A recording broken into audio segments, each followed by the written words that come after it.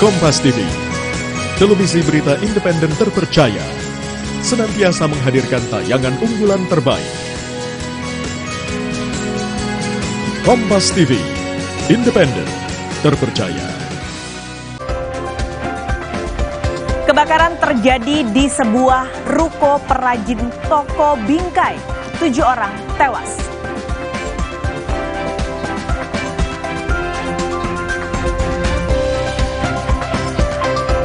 Akibat hujan deras dan angin kencang, reklame di Jalan Sawangan Depok roboh. Tak ada korban jiwa akibat peristiwa ini.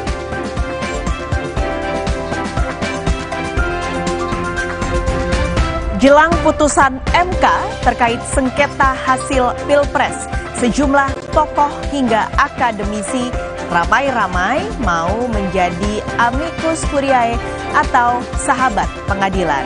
Sebenarnya bagaimana potensi menjadi sahabat pengadilan terhadap putusan MK? Seberapa pengaruhnya? Kami akan bahas dalam dialog Sapa Indonesia Pagi hari ini.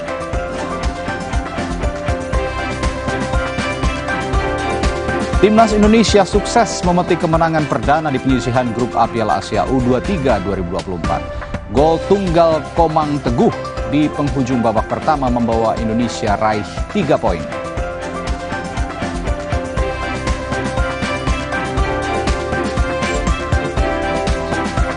Di Indonesia, Apple hanya berinvestasi sebesar 1,6 triliun rupiah. Sedangkan di Vietnam mencapai 257 triliun rupiah. Apa upaya pemerintah Indonesia agar Apple juga melirik Indonesia?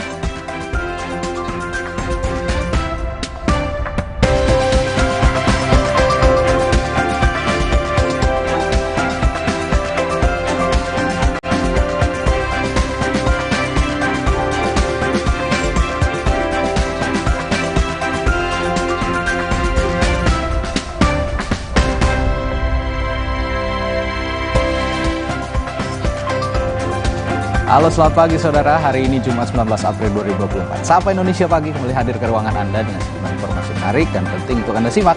Saya Radi Saputro. Dan saya Paskalis Iswari. Untuk membuka hari ini saya mau kasih selamat dulu tentunya Radi. Indonesia! Menang 1-0, saya nggak percuma begadang nih. Udah nunggu-nunggu. Pantas kantung mata agak ini ya. Begitulah. Untung sekarang udah menjelang weekend, jadi besok udah bisa istirahat. Tapi luar biasa, tadi malam nggak kalah ya mainnya dengan Australia. Bahkan beberapa kali di babak pertama Indonesia berhasil menekan Australia. Kalau saya lihat materi pemainnya muda-muda dan semangat-semangat, apalagi kemarin saya lihat Rafael Struijk dan juga Komang Putra luar biasa mainnya ya.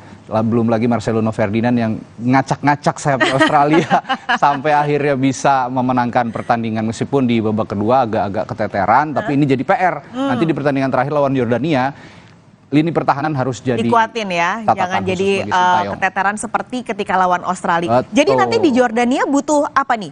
Menangkah atau seri sebenarnya sudah cukup? Wajib menang sebenarnya kalau pengen aman. Jadi jangan mengandalkan hasil draw ataupun apalagi kalah gitu. Harus jangan menang. Dong, jangan ya.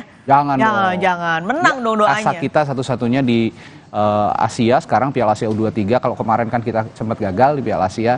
Ini saatnya kita bisa bangkit. Apalagi nanti kalau misalnya bisa nular ke yang senior ya, di Piala Dunia bisa ya? tampil impian terbesar semua rakyat Indonesia. Ya? Aduh, amin, kita berdoa bersama-sama semoga Indonesia bisa. Jadi Indonesia mau Australia ini bukan hanya di atas peta aja ya, ada di atas di Australia, tapi di sekarang kita agak di atas. Ternyata. Sorry Australia. Kita menang dulu nih. Oke, selain kita nanti juga ada informasi soal timnas. Ini yang lagi rame nih, banyak yang akhir-akhir ini mengajukan sahabat pengadilan setelah sebelumnya Ketua Umum PDI Perjuangan Megawati Soekarno Putri mengajukan juga amicus curiae ke Mahkamah Konstitusi. Tapi katanya juru bicara MK bilang hari Senin kemarin atau tanggal 16 tepatnya itu jadi hari terakhir sebenarnya untuk mengajukan amicus curiae. Setelah itu sepertinya tidak akan jadi pertimbangan hakim. Nah, padahal sebenarnya banyak ya Radia, kalau kita lihat masih banyak yang ingin mengajukan sebagai sahabat pengadilan, memberi masukan untuk majelis hakim untuk keputusan Mahkamah Konstitusi pada 22 April nanti di hari Senin. Tapi ternyata sudah deadline, sudah ditutup. Sudah deadline. Itu juga sebenarnya jadi catatan tersendiri bagi semua hakim konstitusi, ada 8. Apakah nanti ya amicus curiae yang diajukan masing-masing pihak ini termasuk Ibu Megawati Soekarnoputri sebagai Ketua Umum PD Perjuangan bisa dipertimbangkan sama hakim untuk mengambil putusan pada hari Senin nanti. Ini jadi catatan bersama, nanti kita nantikan apakah nanti hakim bisa memutus adil-adilnya dalam sidang sengketa hasil Pilpres. Kita akan bahas hal itu nanti di Sapa Indonesia Pagi, tapi kita punya berita yang akan kami sampaikan. Ada beberapa peristiwa, diantaranya salah satunya yang ini, saudara.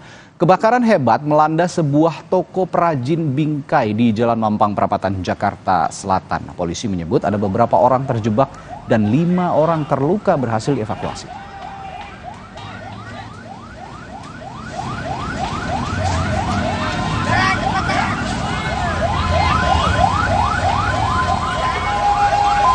Api cepat membesar dan merambat ke bangunan 3 lantai yang berada tepat di belakang toko itu. Kencangnya tiupan angin dan penuhnya bahan material yang mudah terbakar membuat api cepat membesar, menghanguskan seluruh bangunan toko. Selain itu, api juga menyambar sebuah bangunan berlantai 3 yang tepat berada di belakang toko.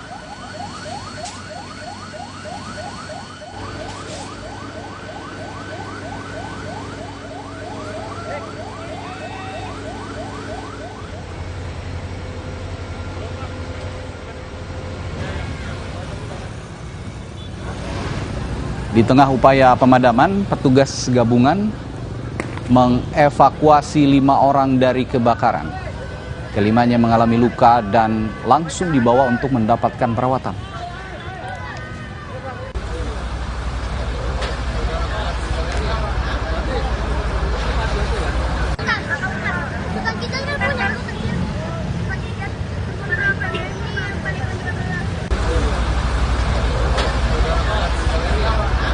Informasi terbaru soal peristiwa kebakaran yang terjadi di Mampang, kita tanyakan langsung jurnalis Kompas TV Ursula Putri yang saat ini ada di lokasi kejadian. Ursula, jadi bagaimana kondisi korban yang terjebak? Apa upaya tim gabungan untuk selamatkan korban? Ya, selamat pagi Radhi dan juga saudara. Hingga saat ini dikabarkan ada 7 orang yang terjebak di dalam ruko 3 lantai yang terbakar di Jalan Mampang Perapatan ini. Nah, untuk ke-7 korban tersebut telah dikonfirmasi oleh polisi sendiri bahwa ke-7 korban tersebut sudah meninggal dunia atau sudah tidak dapat diselamatkan lagi. Nah, untuk saat ini dari kepolisian sendiri dan juga pemadam kebakaran telah melakukan penyisiran dan upaya untuk mengevakuasi ke-7 korban meninggal yang ada di dalam gedung 3 lantai ini. Nah, dari informasi yang kami dapatkan juga, gedung 3 lantai ini merupakan ruko. Jadi memang gedung ini selain digunakan sebagai tempat untuk berjualan atau berdagang frame ataupun bingkai, ini gedung ini juga digunakan oleh pemilik sebagai tempat tinggal para karyawan. Nah, untuk penyebabnya sendiri telah dikonfirmasi juga oleh kepolisian bahwa penyebabnya ini berasal dari basement ataupun ruang bawah tanah dari gedung 3 lantai ini, dan ini juga yang menyebabkan dari pemadam kebakaran sendiri sulit untuk memadamkan api. Nah, dari informasi yang kami dapatkan juga, api sempat sulit dipadamkan karena kan ada bahan mudah terbakar ataupun dalam hal ini bensin yang digunakan oleh karyawan toko untuk meminimalisir adanya rayap yang ada pada bingkai foto yang dijual. Nah, api sehingga lebih mudah menyebar dikarenakan adanya cairan tersebut, dan juga toko ini yang memang dipenuhi oleh bahan-bahan yang mudah terbakar seperti frame. Nah, untuk 5 korban lain yang berhasil diselamatkan saat ini telah berada di RSUD Mampang Raya dan telah dilakukan perawatan intensif dan juga telah dirujuk ke berbagai rumah sakit lain untuk selanjutnya dilakukan perawatan. Ya, Ursula, lalu saat ini apakah api sudah benar-benar padam dan ada upaya khusus kalau memang api belum padam untuk memadamkan segera api di sana? Ya, untuk saat ini, untuk apinya sendiri telah terpantau padam, namun pada saat ini masih tetap dilakukan upaya pendinginan dan evakuasi oleh pemadam kebakaran, sehingga masih banyak sekali petugas gabungan yang ada di lokasi. Saat ini juga telah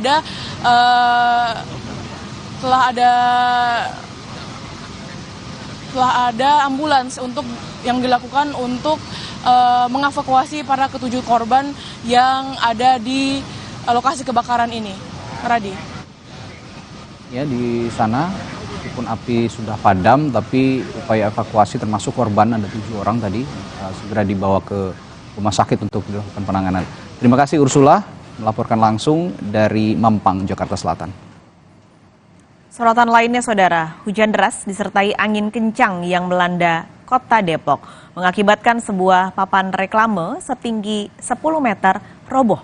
Papan reklame setinggi 10 meter ini roboh ke Jalan Raya Sawangan, Parung Bingung, Depok, Jawa Barat. Papan reklame tersebut roboh saat hujan deras disertai angin kencang melanda kawasan Kota Depok Kamis petang. Akibatnya terjadi kemacetan panjang karena kendaraan harus melintas secara bergantian karena papan reklame yang roboh hampir menutupi separuh badan jalan. Tidak ada korban jiwa atau luka dalam peristiwa tersebut. Petugas pemadam kebakaran Kota Depok yang datang ke lokasi berupaya mengevakuasi material papan reklame.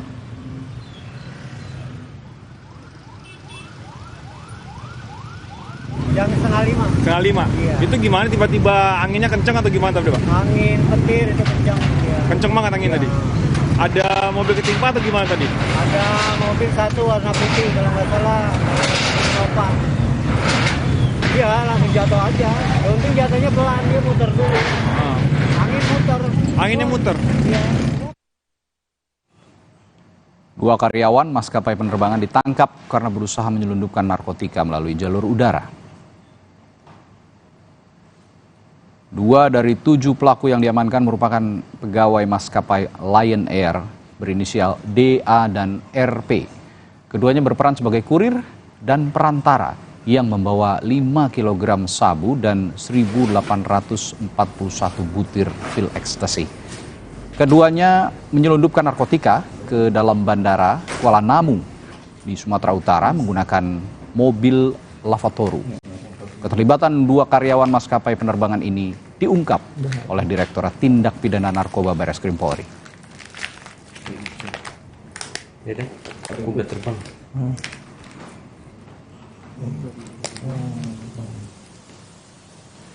Pelaku mengaku sudah 6 kali melakukan penyelundupan lewat jalur udara.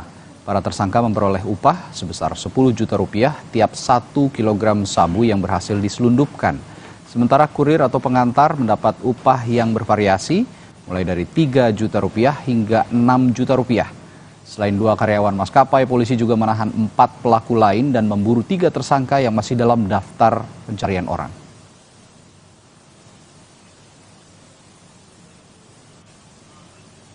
Berangkat dari Medan Kuala Namu, ya, masuk tanpa melalui jalur pemeriksaan barang, tanpa melalui proses scanner. Sedangkan 2 orang karyawan dari maskapai ini membawa sabu dan ekstasi dengan menggunakan mobil lavatory service. Ya. Mereka bertemu setelah turun dari Garbarata. Yang lainnya menggunakan bis penumpang umum lainnya, sedangkan tersangka MR menggunakan kendaraan lavatory service. Hingga kita berhasil mengamankan 7 orang tersangka dan ada 3 DPO yang sedang kita kejar, yaitu saudara Y, PR, dan C. Melalui keterangan resmi tertulisnya, Lion Air menyatakan jika 2 orang yang ditangkap di Bandara Kuala Namu bukan karyawan Lion Air, melainkan karyawan pihak ketiga di layanan darat. Lion Air juga menyatakan jika pihaknya mendukung upaya pemberantasan narkoba.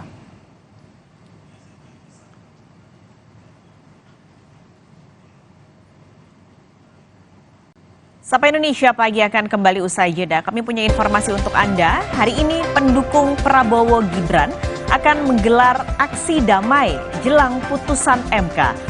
Presiden terpilih Prabowo Subianto meminta pendukungnya agar membatalkan aksi damai tersebut.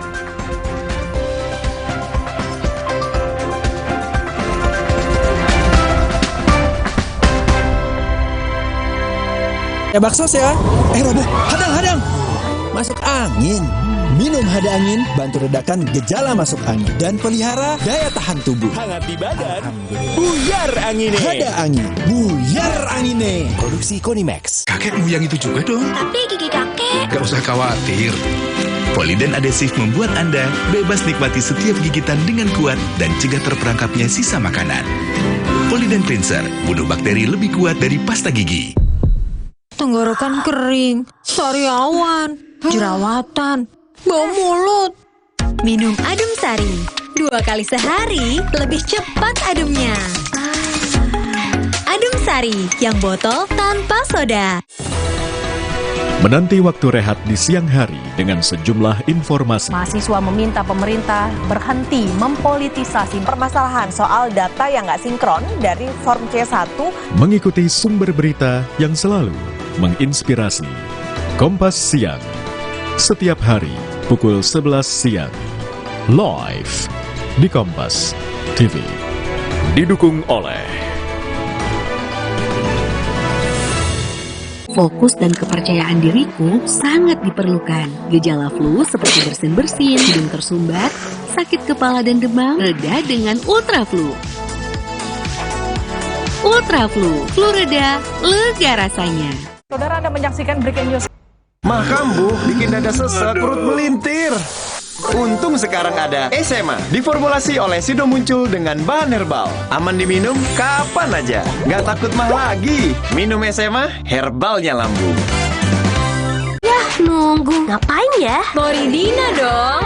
Spontaneous Fun. Wow, bulir jeruknya asli. Bulirnya lebih banyak. Florida Orange. Seger. Floridina Coco, cuy-cuy Coco Beats-nya full of fun. Bareng Floridina. Spark my fun sound. Floridina. Spontaneous Fun Maker. Dari Wings Food.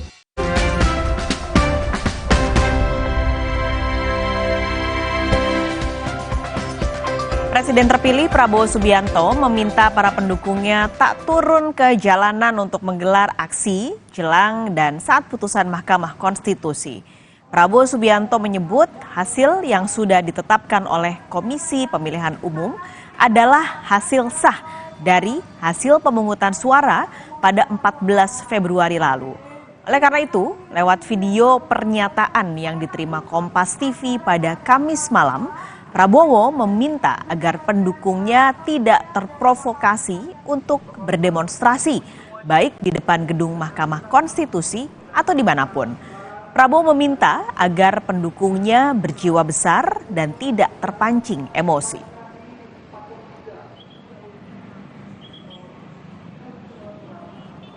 Saya, Prabowo Subianto, meminta dengan sungguh-sungguh kepada seluruh masyarakat Indonesia, khususnya 96,2 juta rakyat Indonesia yang telah memilih pasangan Prabowo Gibran untuk tidak melakukan aksi apapun di depan gedung Mahkamah Konstitusi ataupun di tempat-tempat lain, apalagi di jalanan, demi menjaga kesejukan demokrasi, menjaga persatuan dan keutuhan bangsa, menjaga kerukunan di antara seluruh rakyat Indonesia.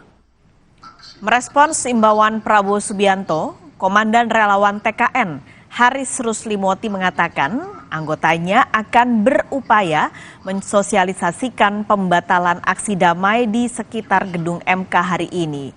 Haris juga mengatakan akan ada sejumlah relawan yang bersiaga di sekitar Monas dan Patung Arjuna Wiwaha untuk membantu mencegah aksi damai dari pendukung Prabowo Gibran apabila mereka sudah terlanjur tiba di sekitar Mahkamah Konstitusi.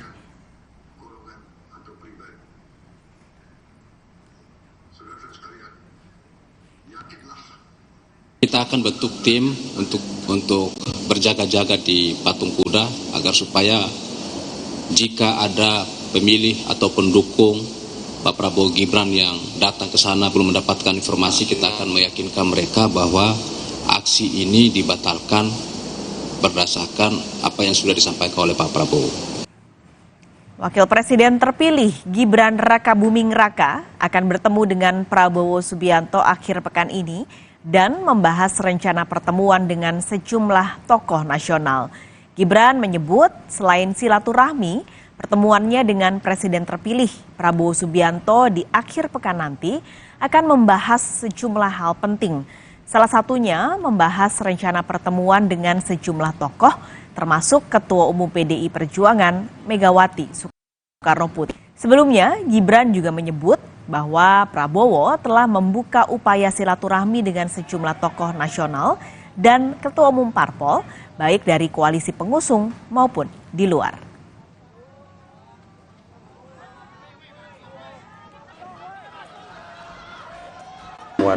Pak Prabowo dengan Bu Mega mungkin ada kabar perkembangan terbaru seperti apa, Mas? Ya sesok tak takut ya, sesok lah aku ketemu. Besok bisa datang berarti? Besok datang. Ya, Yes. Sekjen Gerindra Ahmad Muzani memastikan peluang pertemuan antara Presiden terpilih sekaligus Ketum Gerindra Prabowo Subianto dan Ketum PDI Perjuangan Megawati Soekarno Putri terus terbuka. Jadwal pertemuan kedua tokoh sedang disusun karena sebelum Lebaran pun komunikasi antara Gerindra dan PDI terus terjalin secara intensif. Pertemuan Pak Prabowo dengan Bu Mega juga tetap terbuka peluangnya, Pak ya? Insya Allah. Apakah itu sudah ada hilang? Lagi disusun. Berarti udah ada di itu pertemuannya terakhir kapan, Bang? Hilal udah komunikasi intensif itu pertemuannya terakhir kapan emang, Bang? Sebelum Lebaran. Oke. Siapa Bang yang ketemu? Berarti ada informasi. Upaya untuk bertemu dengan Ketua Umum PDI Perjuangan Megawati Soekarno Putri memang dianggap krusial jelang transisi pemerintahan baru nanti. Meski demikian, Ketua Tim Kerja Strategis Prabowo Gibran, Bahlil Lahadalia, meyakini pertemuan kedua tokoh itu tidak perlu terburu-buru. Bahlil menyebut Jokowi Mega merupakan dua tokoh yang bersahabat. Keduanya berjiwa kenegarawanan dan memiliki perasaan yang sama untuk saling berbicara satu sama lain. Peluang pertemuan antara Mega dan Jokowi masih terbuka lebar sehingga sebaiknya tidak terburu-buru.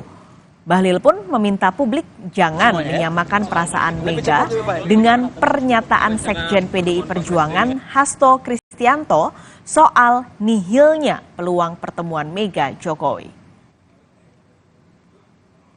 Presiden Jokowi, Ibu Mega ini kan tokoh bangsa, ya.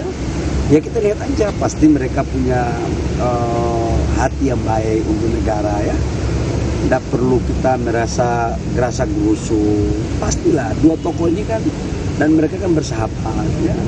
Pasti mempunyai jiwa kenegarawan yang baik. Kita lihat aja. Tapi kemarin Mas Hasto terkesan resisten, Pak, dengan wacana pertemuan Pak Presiden. Itu urusan pikiran Ibu Mega sama pikiran Pak Presiden nggak bisa disamakan dengan pikiran Pak Hasto. Ya, Ibu Mega itu presiden tokoh besar, Pak Jokowi juga presiden. Masa mau disamain dengan pemikiran yang orang nggak pernah jadi presiden? Kemarin Pak Budi Ari bilang. Sementara itu, Sekjen PDIP Hasto Kristianto membantah tudingan Ketua Umum Relawan Jokowi Mania Immanuel Ebenezer yang menyebut dirinya yang menghalangi pertemuan antara Jokowi dan Megawati. Hasto menegaskan bahwa Ketua Umum PDI Perjuangan Megawati punya sifat kenegarawanan dan juga punya jiwa besar, sehingga hanya akan bertemu dengan pihak yang memperjuangkan nilai luhur dan kebangsaan agar negara ini bisa keluar dari masalah yang kompleks. Bung Noel kan nggak tahu bagaimana Ibu Mega memiliki sikap kenegarawanan dan apakah perlu saya bacakan komentar dari ranting-ranting dengan pihak-pihak yang betul-betul memikirkan bangsa dan negara.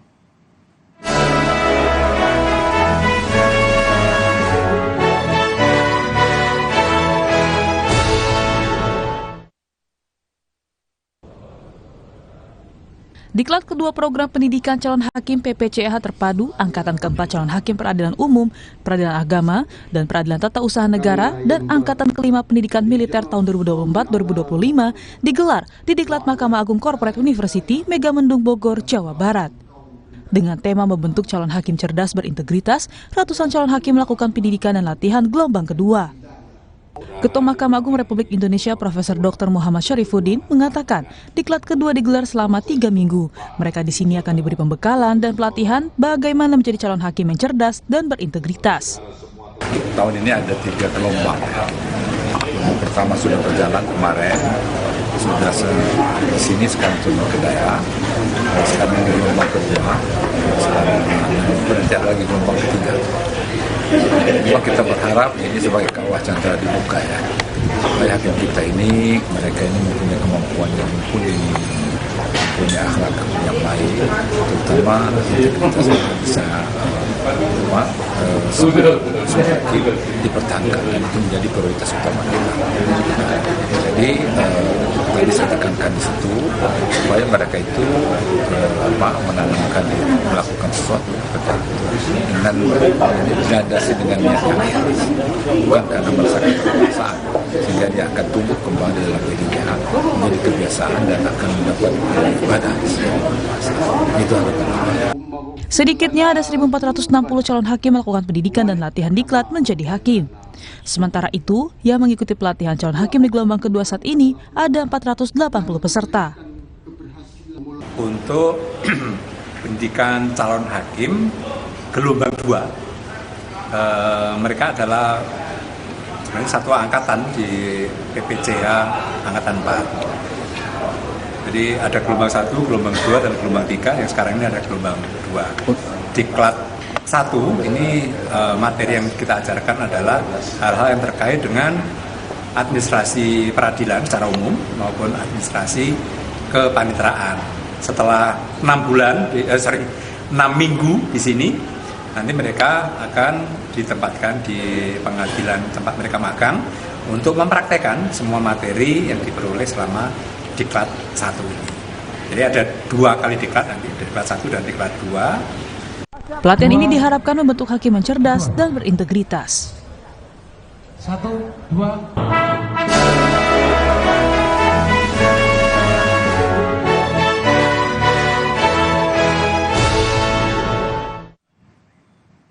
Jelang putusan MK terkait sengketa hasil Pilpres, sejumlah tokoh hingga akademisi ramai-ramai mau menjadi amicus curiae atau sahabat pengadilan. Sebenarnya bagaimana potensi menjadi sahabat pengadilan terhadap putusan MK? Seberapa pengaruhnya? Akan kami bahas dalam dialog Sapa Indonesia Pagi yang akan hadir usai jeda.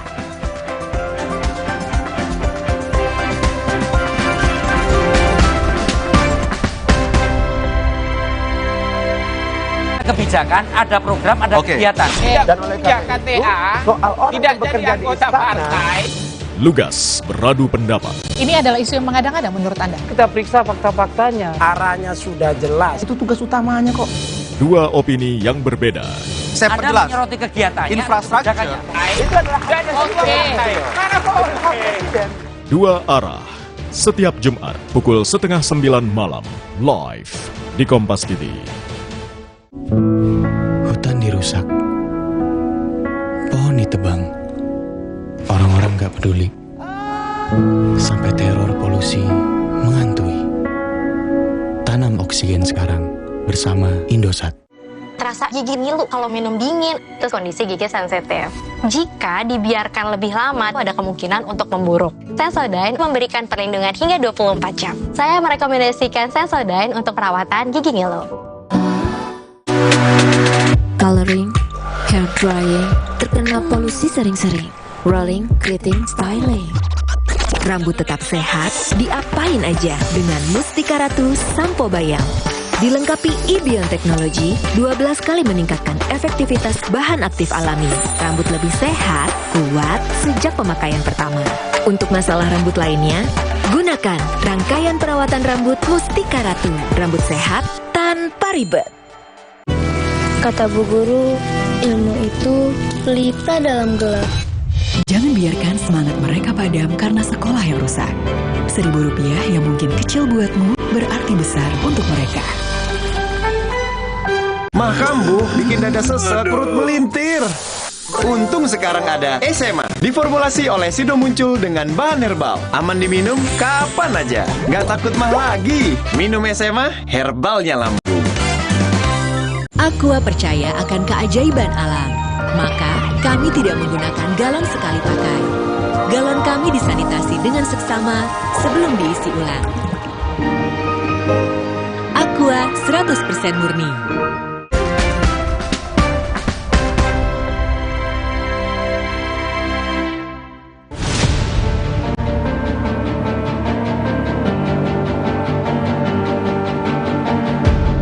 Jelang putusan sengketa hasil Pilpres 2024, banyak pihak berbondong-bondong menjadi sahabat pengadilan atau amicus curiae.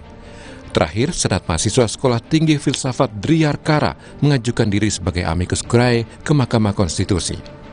Dalam surat amicus curiae, Senat Mahasiswa STF memohon Majelis Hakim MK mengabulkan seluruh permohonan kubu Anies Mohaimin dan Ganjar Mahfud. Menurut mereka, proses Pilpres 2024 telah memunculkan wajah penyalahgunaan kekuasaan. Kami simpulkan bahwa pemilu 2024 telah memunculkan wajah penyalahgunaan kekuasaan. Maka saya memohon agar Majelis Hukum dan Hakim di Mahkamah Konstitusi dapat melihat bahwa pikiran luhur ini tentang kesetaraan, tentang transparansi, proses demokrasi, dan juga asas ketidakcurangan harus tetap diprioritaskan. Dan yang ketiga, kami memohon kepada hakim-hakim Mahkamah Konstitusi Republik Indonesia untuk mencegah dan memberhentikan praktik-praktik pemusatan kekuasaan di eksekutif.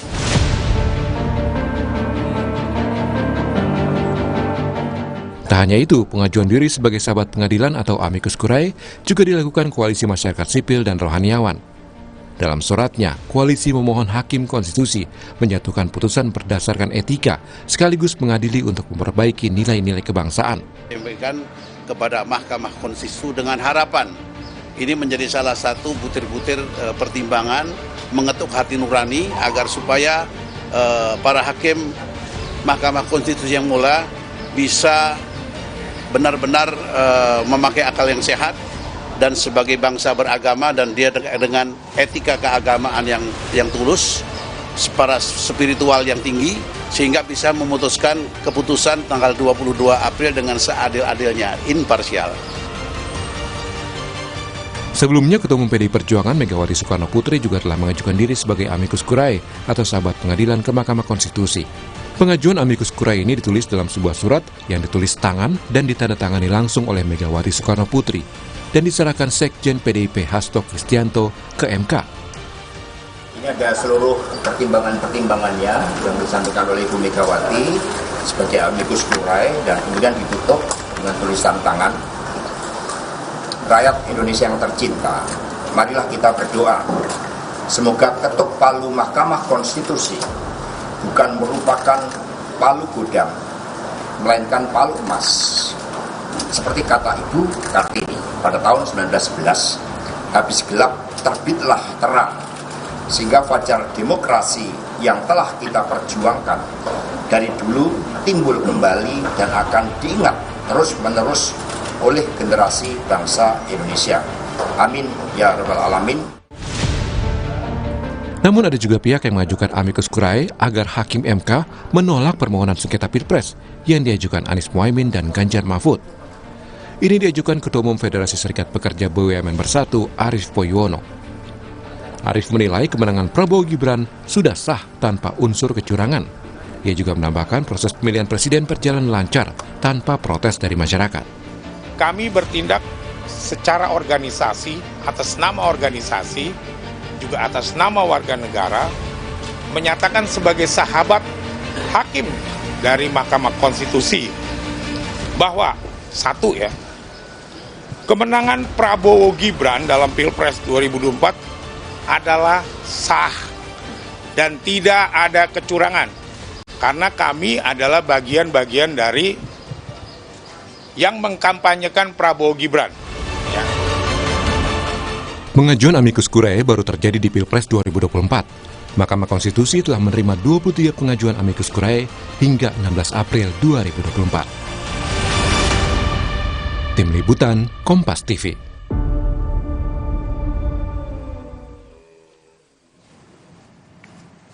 Lalu bagaimana tanggapan masing-masing tim pemenangan pasangan calon Pilpres? Seberapa kuat pengajuan amicus curiae atau sahabat pengadilan bisa mengaruhi putusan Mahkamah Konstitusi? Apa juga yang biasanya dipertimbangkan hakim berkaca dari isi surat yang diajukan sejumlah tokoh dan masyarakat?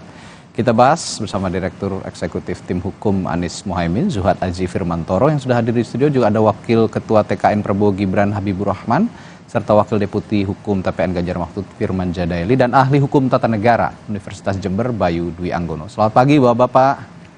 Selamat pagi. Selamat pagi semua ya. Ya, saya ke Bung Aji dulu nih. Kalau dari pihaknya Pak Firman, nanti juga katanya dari pihaknya Bung Habib nih juga akan ada mengajukan sahabat pengadilan. Mau ikutan juga nggak? Iya. Pokoknya semua orang yang pro terhadap putusan MK yang adil itu sahabat kita juga. Sahabat kita semua. Iya, sahabat kita semua. Kan apa yang dilakukan oleh kawan-kawan sekalian hari ini itu kan menunjukkan betapa banyak orang memperhatikan, banyak orang peduli, dan sekaligus juga bisa kita tafsirkan situasinya amat sangat serius. Sebab sekelas Ibu Megawati juga turun gitu ya. Lebih jauh lagi para akademisi, guru-guru besar juga turun. Nah, ini kan menunjukkan betapa situasi kita hari ini situasi yang tidak sederhana, tetapi situasi yang cukup serius untuk dijadikan sebagai perhatian seluruh bangsa Indonesia. Gitu. Ya, dari yang Anda lihat Bung Haji, apa yang di poin-poin yang diajukan sejumlah tokoh, apakah juga selaras dengan apa yang dirumuskan juga atau dimohonkan juga oleh Timnas Amin? Apakah sudah selaras saat ini? Iya, jadi dalam praktek itu kan hakim juga terkadang memberikan pertimbangan-pertimbangan ketika membuat keputusan itu, pertimbangan non legal gitu. Ada pertimbangan legalnya, tentu itu yang utama, tetapi ada juga pertimbangan-pertimbangan non legal dalam putusan pengadilan itu. Misalkan pertimbangan sosiologis, pertimbangan politis, lalu pertimbangan ekonomi bahkan kadang menjadi pertimbangan. Nah, saya kira apa yang dilakukan oleh para sahabat pengadilan ini adalah salah satu cara yang cukup strategis untuk turut memastikan hadirnya keputusan yang adil tadi. Dan itu sekaligus kami meyakini akan membesarkan hati dan akan membesarkan nyali para hakim untuk membuat keputusan yang adil dan membuat keputusan yang progresif. Gitu. Oke, saya ke Bung Habib nih. Bung Habib, saya minta respons Anda dulu. Ini banyak tokoh yang ajukan amicus curiae. Tapi kemarin saya juga lihat pernyataan dari Ketua Harian DPP Partai Gerindra ya, Pak Sufmi Dasko, kalau sebenarnya itu sudah bisa terpatahkan semua apa yang sudah dituliskan salah satunya oleh Bu Megawati Soekarno Putri. Kalau dilihat perjalanan sidang, bagaimana Anda melihat atau memprediksi lah, kalau kita boleh memprediksi, hasilnya akan seperti apa? Terutama setelah ada amicus curiae dari seorang Megawati Soekarno Putri, Bung Habib. Ya, yang pertama, hal paling penting bagi kita untuk cermati, ya, untuk pahami bahwa dalam hukum kita, bahkan dalam konteks internasional universal, berlaku yang namanya azas equality before the law. Yeah. Setiap orang, setiap manusia sama kedudukannya di depan hukum. Tidak peduli presiden, tidak peduli mantan presiden, tidak peduli guru besar, tidak peduli aktivis HAM, tidak peduli tukang parkir, tidak peduli petani, tukang becak, semua kedudukannya sama di depan. Kalau sekarang setelah Mahkamah Konstitusi bersidang sampai tahap kesimpulan, melewati acara-acara pembuktian, pemeriksaan saksi, pemeriksaan alat bukti, pemeriksaan ahli, bahkan ada keterangan dari para menteri. Tiba-tiba kita ingin mengesampingkan ya hal-hal yang faktual itu dengan mengutip beberapa tokoh, saya pikir akan ironis sekali. Karena suara Pak Prabowo Gibran 98 juta tersebut, kalau kita mau cek ya kan, adalah suara pemilih yang sama kedudukannya dengan tokoh-tokoh tersebut. Ya. Jadi kalau kita mau mobilisasi juga misalnya amicus curiae, pihak-pihak yang peduli, mungkin kita berjuta kali lebih banyak.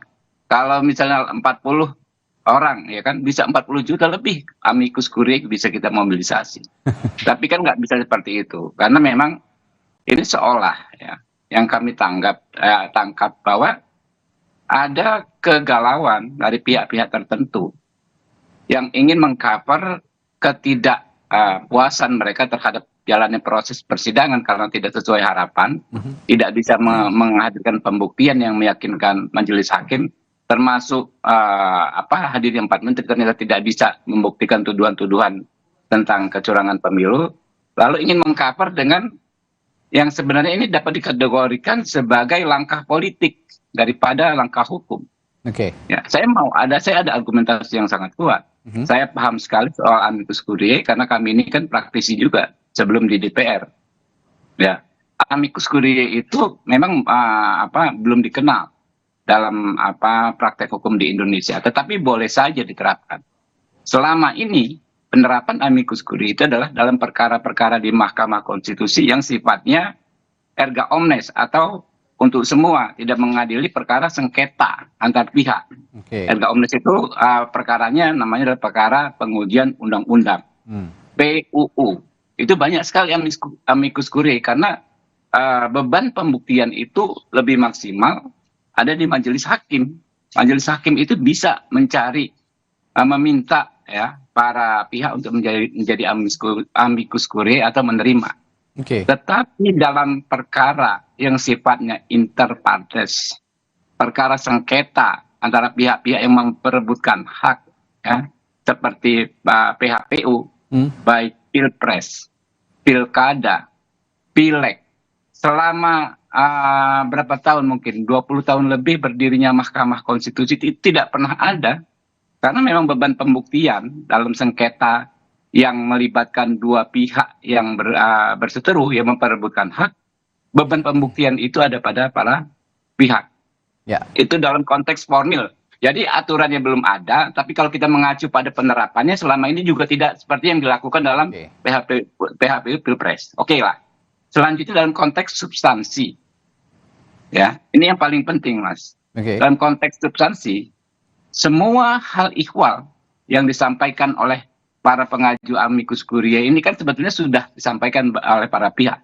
Misalnya Ibu Megawati, ya kan soal tuduhan pelanggaran TSM. Ya. Itu kan sudah disampaikan, ya kan. Lalu banyak misalnya yang ngomong soal bansos dan lain sebagainya.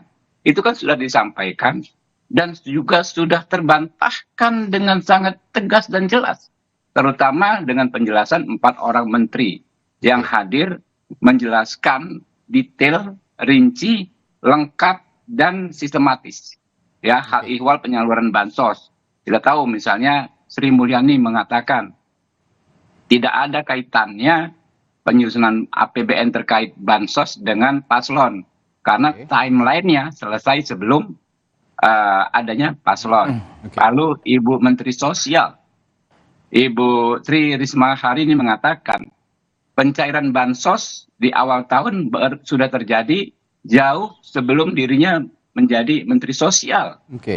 Dan pemberian bansos itu berupa cash transfer ya, cash transfer. Ya. Bukan berbentuk barang yang bisa gampang diklaim oleh siapapun. Lalu kemudian juga Menteri Muhajir juga mengatakan ya kunjungan kerja Jokowi itu juga bukan hanya pemilu, tetapi memang pola kepemimpinan beliau. Yang paling penting adalah penjelasan Ibu Sri Mulyani. Nggak ada anomali dalam angka, anggaran, dan penyusunan, baik penyusunannya, metodenya, caranya maupun jumlahnya penyaluran bansos tahun ini. Kalau dibandingkan misalnya dengan 2019, pemilu 2019, bansos di 2018 itu 5,1 triliun. Tapi begitu 2019, 15,3 kalau nggak salah. Jadi sudah menjadi pola gitu maksudnya. 12.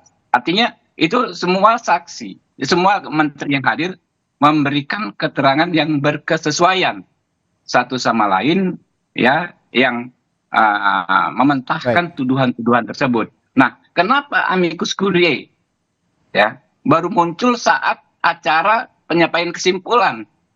Nah, itu kan menjadi pertanyaan juga, ya kan? Kenapa kalau memang ingin menyampaikan sikap, ya sahabat-sahabat, tidak pada awal ya persidangan ini.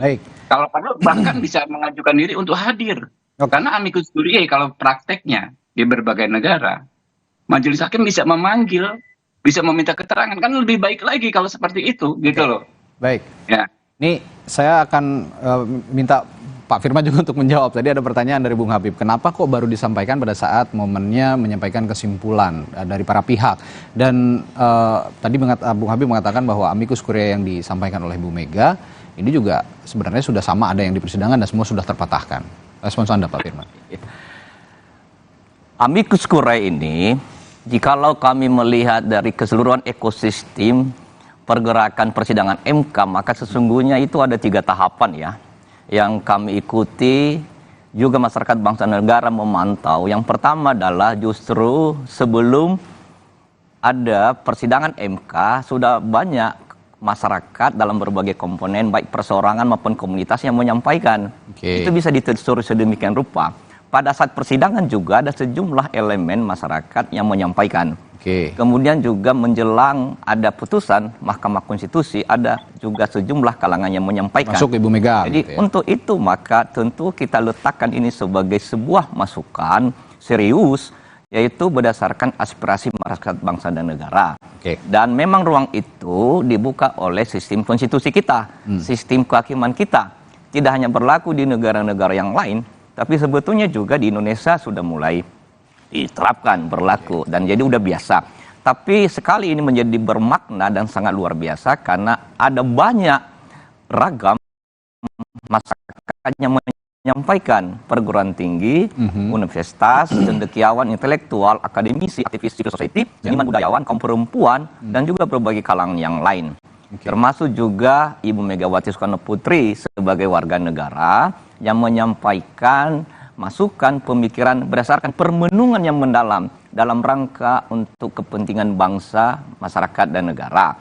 Kalau melihat narasi, kemudian substansi konstruksi, sikap pemikiran Ibu Mega baik dalam bentuk yang disampaikan sebagai opini di dalam media harian Kompas maupun surat resmi ke Mahkamah Konstitusi sebagai sahabat pengadilan, sesungguhnya itu sangat substansial.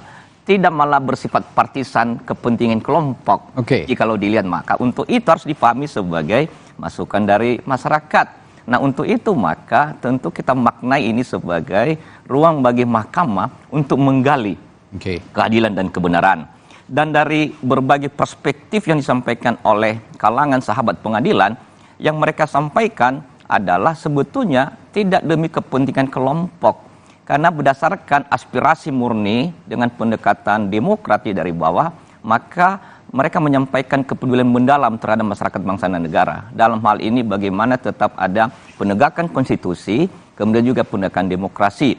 Yang pertama adalah bahwa mereka meletakkan Mahkamah Konstitusi ini adalah sebuah badan peradilan, sebuah lembaga yang benar-benar tunggal yang menjaga mengawal konstitusi kita. Itu yang mereka sampaikan. Yang kedua adalah melihat, memetakan pemilu pilpres tidak sekedar pendekatan prosedural dan kuantitatif, nominal, tetapi ini adalah keadilan substansial. Yang ketiga, yaitu bahwa jikalau ini dibiarkan, maka kerusakan demokrasi, kemunduran demokrasi sebagai pelanggaran konstitusional juga itu bisa menjadi pelanggaran bagi bangsa, masyarakat, dan negara. Kebetulan aja kasusnya adalah dalam rangka pilpres. Nah, kami dari tim hukum prinsipal 03, Pak Ganjar, Pak Mahfud, sangat berkeyakinan betul, sangat berpengharapan bahwa putusan MK pada dasarnya menerima, mengabulkan permohonan dan petitum yang kami sampaikan. Jikalau melihat beberapa hal, yang pertama adalah ada banyak hakim mahkamah menyampaikan pertanyaan sebagai sebuah dialog dengan para saksi ahli, saksi fakta dengan para pihak, terutama dengan 03, demikian juga 03 dan juga termohon dan terkait. Dan itu sangat berkualitas persidangannya. Yang kedua adalah dengan memanggil, mengundang pemberi keterangan. Dalam ini 4 menteri dan dari DKPP. Walaupun perintahnya disampaikan sangat normatif, makro, karena ada ikatan etik dengan sistem pemerintahan. Tetapi pesan moralnya adalah bahwa memang diundang. Jadi ada titik masuk bagi hakim mahkamah untuk bisa menggali, untuk bisa mengembangkan apa yang menjadi aspirasi para pihak dan juga masyarakat bangsa dan negara. Dan yang ketiga adalah Mahkamah juga sebetulnya mulai menyidangkan menyentuh pelanggaran TSM terstruktur, sistematis dan masif.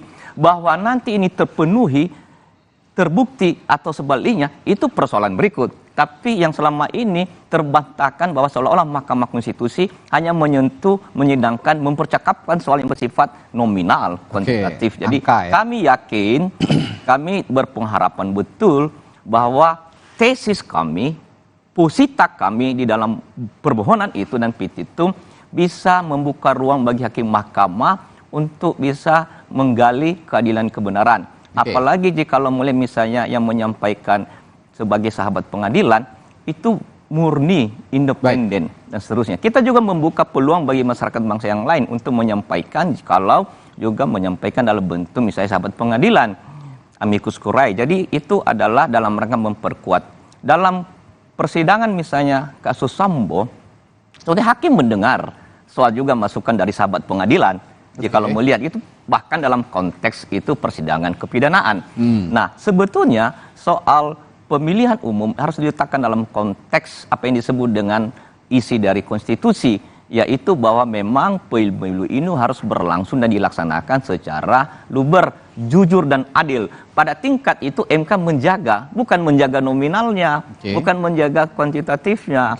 Disitulah para sahabat pengadilan menginginkan menyampaikan. Nah, Ibu Megawati sebagai Presiden ketika MK didirikan dan terbentuk memahami betul proses pembentukan pendirian Mahkamah Konstitusi dan juga sebagai Presiden juga mengikuti perkembangan amandemen konstitusi yang di dalamnya ada badan peradilan pada dasarnya nilainya terletak pada keluhuran, keagungan, kemuliaan badan peradilan itu mahkamah pada kualitas putusan. Sejauh mana benar-benar menghadirkan keadilan substansial. Begitu, Mas. Diharapkan jadi putusan yang kualitatif bukan kuantitatif. Jadi di luar dari angka-angka. Tapi saya akan tanyakan ini kepada ahlinya juga. Sudah ada Profesor Bayu Dwi Anggono sebagai ahli hukum tata negara. Prof Bayu, kalau saat ini kita perdebatkan masalah amicus curiae ini, sebenarnya katanya sudah agak terlambat katanya karena disampaikan di akhir-akhir menjelang putusan. Kenapa nggak dari pertama? Tapi Pak Firman tadi mengatakan bahwa sebenarnya sahabat pengadilan ini sudah mengalir sejak persidangan dari masyarakat umum. Dan juga ada juga anggapan bahwa sebenarnya amicus curiae ini diperuntukkan bagi kalangan yang tidak berperkara begitu ya, tidak bersengketa. Dalam hal ini dinilai Ibu Mega sebagai ketua umum partai politik yang mengusung capres-cawapres merupakan seorang pihak yang sedang bersengketa atau berperkara. Bagaimana melihat apa yang diajukan Ibu Mega dan kondisi sahabat pengadilan yang sepertinya terus mengalir menjelang putusan MK ini, Prof Bayu? Ya, jadi Mas Radi, tentu pertama kita harus apresiasi ya seluruh pihak ya, baik paslon 01, 02, 03 maupun segenap masyarakat yang telah bersepakat dan menundukkan diri untuk menyelesaikan sengketa politik dalam pemilu ini dalam bingkai jalur hukum, yaitu sengketa di Mahkamah Konstitusi melalui perselisihan hasil pemilihan umum Pilpres. Saya pikir ini adalah praktek demokrasi konstitusional yang sangat baik sekali. Sengketa-sengketa dibawa kepada Mahkamah Konstitusi dan kita sudah lalui selama beberapa hari terakhir bagaimana ruang semua pihak itu diberikan ruang. Nah, tentu kemudian keberadaan sahabat pengadilan atau friend of the courts ya atau amicus curiae, menurut saya ini justru adalah ruang yang baik menurut saya, karena kita semua justru bersepakat bahwa muara dari sengketa ini segala perbedaan pandangan akan diselesaikan di Mahkamah Konstitusi. Jadi justru menurut saya ketika kemudian Mahkamah Konstitusi membuka ruang ini adalah satu praktek yang baik. Terlepas memang harus kita akui kalau di perkara-perkara lain kan nggak mendapat perhatian seperti PHPU Pilpres ini, karena tadi dikatakan betul di kasus Barada Eliezer itu juga sudah ada amicus curiae. Bahkan Mahkamah Konstitusi dalam pengujian undang-undang sejak 2007, waktu itu ketuanya Prof. Jimli sudah menyatakan bahwa MK membutuhkan semacam amicus curiae. Itu ada dalam pertimbangan waktu itu pengujian undang-undang perfilman. Tahun 2020 juga demikian, waktu pengujian undang-undang Mahkamah Konstitusi. Tahun 2023 juga demikian. Di perkara tata usaha negara juga ada. Pada waktu bicara soal pembangunan pabrik semen yang ada di Jawa Tengah, kemudian juga bicara pemblokiran akses internet begitu ya. Artinya sebenarnya itu sudah praktek yang lumrah begitu. Nah, memang sekarang menjadi perhatian karena ini adalah perkara yang menjadi perhatian publik, yang semua orang tertuju ke sana, yaitu kemudian bicara PHPU Pilpres. Di mana memang praktek sahabat pengadilan ini tumbuh kembang dalam sistem hukum kita tanpa ada aturan khusus. Nah, karena tanpa ada aturan khusus, maka sepenuhnya dikembalikan kepada pertimbangan hakim. Jadi berbeda dengan misalkan di Amerika Serikat. Di sana ada pasal 30 Supreme Court of Rule-nya ya, mengatur tentang bagaimana posisi amicus curiae, tentang keberadaannya, kedudukannya, bagaimana mengajukannya. Nah, kalau kita kan hanya menumpu pada undang-undang kekuasaan kehakiman yang di sana memang dijelaskan hakim ya dan hakim konstitusi nih. Hakim dan hakim konstitusi wajib menggali, mengikuti dan memahami nilai-nilai hukum dan rasa keadilan yang hidup dalam masyarakat. Sehingga keadilan yang hidup dalam masyarakat bukan sekedar di ruang pengadilan. Jadi apalagi ditambah dalam mengambil keputusan, kita itu kan mengenal pembuktian bukan pembuktian formil yang hanya berdasarkan pada alat bukti. Tapi kita kenal pembuktian undang-undang negatif. Selain alat bukti yang di dalam undang-undang MK disebutkan minimal 2 alat bukti, ada juga keyakinan hakim. Nah, keyakinan hakim ini tentu tidak hanya berdasarkan pada apa yang ada dalam persidangan. Dia juga perlu kemudian ketika ada masukan-masukan sepanjang itu kemudian relevan isinya dan kemudian bisa kemudian dipertimbangkan ya, itu masuk pada keyakinan hakim bukan pada 2 alat bukti tadi. Nah, jadi sebenarnya menurut saya mari kemudian ruang ini dibuka saja. Toh pada akhirnya kan kita yakin amicus curiae ini tidak akan kemudian mengganggu independensi hakim MK. Kenapa? 1, MK itu kekuasaan kehakiman yang merdeka, dijamin dalam konstitusi. Kedua, masing-masing hakim itu dia punya kewenangan menyusun pendapat hukum sendiri kemudian sebelum dibawa ke RPH. Jadi menurut saya, ruang amicus curiae ini justru adalah baik. Kenapa? Karena semua akhirnya muaranya di Mahkamah Konstitusi. Yang paling penting, apapun putusan Mahkamah Konstitusi, semua pihak harus menerima karena ruangnya sudah dibuka seluas mungkin. Begitu, Mas Hadi. Jadi ada pandangan yang seluas-luasnya untuk para hakim konstitusi dari banyaknya pengajuan amicus curiae. Termasuk juga yang meminta hakim menolak permohonan Anies Mohaimin dan Ganjar Mahfud, begitu ya, Prof. Bayu ya. Jadi tidak hanya ini, semua perspektif masuk ke dalam meja hakim, begitu ya. Jadi dalam praktek selama ini di Mahkamah Konstitusi, ya, amicus curiae itu selalu kemudian dipertimbangkan dan dijawab oleh Mahkamah Konstitusi. Tapi apakah kemudian pasti dikabulkan? Ya itu tergantung pada isi dan relevansinya. Artinya, kalau kita lihat dalam putusan-putusan pengujian undang-undang, itu selalu disebutkan di pertimbangan hukumnya, ada amicus curiae dari ini, apakah kemudian relevan? Hakim MK menjawab. Artinya, kalaupun kemudian dipertimbangkan atau tidak, itu akan kemudian dijawab oleh Hakim Mahkamah Konstitusi. Ini kalau kita menggunakan pengujian undang-undang. Dalam perkara pidana pun juga demikian, pengadilan tata usaha negara, pengadilan administrasi juga demikian. Artinya nanti amicus curiae juga akan mendapat kejelasan, kenapa opini pendapat hukum saya ini kemudian tidak dipertimbangkan, tidak kemudian mempengaruhi dalam pengambilan keputusan. Itu pasti kemudian akan dijawab oleh Hakim Mahkamah Konstitusi.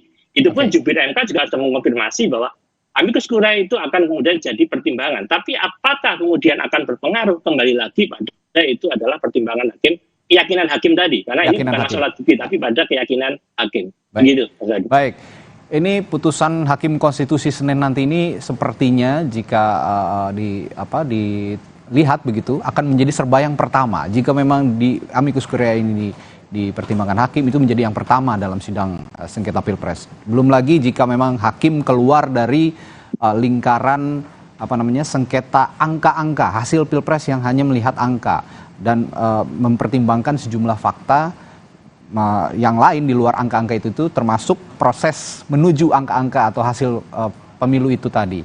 Nah, saya akan nanti berbincang juga dengan narasumber saya setelah jeda di Sapa Indonesia Pagi. Bagaimana para hakim, kita kalau bisa melihat ke depan sedikit, memprediksi lah ya, boleh dibilang, bagaimana hakim ini mempertimbangkan baik fakta-fakta persidangan maupun amicus curiae. Mana yang akan lebih berat dipertimbangkan oleh hakim, fakta-fakta persidangan yang sudah tersaji, atau ada suara-suara dari luar ruang sidang melalui amicus curiae? Akan kita bahas setelah jeda di Sapa Indonesia Pagi. Tetaplah bersama kami.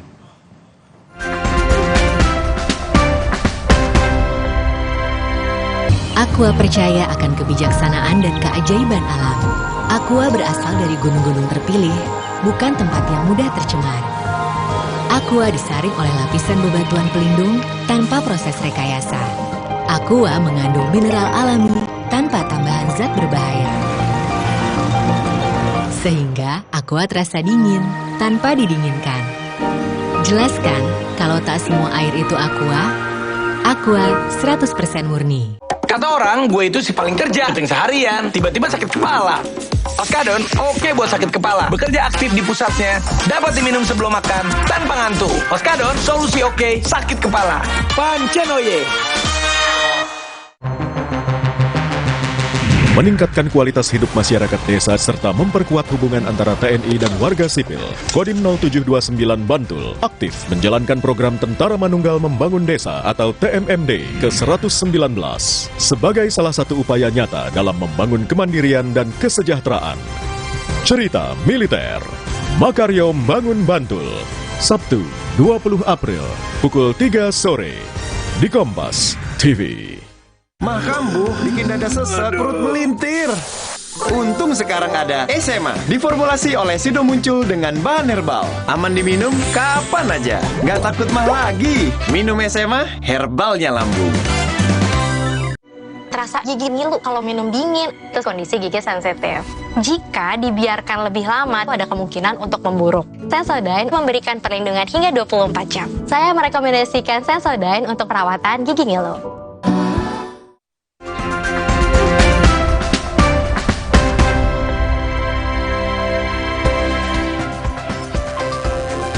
Masih membahas soal amicus curiae atau sahabat pengadilan, surat yang diajukan ke Mahkamah Konstitusi dari pihak yang berada di luar ruang sidang untuk sama-sama menyajikan berbagai perspektif untuk hakim konstitusi dalam mengambil putusan atau mengambil keputusan dalam sidang sengketa hasil Pilpres yang akan diputuskan hakim konstitusi pada 22 April pada Senin mendatang.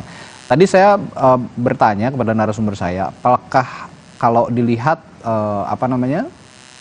aliran surat yang masuk ke hakim konstitusi soal sahabat pengadilan ini perspektifnya berbeda-beda, mulai dari mendukung adanya putusan yang mengabulkan permohonan, ada juga yang menolak permohonan. Nah, kalau saya tanya ke Bung Aji dulu, kalau Anda melihat kira-kira nanti hakim konstitusi ini bisa melihat bisa mengambil putusan ini, melihat saran-saran yang masuk melalui amicus curiae tadi dari luar, ataukah lebih kepada fakta-fakta persidangan yang ada di ruang sidang? Ya baik, tentu secara normatif hakim saya percaya akan banyak perhatiannya di fakta-fakta dalam persidangan. Oke. Tetapi apakah pendapat yang lahir dari luar ruang persidangan diabaikan begitu saja? Tentu tidak. Ya, baik secara teori tadi Prof. Bayu mengatakan ada praktek soal itu dan juga dalam praktek di Indonesia juga terjadi. Nah, menurut saya begini Mas, saya pertama juga mau nanggap ini, tidak ada mobilisasi soal sahabat peradilan ini. Ya. Saya pastikan, terutama 01 gitu, nggak ada mobilisasi. Dan yang kedua, kenapa kita juga tidak melakukan mobilisasi? Logika di pengadilan itu kan bukan siapa yang paling banyak. Tetapi ini kan ngomong soal benar yang benar dan yang salah. Mau yang menyatakan benar 5 berbanding 90 juta, ya tetap benar itu yang 5 itu. Gitu. Nah, dalam situasi yang demikian itulah sebenarnya pentingnya kita memberi dukungan kepada hakim, terutama hakim Mahkamah Konstitusi untuk berani menyatakan mana yang benar, mana yang salah. Dan tentunya sesuai dengan koridor atau kewenangan yang ada dalam dirinya, yaitu menjaga konstitusi. Nah, itu kan peran utama yang sebenarnya kita mohonkan hari ini. Makanya kalau kita baca, saya berulang kali bilang, permohonan kita itu kan sangatlah logis, tidak dilatar belakangi atas dendam dan sebagainya. Karena nyatanya kita tidak lalu memohon menangkan 01, kan enggak sebetulnya. Kita hanya ingin menyatakan, mohonkan kepada Mahkamah Konstitusi, kalau ada yang salah tolong disangsi, gitu toh. Nah, ini yang kemudian penting untuk dicatat sekali lagi, tidak ada mobilisasi. Dan karena alasan kuat tidak mobilisasi itu kan sekali lagi, logika pengadilan itu bukan logika soal siapa yang banyak dan siapa yang sedikit. Ini arena di mana orang akan berdebat mana yang benar dan mana yang salah. Saya kira itu. Oke, Bung Habib, kalau tadi Bung Aji mengatakan ya amicus curiae ini akan meskipun tidak terlalu banyak yang dipertimbangkan nanti, tapi akan tetap didengar karena perspektif dari luar itu tetap juga jadi bahan pertimbangan oleh hakim. Tapi fakta-fakta persidangan akan mayoritas sepertinya menjadi pertimbangan hakim yang utama untuk mengambil putusan. Nah, kalau Anda melihatnya nanti hakim ini akan menolak seluruhnya permohonan pemohon atau mengabulkan sebagian atau justru nanti mengabulkan? Ya, pertama soal mobilisasi tidak mobilisasi, saya pikir nggak ada gunanya juga kita berdebat kusir, ya, karena kita bisa masing-masing berpendapat dan masing-masing membantah. Ya. Yang kedua, ada kaprahan ya selama ini yang mempertentangkan antara metode pengambilan keputusan yang disebut-sebut kuantitatif, disebut kalkulator, dengan metode pengambilan keputusan yang disebut-sebut kualitatif. Lalu pertentangan seolah-olah Mahkamah Konstitusi itu hanya mengacu kepada konstitusi, lalu harus mengabaikan aturan perundang-undangan di bawahnya. Logika dan praktek yang terjadi di Mahkamah Konstitusi tidaklah seperti itu. Karena memang Mahkamah Konstitusi ini kan memeriksa tuduhan-tuduhan yang harusnya faktual. Ya, faktual itu apa? Fakta. Ya, yang harusnya fakta. Fakta itu harus menilai fakta seperti apa caranya? Harus dibuktikan. Bukan hanya dengan pendapat kalau bicara soal fakta. Fakta kecurangan, misalnya kan disebutkan dengan jelas, ya, terutama paslon 3 yang merumuskan adanya kecurangan terstruktur, sistematis, dan masif. Nah, kecurangan itu kan harus dibuktikan. Apa? Peristiwa kan? Peristiwa harus dibuktikan siapa pelakunya, di mana dilakukan, apa alat buktinya, bagaimana relevansinya dengan paslon tertentu, dan apa signifikansinya. Ingat ya, kalau kita bicara di MK, tentu kita bicara soal signifikansi.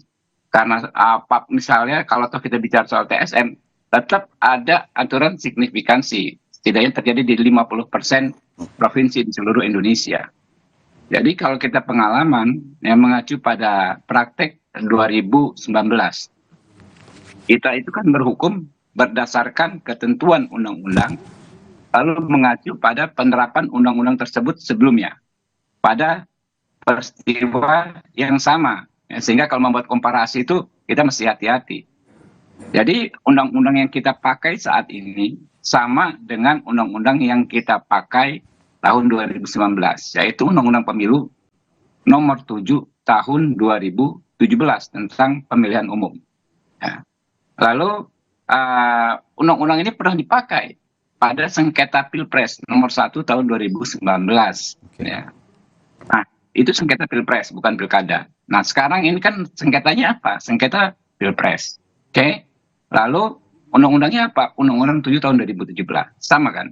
Nah, dalam penerapan ya hukum ya di sengketa PHPU Pilpres tahun 2019 ya, jelas ya dan tegas ya, bisa dibaca nanti di pertimbangan hukum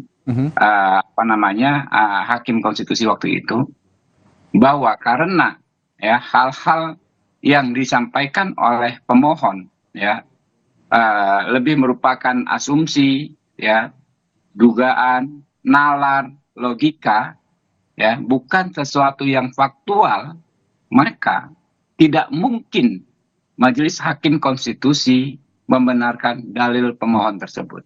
Nah, saya pikir kan situasinya kurang lebih sama, bahkan yang 2019 sebetulnya lebih ekstrim, karena itu banyak sekali masalah yang sebetulnya kalau kita bicara kuantitatif ya kuantitatif, kalau kualitatif ya, itu masalah DPT yang waktu itu dianggap sangat serius. Ya. Karena ada 22 juta DPT ganda, 5 juta diduga pemilih fiktif dan lain sebagainya.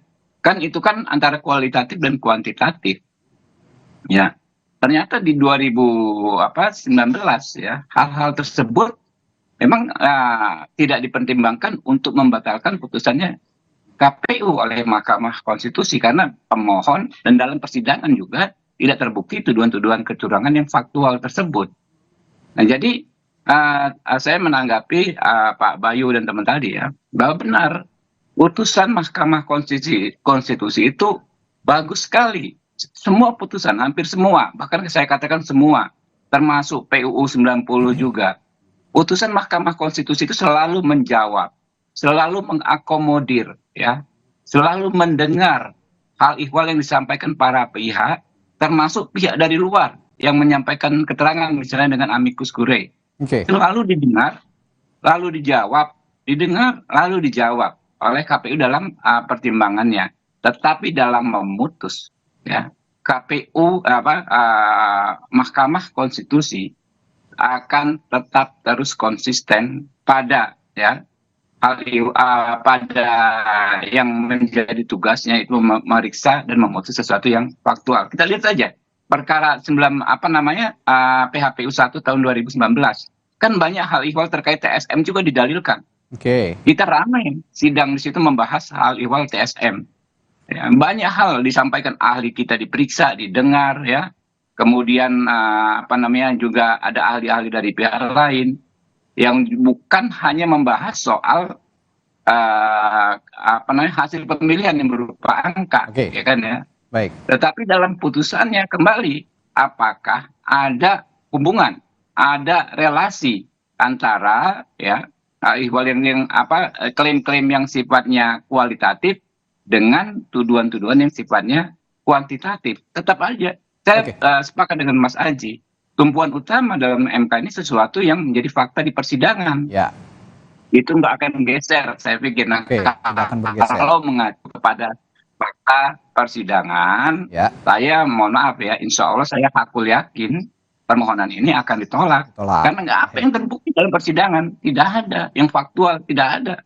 Kalau soal argumentasi kita bisa beradu argumentasi sampai kapanpun, ya. Tapi yang faktual itu menurut kami tidak terbukti. Nah ini saya tanyakan ke Pak Firman juga. Ini argumentasi, banyak fakta persidangan yang sifatnya argumentasi bukan faktual, tidak bersifat faktual begitu. Nah, ada juga anggapan yang sedikit sekali bukti otentik atau bukti fisik begitu ya, yang membuktikan bahwa ada dugaan TSM tadi, kecurangan yang TSM. Seperti misalnya kesaksian dari para saksi, lalu juga data-data atau video, bukti-bukti video berupa foto. Bagaimana melihat atau merespons dari pernyataan Bung Habib tadi bahwa sedikit sekali sifat faktual yang ada di persidangan, banyak lebih argumentasi begitu. Konstruksi Mahkamah Konstitusi dan dengan segala ekosistem keberadaan dan persidangan MK itu berbeda. Tidak persis sama dengan badan peradilan di bawah Mahkamah Agung dalam konteks misalnya persidangan di pengadilan negeri, baik yang bersifat kepidanaan dan keperdaraan. Karena ini adalah sebuah badan peradilan yang berkaitan berintikan pada soal pengawalan perlindungan konstitusi. Kebetulan saja ini soal Pilpres, tapi ini adalah dalam kaitan dengan pembangunan demokrasi dan penguatan konstitusi. Nah, untuk itu maka kami sebagai tim hukum Prinsipal 03 sesungguhnya sudah melihat betul, dan masyarakat bangsa juga melihat bahwa sosiologi persidangan dan nantinya juga sosiologi putusan Mahkamah Konstitusi tetap pada dua hal misalnya, yaitu soal pembuktian, yaitu bahwa fakta persidangan. Tetapi doktrin ini juga meliputi soal, yaitu soal keyakinan seperti yang disampaikan tadi Profesor Bayu. Dan ini doktrin di mana-mana di dunia ini dan di dalam persidangan, apalagi di level Mahkamah Konstitusi. Maka kami menangkap sesungguhnya Mahkamah Konstitusi membuka ruang bagi adanya keadilan dan kebenaran, yaitu misalnya dengan membuka ruang bagi adanya kesimpulan yang ditampilkan oleh para pihak. Dan juga di dalam kesimpulan itu dihadirkan yaitu soal bukti tambahan. Kemudian dengan membuka ruang bagi misalnya sahabat pengadilan, amicus curiae. Dan itu adalah pertanda baik dan positif. Nah, untuk itu maka kami berkeyakinan betul, kami juga berpengharapan secara demokratik konstitusional bahwa putusan yaitu Mahkamah Konstitusi tentu bisa mendengar, mempertimbangkan apa yang menjadi basis posita permohonan kami dan juga petitum. Nah, ada beberapa petitum yang kami sampaikan, tapi minimal dua hal yang prinsipil yang sebetulnya ini saling berkaitan, berkesesuaian. Yang pertama adalah memohon kepada Mahkamah untuk mendiskualifikasi pasangan calon 02. Yang kedua adalah memohon kepada Mahkamah untuk memerintahkan KPU melaksanakan pemungutan suara ulang. Dan ini kami perkuat dengan basis permohonan dan juga sejumlah pendalilan dan pembuktian. Makanya kami menghadirkan saksi ahli, saksi fakta. Jikalau melihat Mas Radi, misalnya soal komposisi, konfigurasi saksi ahli dan saksi fakta yang kami hadirkan, maka benar-benar itu mengkonfirmasi apa yang kami sampaikan dari awal sebagai premis dari tim kuasa hukum 03, bahwa memang ada pelanggaran substansial, ada pelanggaran terstruktur, sistematis dan masif. Ya. Kemudian yang kedua adalah ada pelanggaran prosedural, dan kemudian kami sampaikan di kesimpulan, dan juga ada beban pembuktian. Nah, untuk itu maka sesungguhnya secara permenungan yang mendalam, secara pemikiran strategis juga, para sahabat pengadilan sudah menyampaikan itu. Yang misinya adalah tidak untuk kepentingan 03, 01, dan 02 bahkan, tapi beyond, melampaui apa yang menjadi kepentingan kelompok, tapi kepentingan bangsa dan negara. Kan bisa dilihat narasinya, bisa dilihat konstruksinya. Nah, untuk itu maka kami berkeyakinan betul, karena ini Mahkamah Konstitusi tidak hanya dengan pendekatan, dengan paradigma yang kuantitatif, tapi adalah sebuah mahkamah yang memang menampilkan juga soal keyakinan. Makanya dengan beberapa waktu terakhir, bagaimana menggali keadilan kebenaran, maka mahkamah membutuhkan sejumlah masukan, selain juga fakta persidangan, pembuktian itu, tapi juga tentu diambil inisiatif oleh mahkamah melalui beberapa kalangan masyarakat dan masyarakat untuk semakin menambah keyakinan. Kita ingat betul bahwa mahkamah dalam beberapa putusan juga mengambil inisiatif, tidak hanya dibebankan kepada para pemohon. Karena dalam beberapa putusan juga mahkamah dalam rangka untuk penguatan konstitusi, maka mengambil inisiatif untuk malah memperkuat keyakinan. Bisa dilacak sedemikian rupa di dalam bentuk dokumentasi putusan Mahkamah Konstitusi. Sebetulnya di dalam persidangan MK melalui PHPU tahun 2019, sebenarnya mahkamah juga sudah menyentuh, sudah menyindangkan yang berkaitan dengan pelanggaran TSM, terstruktur sistematis masif. Ada sejumlah pihak, ada sejumlah saksi dan majelis juga yang mendialogkan itu. Tapi bahwa kemudian itu terpenuhi dan tidak terpenuhi, itu soal lain. Memang waktu 2019 tidak terpenuhi, tidak terbukti. Jadi instansi pelanggaran TSM itu menjadi bagian dari Mahkamah Konstitusi. Ada satu kemajuan, dan kali ini di dalam 2024, lagi-lagi Mahkamah Konstitusi semakin memaknai keberadaan MK untuk menjaga konstitusi, menegakkan demokrasi. Dan untuk itu maka tentu kita menunggu hari-hari berikut ini, bahwa pada akhirnya keluhuran Mahkamah Konstitusi, keagungan putusan Mahkamah Konstitusi terletak pada sejauh mana penggalian keadilan kebenaran tanpa melihat kepentingan 03, 02, 01. Tapi benar-benar untuk mengisi, memaknai Indonesia kita ini sebagai negara proklamasi yang mengedepankan kepentingan rakyat, kedaulatan rakyat. Itulah inti dari proklamasi negara Indonesia. Habib. Ya, silakan singkat saja Bung Aziz. Sebelum ke Prof Bayu nih. Ya, jadi saya menanggapi beberapa hal. Pertama soal hukum kita yang terus berkembang gitu. Kita tidak bisa menyamakan PHPU 2024 ini atau perselisihan hasil pemilu 2024 dengan 2019, meskipun undang-undangnya sama, sebab ada begitu banyak perkembangan dari Undang-Undang 7 2017 yang salah satunya dilakukan oleh MK gitu ya. Misalkan putusan 90 itu kan bagian dari perkembangan Undang-Undang 7 2017 gitu. Dan itu juga kemudian kemudian terjadi juga pada soal penyamaan antara rezim pemilu dan pilkada. Kalau Bang Habib ngomong soal hati-hati membuat perumpamaan misalkan atau menganalogikan satu kasus, enggak. Perumpamaan atau ketika kita berargumentasi soal diskualifikasi dengan mengangkat contoh kasus pilkada, itu juga bukan berangkat dari ruang kosong. Karena pada tahun 2022, putusan MK 85 itu sudah memasukkan kembali pilkada sebagai bagian dari rezim pemilu. Itu yang kedua. Yang ketiga, soal tidak ada sama sekali yang faktual di persidangan, saya kira enggak. Banyak hal-hal yang faktual. Ketika kita mendalilkan soal kepala desa yang dimobilisasi atau bansos gitu, itu kan kita juga menghadirkan faktanya. Tapi memang iya, bagaimana 14 hari kerja untuk menyelesaikan persidangan, lalu jumlah saksi yang hanya 19, lalu diminta untuk menghadirkan saksi yang faktual sejumlah sekian ribu orang, misalkan. Ya kan nggak mungkin. Nah, tetapi juga tidak bisa diabaikan begitu saja gitu loh Mas. Ada saksi loh yang di proses persidangan itu kita ajukan dan itu faktual, menunjukkan fakta-fakta yang kita dalilkan gitu. Ya, oke. Saya boleh menanggapi ya? Saya menanggapi ya. Singkat Bung Habib. Ya. Silakan. Tentu ya. Sorry ya Pak Bayu. Ya. Yang saya maksud adalah membandingkan pilkada dengan pilpres tidak bisa dilakukan karena undang-undangnya berbeda. Ya. Undang-undang Pemilu 7 tahun 2017 adalah undang-undang yang menurut saya sudah sangat lengkap. Yang mendelegasikan penyelesaian persoalan tuduhan kecurangan sebagian besar ke Bawaslu. Sehingga memang sidang MK itu speedy trial 14 hari memang tidak diperuntukkan untuk memeriksa tuduhan-tuduhan kecurangan yang bersifat pelanggaran yang menjadi domain Bawaslu. Memang sudah seharusnya diselesaikan di Bawaslu.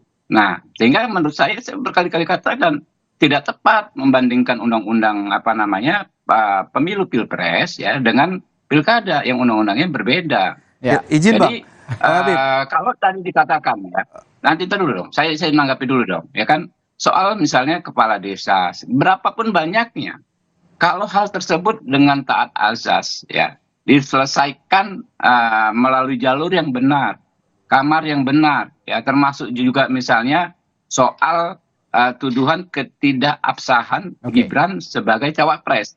Itu kan ada yang namanya di buku keempat Undang-Undang Pemilu ya, di 469 ada yang namanya sengketa proses. Bisa dilakukan di situ dan memang harus dilakukan di situ. Nah sayangnya ini bukan sengketa proses Bang. Hal tersebut kan nggak dilakukan gitu loh. Ini pelanggaran loh Tidak Bang. ada satupun pengajuan sengketa proses ya. Tapi ini pelanggaran Bang, bukan sengketa proses. 469 Undang-Undang sengketa proses. Kalau bukan ini pelanggaran Bang kalau yang Gibran itu. Kalau terkait dengan SK, Anda nggak perlu memaksakan pendapat Anda ya. Saya nyampaikan aja pendapat saya ya. Kalau terkait dengan SK yang berwujud SK KPU jelas di 469 itu sengketa proses, bukan pelanggaran. Nah, ini tidak dilakukan oleh Baik, masing-masing ada tafsirnya nih. Karena sehingga ya kalau Anda mengandalkan penyelesaian dugaan pelanggaran yang begitu banyak dalam konteks dalam event speedy trial di Mahkamah Konstitusi, jelas-jelas memang salah kamar. Memang persidangan Mahkamah Konstitusi tidak dilakukan untuk mengakomodir hal tersebut. Tapi bukan berarti hukum kita tidak progresif. Justru hukum kita sangat progresif. Kenapa? Semua hal bisa diselesaikan oleh bukan hanya Mahkamah Konstitusi, oleh lembaga-lembaga lain. Saya terakhir ke Prof. Bayu untuk memoderasi perdebatan kita pagi hari ini. Tadi ada yang mengatakan bahwa minim sekali fakta, hanya argumentasi begitu. Tapi di sisi lain juga ada yang dibilang Pak Firman tadi bahwa persidangan Mahkamah Konstitusi beda sekali dengan persidangan pengadilan-pengadilan yang berada di bawah Mahkamah Agung begitu, yang harus punya fakta otentik, bukti otentik untuk membuktikan sesuatu. Bagaimana Anda memoderasi ini, Prof. Bayu? Iya. Jadi ini salah satu tantangan besar yang akan dihadapi para negarawan hakim MK. Ini kan dua aliran yang benar-benar bertolak belakang ya, yang tadi disampaikan oleh Pak Aji dan Pak Habibur Rahman. Yang satu berpandangan MK punya kewenangan untuk menyelesaikan seluruh pelanggaran yang muncul dalam proses. Sementara Pak Habibur Rahman tentu dengan standing posisinya mengatakan bahwa itu semua sudah selesai di tahapan-tahapan sebelumnya karena Undang-Undang Pemilu kita sudah lengkap mengatur itu. Nah, inilah tantangan terbesar yang akan diputuskan oleh hakim MK. Apakah kemudian akan berpandangan bahwa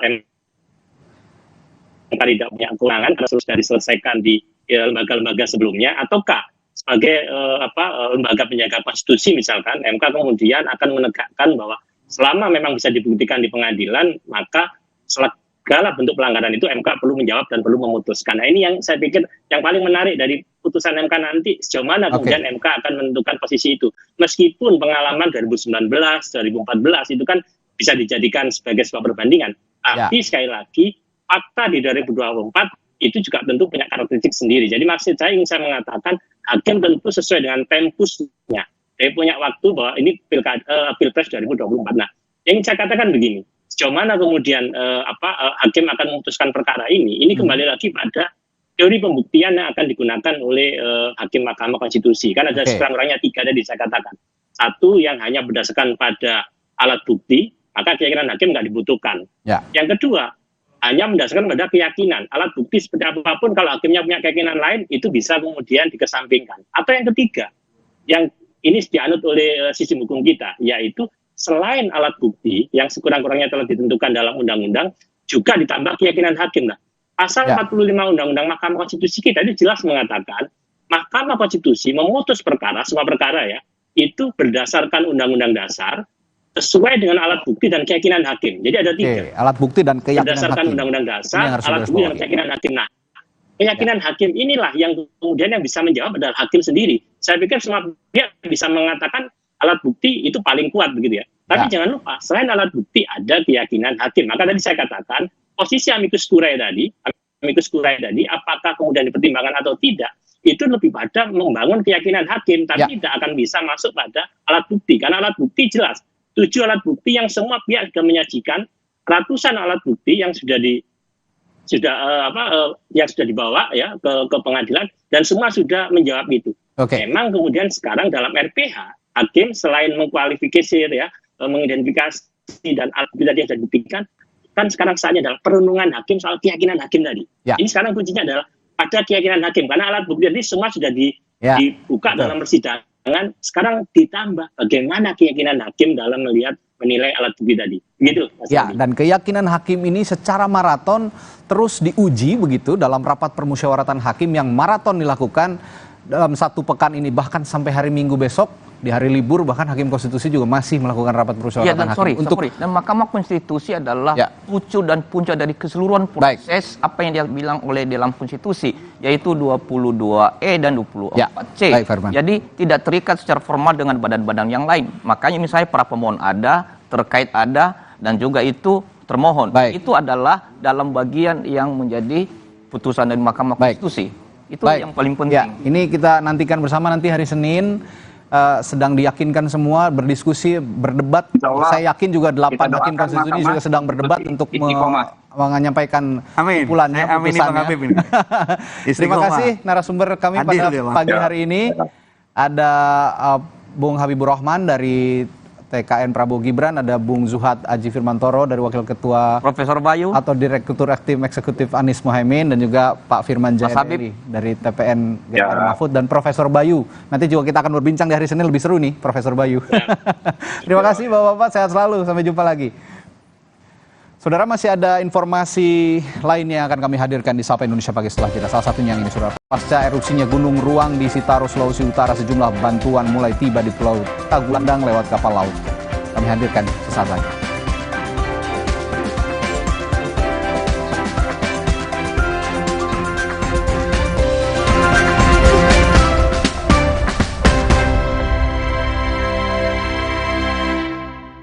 Ada kebijakan, ada program, ada kegiatan. Dan oleh KTA tidak jadi anggota partai.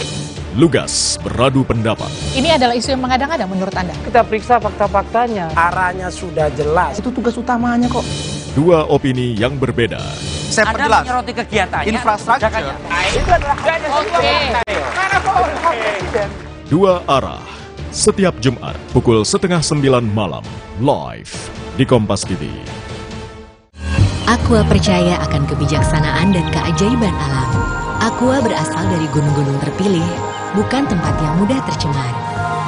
Aqua disaring oleh lapisan bebatuan pelindung tanpa proses rekayasa. Aqua mengandung mineral alami tanpa tambahan zat berbahaya. Sehingga Aqua terasa dingin tanpa didinginkan. Jelaskan kalau tak semua air itu Aqua. Aqua 100% murni. Dear kamu, kami tahu setiap kamu punya beragam cara jalani hari di bulan suci. Ada kamu yang sukanya ngabuburit bareng keluarga, atau kamu yang selalu ingin melalui setiap waktu dengan lebih seru. Demi kamu, kami akan terus jadi teman setia. Mengisi Ramadan penuh makna dan keceriaan. Mendukung setiap aktivitas dengan internet lebih kencang, lebih bebas. Ramadan ini demi kamu. Kompas TV kini hadir di sejumlah layanan TV berlangganan. Nikmati program-program berkualitas Kompas TV di TV berlangganan pilihan Anda. Sekarang, Kompas TV, independen, terpercaya. Halo teman jalan, ikuti petualangan Oki Hans ke Pengalengan. Pacu adrenalin dengan rafting di Sungai Palayangan, bermain ATV sambil petik stroberi di DMS Adventure. Pengalengan punya. Menginap di Regan Locks Camp. Wow, indah banget ya. Serta mengunjungi KPBS Pengalengan sambil beli oleh-oleh. Jalan-jalan. Wisata Pengalengan bukan kaleng-kaleng. Minggu 21 April pukul 10:30 siang di Kompas TV. Ini ada baik di belakang Penuh. Penuh udah berapa kali sih nyoba ya? Punya sesuatu yang spesial, misal bumbunya atau ayamnya yang fully bumbu di dalamnya. Lagi ada di dekat Masjid Nabawi. Enaknya dia nih kalau di sini kalau digoreng ikannya tuh nggak ada minyaknya. Ikan-ikannya dari mana aja nih? Iya, Saudi. Tapi fresh ini. Fresh. Tapi yang istimewa itu daging kambingnya. Kambingnya kambing muda, bakaran di atas batu 1,5 jam muntas. Cerita Rasa, Sabtu 20 April pukul 10:30 siang, Kompas TV. Informasi terkini dari segala lini. Pan Berita Utama akan menyajikan sejumlah informasi menarik yang paling mengundang atensi. Kami kompilasi berita pilihan yang sudah kami siapkan untuk Anda dan jadikan referensi utama untuk Anda. Dan Anda tetap bersama kami. Terima kasih. Sampai jumpa. Berita utama ikuti pada jam-jam berikut. Live di Kompas TV. Rangkuman berita dari sejumlah peristiwa aktual terpilih. Sopir mobil di Tanjung Duren menabrak 6 orang. Korban mengalami luka berat karena membobol dana Bank BUMN senilai layak Anda nanti untuk memperkaya khazanah informasi. Joko Widodo kembali melantik Andi Amran Sulaiman sebagai Menteri Pertanian Kabinet Indonesia Maju. Kilas Kompas setiap hari pukul 11:30 malam live di Kompas TV. 60 menit special report, membuka mata, mengungkap fenomena. Semua yang saya tahu saya sudah sampaikan. Ada isu menerima sesuatu sejumlah $1 miliar itu saya bacakan. Saya pastikan itu tidak ada. Fenomena El Nino, picu peningkatan suhu panas. Selama 60 menit, ikuti, cermati, dan dalami peristiwa yang menjadi perbincangan publik. 60 menit special report, setiap minggu pukul 6 petang di Kompas TV.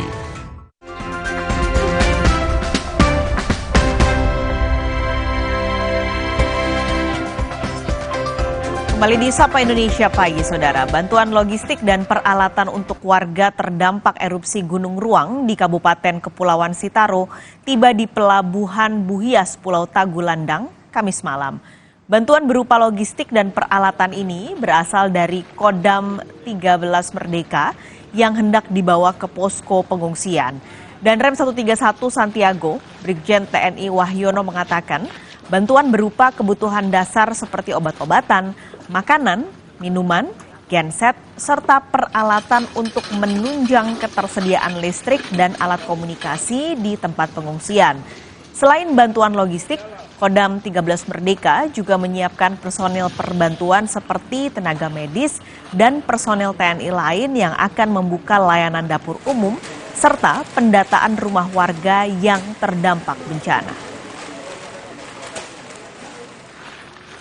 Untuk mengetahui kondisi terkini pasca erupsi Gunung Ruang di Sitaro, sudah ada jurnalis Kompas TV Yana Mika Singal. Yana, jadi saat ini bagaimana kondisi Gunung Ruang? Apakah masih terjadi erupsi? Ya, selamat pagi Paskalis dan juga saudara. Saya informasikan saat ini saya sedang berada di posko terpadu yang dibangun pemerintah bersama sejumlah stakeholder terkait di Kabupaten Kepulauan Sitaro pasca terjadinya erupsi Gunung Ruang di Kabupaten Kepulauan Sitaro. Saya berada di desa Apeng Salah, kurang lebih radiusnya lebih dari 6 km, di mana radius ini di atas 6 km ini dinyatakan aman untuk warga bermukim atau beraktivitas. Dan di tempat ini memang ada sejumlah pengungsi yang sejak erupsi pertama kali terjadi pada 16 April yang lalu, ada sejumlah pengungsi yang masih bertahan di tempat di posko yang disiapkan oleh pemerintah Kabupaten Kepulauan Sitaro. Untuk informasi terbaru berkaitan dengan aktivitas kegempaan Gunung Ruang ini sendiri, sampai dengan pagi hari ini memang terpantau relatif lebih landai dibandingkan pada aktivitas kegempaan yang terjadi pada 17 April yang lalu, di mana berdasarkan keterangan dari penjabat Bupati Kepulauan Sitaro bahwa aktivitas kegempaan untuk saat ini relatif lebih landai, dan bahwa aktivitas tertinggi dari aktivitas kegempaan Gunung Ruang terjadi pada tanggal 17 April yang lalu. Meski aktivitas kegempaan Gunung Ruang sudah relatif lebih landai, namun status tanggap darurat bencana yang ditetapkan oleh Pemkab Sitaro masih ditetapkan hingga saat ini, sampai dengan pemberitahuan lebih lanjut dari pihak dan otoritas terkait lainnya. Kami memantau di lokasi ini sebagai tempat posko terpadu, ada Pemkab Sitaro, Kepolisian, TNI, Basarnas, Kementerian Sosial, dan sejumlah instansi terkait lainnya yang berkolaborasi bersama dalam hal untuk membantu dan mendistribusikan bantuan logistik seperti bantuan kebutuhan dasar bagi pengungsi yang memang masih bertahan di 4 posko yang tersebar di radius aman di Pulau Tagulandang. Paskalis. Lalu bagaimana dengan warga yang terdampak dan sampai saat ini harus mengungsi kondisinya? Yang kami pantau di posko desa Apangsela ini sendiri, sejumlah pengungsi memang masih bertahan dan mereka mendapatkan pelayanan untuk kebutuhan dasar seperti makan dan minum, termasuk juga untuk tempat tidur dan tempat beristirahat. Tetapi memang karena Kepulauan Tagulandang ini memang termasuk kategori daerah kepulauan yang aksesnya terbatas dengan pusat ibu kota Manado, di mana dari wilayah Kota Manado sendiri sebagian besar logistik perbantuan memang harus dikirimkan melalui via transportasi laut, dan pada beberapa hari sebelumnya memang sempat ada penundaan atau pembatasan aktivitas kapal yang hendak berlabuh di Pulau Tagulandang akibat erupsi ini, membuat akses logistik memang sempat terkendala. Namun demikian, sejak kemarin sejumlah bantuan logistik yang dikirimkan dari Kota Manado dan Kota Bitung sendiri dari sejumlah pihak telah dan tiba berada di Pulau Tagulandang ini sendiri sebagai upaya untuk memberikan pelayanan kepada pengungsi yang memang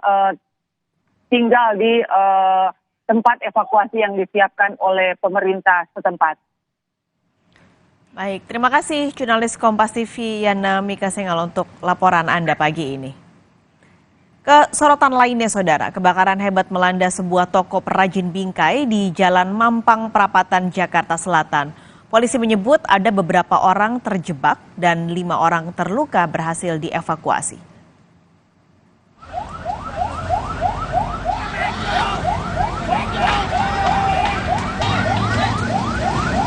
Api cepat membesar dan merambat ke bangunan 3 lantai yang berada tepat di belakang toko tersebut.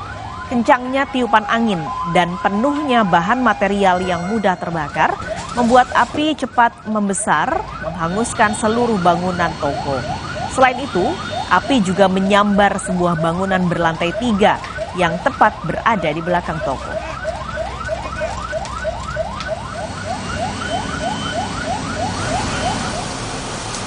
Pagi ini, tim pemadam bersama polisi mengevakuasi korban yang tewas di dalam toko.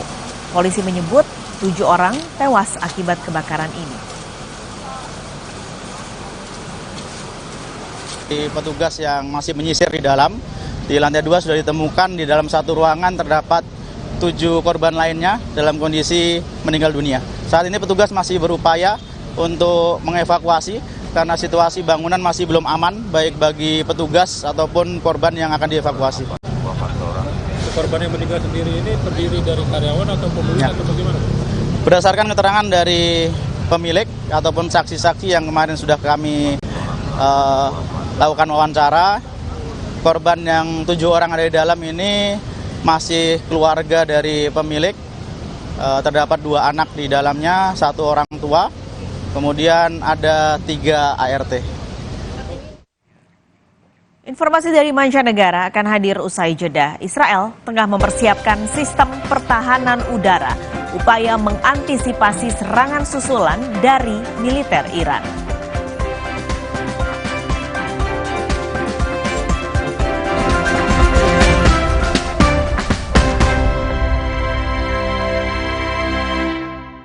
Di penghujung malam, lengkapi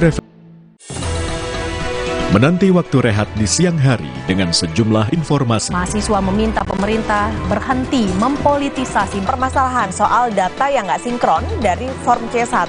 Mengikuti sumber berita yang selalu menginspirasi. Kompas Siang, setiap hari pukul 11 siang. Live di Kompas TV. Didukung oleh Ini ada baik di belakang menu. Menu udah berapa kali sih nyoba ya. Punya sesuatu yang spesial, misal bumbunya atau ayamnya yang fully bumbu di dalamnya. Lagi ada di dekat Masjid Nabawi. Enaknya dia nih kalau di sini kalau digoreng ikannya tuh nggak ada minyaknya. Ikan-ikannya dari mana aja nih? Iya, Saudi. Tapi fresh ini. Saya fresh. Yang istimewa itu daging kambingnya. Kambingnya kambing muda, bakaran di atas batu 1,5 jam muntas. Cerita Rasa, Sabtu 20 April pukul 10:30 siang. Kompas TV. Informasi terkini dari segala lini. Pan Berita Utama akan menyajikan sejumlah informasi menarik yang paling mengundang atensi. Kami kompilasi berita pilihan yang sudah kami siapkan untuk Anda dan jadikan referensi utama untuk Anda. Dan Anda tetap bersama kami. Terima kasih. Sampai jumpa. Berita utama ikuti pada jam-jam berikut. Live di Kompas TV.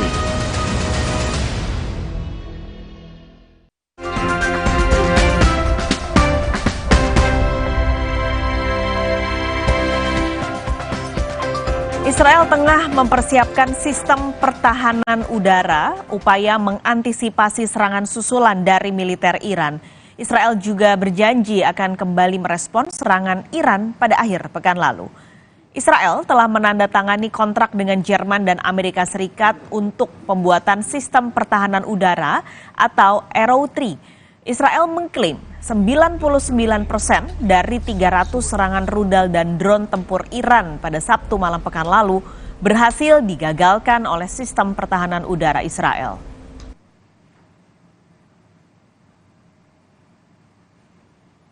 Lately, we signed a contract with Germany, and the 3 allies, the United States, Germany and Israel, are working together toward a protection of Europe, Germany, from ballistic missile utilizing the Arrow 3. Kita beralih ke informasi lainnya, Saudara. Menparekraf Sandiaga Uno mengangkat isu transformasi wisata di Indonesia pasca pandemi saat forum PBB di New York. Sandi menjelaskan, jika pariwisata Indonesia sudah bangkit, bahkan bertumbuh. Dalam pernyataannya di markas PBB New York, Amerika Serikat, Sandi menjelaskan upaya Indonesia dalam mentransformasi pariwisata menuju pariwisata berkualitas dan berkelanjutan, juga beberapa produk pariwisata seperti desa wisata dan juga ekoturism. Indonesia saat ini menjadi acuan dalam hal transformasi wisata pasca pandemi, di mana Indonesia menunjukkan keberpihakan terhadap pariwisata regeneratif dan pariwisata yang bisa membantu mengurangi emisi karbon. Assalamualaikum warahmatullahi wabarakatuh. Productivity. Sustained growth is to ensure that tourism contributes to the socio-economic development at all levels. For Indonesia, we have seen promising trend post-pandemic, where tourism has seen an increase $14 billion in foreign exchange revenue and an increasing contributions of around 4% to our national GDP, while also providing jobs to more than 24 million of our people. Saudara, kira-kira perlu ongkos berapa banyak untuk menguatkan rupiah 100 poin? Opsi moneter apa yang bisa dilakukan Bank Indonesia? Kompas Bisnis usai jeda akan mengulas bersama ekonom dan Glenis Oktania.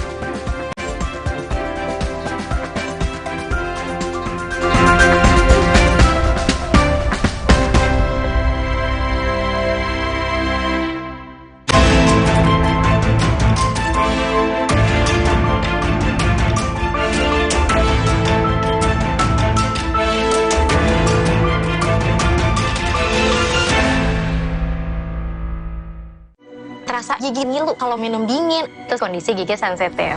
Jika dibiarkan lebih lama, ada kemungkinan untuk memburuk. Sensodyne memberikan perlindungan hingga 24 jam. Saya merekomendasikan Sensodyne untuk perawatan gigi ngilu.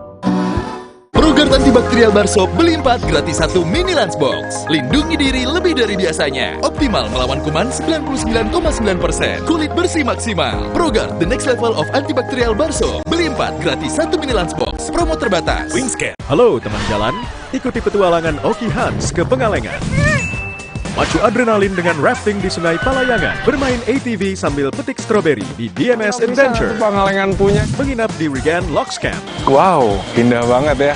Serta mengunjungi KPBS Pengalengan sambil beli oleh-oleh. Jalan-jalan. Wisata Pengalengan bukan kaleng-kaleng. Minggu 21 April pukul 10:30 siang di Kompas TV.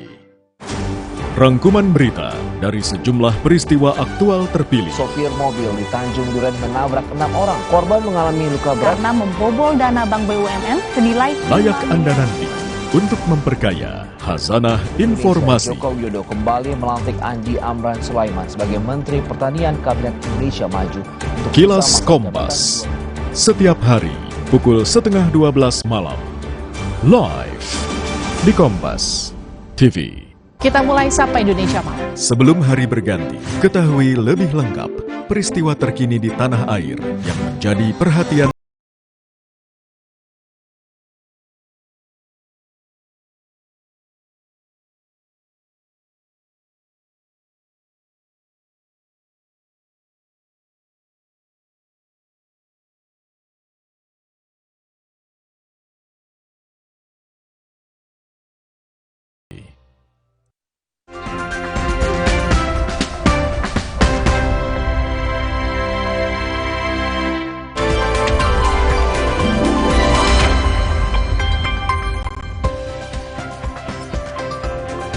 Halo selamat pagi saudara, saya Glenis Oktania menemani Anda di Kompas Bisnis. Menko Perekonomian Erlangga Hartarto menyebut semua mata uang dunia rata-rata melemah dan keok pada keperkasaan dolar saat ini. Namun Erlangga bilang pelemahan rupiah tak sedalam jika dibanding mata uang asing lainnya. Dan Erlangga menilai kinerja nilai tukar rupiah masih lebih baik dibanding baht Thailand, ringgit Malaysia, dan yuan Tiongkok. Erlangga juga menyatakan pasar saham Indonesia masih positif. Sementara Amerika masih jadi negara yang paling kuat.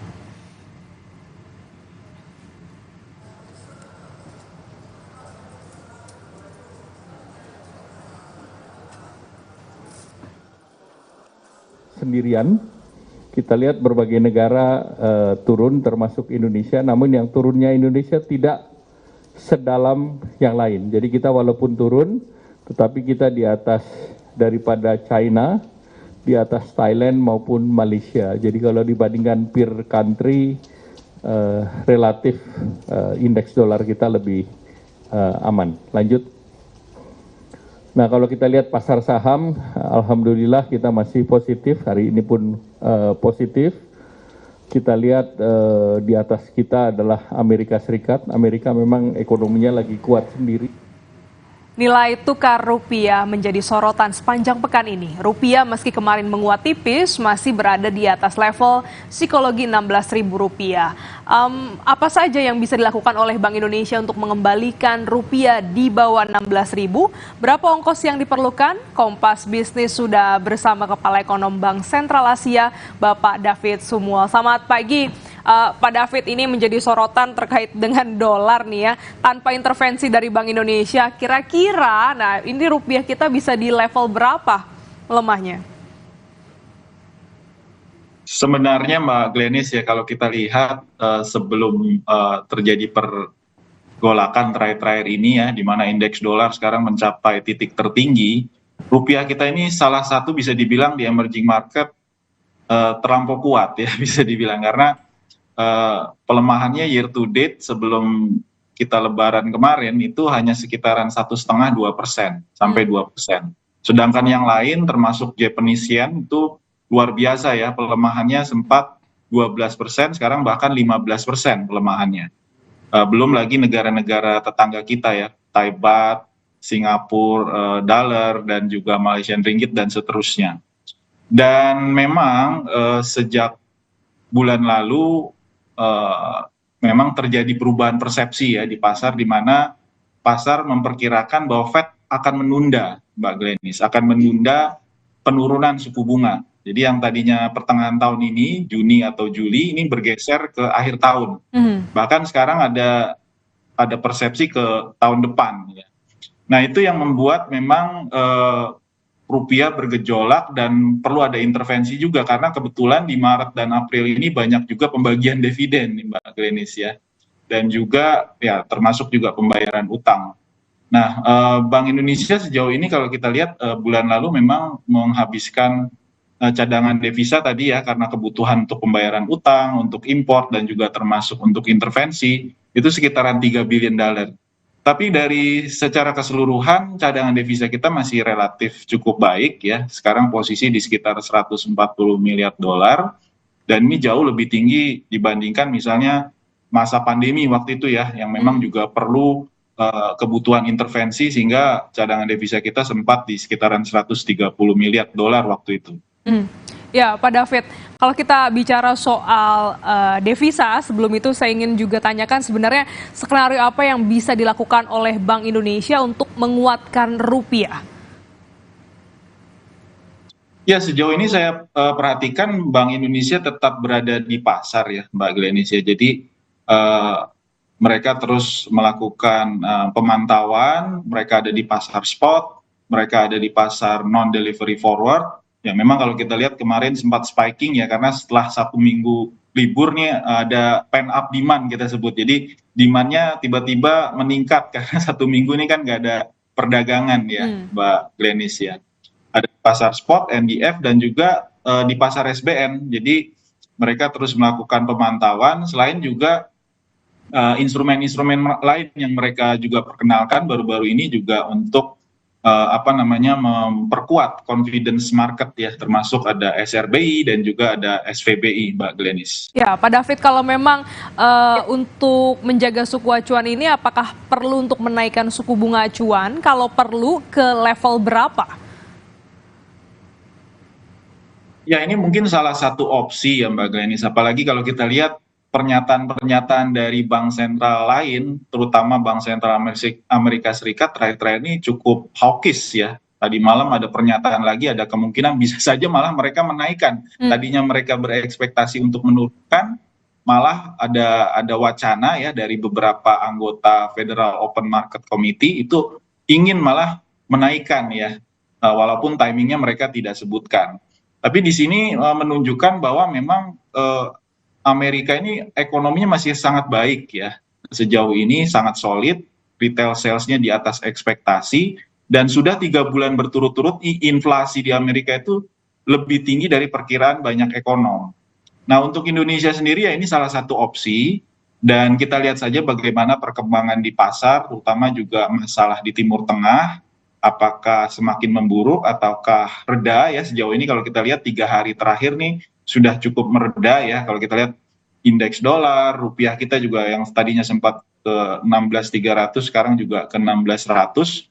Tapi mungkin kondisinya masih cukup volatile, sehingga juga saya pikir bank sentral manapun di dunia ini akan sangat watchful ya di market untuk melihat perkembangan-perkembangan terakhir, yang kalau memang perlu intervensi, mereka pasti akan melakukan intervensi. Tapi satu catatan, kalau kita lihat bandingkan standar deviasi ya, atau variasi atau volatilitas dari rupiah dalam beberapa tahun terakhir ini, kita memang salah satu yang cukup stabil. Dan ini yang juga membantu confidence dari investor maupun pasar secara keseluruhan, Mbak Glenis. Oke, jadi ini masih menjadi opsi, bukan menjadi salah satu bukan menjadi jalan utama ya untuk menaikkan suku bunga acuan. Nah, kalau misalnya posisinya konstan seperti ini, apakah ada konsekuensi terhadap perekonomian kita, Pak? Ya, sejauh ini kalau saya perhatikan, kalau berlangsung terus dan juga dari sisi volatilitasnya masih tinggi, dan juga kalau lonjakannya terjadi secara drastis, pasti akan ada dampak ya, terutama yang kita khawatirkan ke sektor real ya. Jadi memang kita harus waspada buat perusahaan-perusahaan yang banyak melakukan import bahan baku misalnya, dan juga buat mereka yang banyak berhutang dalam US dollar ini mungkin perlu ada mitigasi dan contingency plan juga ya. Mungkin perlu di satu sisi juga melakukan hedging ya, karena memang memang harusnya kalau melakukan hedging itu dalam kondisi tenang, karena preminya biasanya cukup tinggi ya kalau dalam kondisi sekarang. Tapi ya memang tetap harus waspada ya, karena memang ini tidak ada yang bisa menebak, ini wild card yang siapapun tidak tahu apa yang akan terjadi, eskalasi atau deeskalasi yang akan terjadi ke depannya, Mbak Glenis. Iya, masih belum bisa ditebak ke depannya seperti apa. Tapi kalau kita pakai skenario cadangan devisa, berapa sih Pak cadangan devisa yang tergerus untuk menguatkan rupiah hingga 100 poin? Ya, ini mungkin kita nanti akan menunggu ya announcement kan, karena ini kan data publik ya, setiap bulan seperti apa untuk bulan April ini. Yang jelas di bulan Maret yang lalu juga cadangan devisa kita memang cenderung tergerus, dan untuk bulan ini kemungkinannya juga perkiraan saya juga akan kecenderungannya tergerus karena perlu ada intervensi ya. Karena kita harus jaga volatilitas tentunya, jangan sampai terlalu volatile ya. Tapi juga sulit sekali buat rupiah di mana semua mata uang dunia itu melemah terhadap US dollar, kita menguat sendirian. Itu kelihatannya sedikit yang kelihatannya nggak mungkin seperti itu, karena kondisinya memang sekarang US dollar-nya yang sedang kuat, dan memang dalam kondisi ketidakpastian US dollar itu menjadi safe haven asset ya, selain mungkin juga instrumen mata uang lain yang sering kita sebut sebagai safe haven, termasuk juga kita lihat terakhir-terakhir ini gold ya, naiknya memang relatif luar biasa dalam beberapa waktu terakhir ini. Dengan kondisi seperti ini Pak yang dialami dalam sepekan ini, bagaimana dengan dampaknya ke dunia usaha setiap pelemahan 100 poin? Ya, ini tergantung masing-masing perusahaan ya. Kalau misalnya memang dia punya exposure yang besar untuk utang dolarnya, ya ini memang perlu diwaspadai ya. Tergantung juga size utangnya berapa, dan juga mungkin tadi importir ya. Yang jelas buat APBN juga akan ada dampaknya, Mbak Glenis ya. Jadi hitungan-hitungan kami itu setiap penaikan harga minyak sekitaran $10 dan juga pelemahan rupiah sekitar Rp500 itu akan menambah defisit kita atau menambah kompensasi, sebenarnya kompensasi dan subsidi BBM yang cukup besar juga. Perhitungan kami bisa lebih dari 100 triliun, Mbak Glenis. Pak David, apakah juga kondisi perbankan Indonesia dan dunia usaha masih tahan jika rupiah terus melemah? Nah, ini kalau kita lihat, kita juga dapat posisi sekarang di perbankan kita sangat solid ya. Jadi kita sudah mengalami beberapa episode, bukan kali ini saja ya. Kita masa pandemi, masa taper tantrum, krisis global. Kita melihat posisi perbankan secara keseluruhan sangat solid. Ya, ini mungkin belajar dari pengalaman 97-98 ya, yang sangat pahit ya. Sehingga kalau kita lihat manajemen secara keseluruhan dan juga partisipasi juga dari regulator itu membuat juga posisi kita relatif baik. Dari sisi loan at risk misalnya ya, waktu pandemi itu kan sempat melonjak lebih dari 20%. Sekarang kalau kita lihat angkanya sebenarnya posisinya sudah mirip dengan pra-pandemi.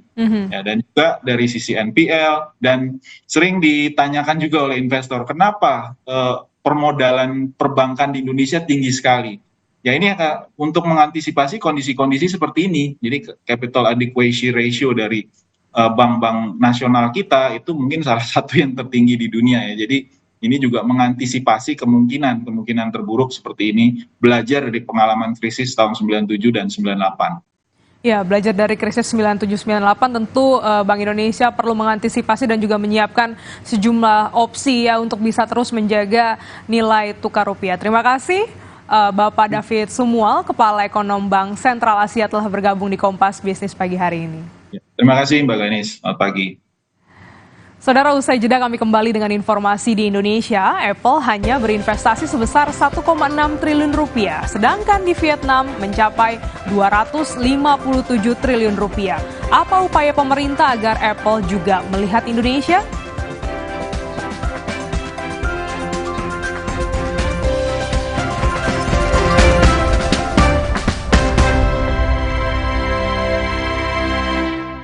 sebagai pemain dengan jumlah gol terbanyak di dunia. Ronaldo pun bertekad untuk terus melanjutkan kiprahnya di tahun 2024. Aktualita dunia olahraga terus menggebu, menjebol gawang informasi Anda. Bahkan di penghujung malam. Perlovers Manchester United meraih kemenangan di pekan ke-10 Liga Premier Inggris. Kompas Sport Malam, Senin sampai Jumat, pukul 12 malam, live di Kompas TV.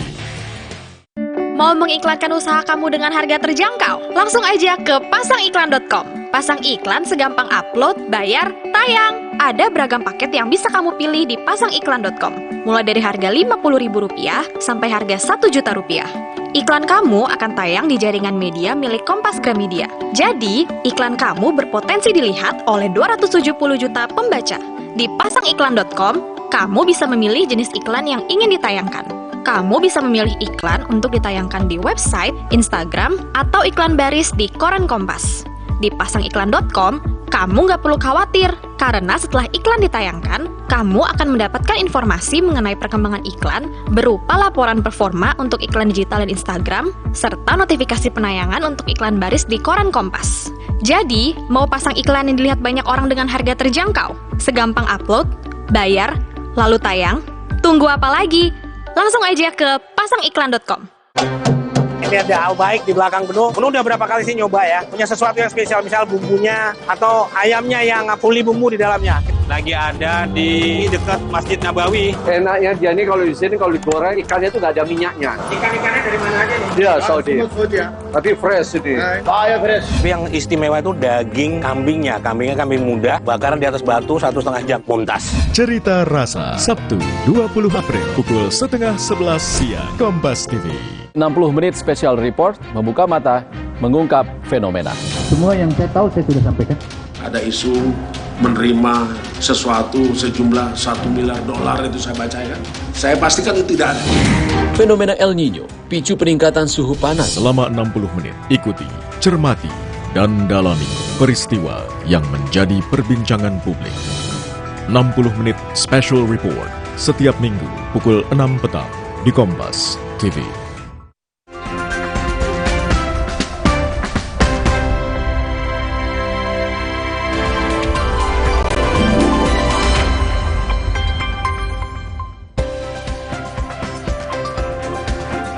Perusahaan teknologi asal Amerika Serikat Apple berinvestasi ke Indonesia senilai 1,6 triliun rupiah lewat Apple Academy. Tetapi investasi di Indonesia ini ternyata jauh lebih kecil ketimbang investasi yang dilakukan Apple di Vietnam.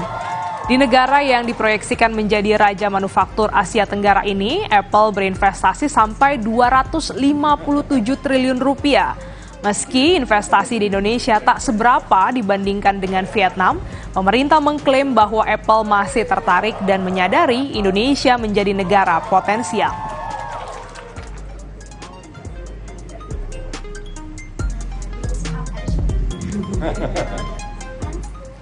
Menteri Koordinator Bidang Kemaritiman dan Investasi Luhut Binsar Panjaitan bilang Indonesia mampu memberikan insentif seperti yang diberikan India maupun Tiongkok.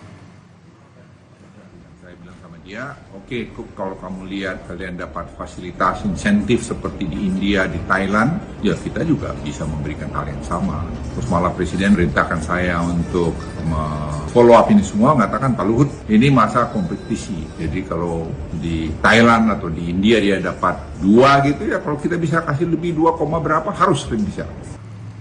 Kita ke sorotan lainnya, Saudara. Pembangunan MRT Jakarta fase 2A Stasiun Tamrin alias Bundaran HI menuju Monas sudah mencapai 74%. Target proyek ini akan kelar di tahun 2027. Sementara untuk proyek pengerjaan Bundaran HI sampai kota saat ini mencapai 33,6% dan ditargetkan rampung pada 2029. Untuk pengerjaan fase Bundaran HI hingga kota, MRT menyepakati kontrak kerja sama senilai 4,7 triliun rupiah dengan Sojitz Corporation untuk penggarapan sistem kereta api dan rel. Sebagai tambahan informasi, saat ini MRT Jakarta sedang bersiap untuk membangun fase 3 yang rencananya akan terbentang dari timur ke barat sepanjang 84 km dari Cikarang, wilayah Jawa Barat, hingga ke Balaraja, wilayah Banten. Namun proses pembangunan kami akan mulai di wilayah area Jakarta. Proses penandatanganan loan sedang dipersiapkan pada bulan April 2024 ini. Untuk groundbreaking, untuk invest lain rencananya akan kami lakukan di bulan Agustus tahun ini. Presiden Joko Widodo meminta jajarannya mewaspadai pola baru pelaku tindak pidana pencucian uang (TPPU) lewat aset kripto. Jokowi mengungkap indikasi pencucian uang di aset kripto mencapai 139 triliun rupiah. Menurut Jokowi, selain aset kripto, ada beberapa instrumen lain yang berisiko dimanfaatkan oleh pelaku TPPU melalui aset virtual seperti NFT, uang elektronik hingga kecerdasan buatan untuk mengotomatisasi transaksi.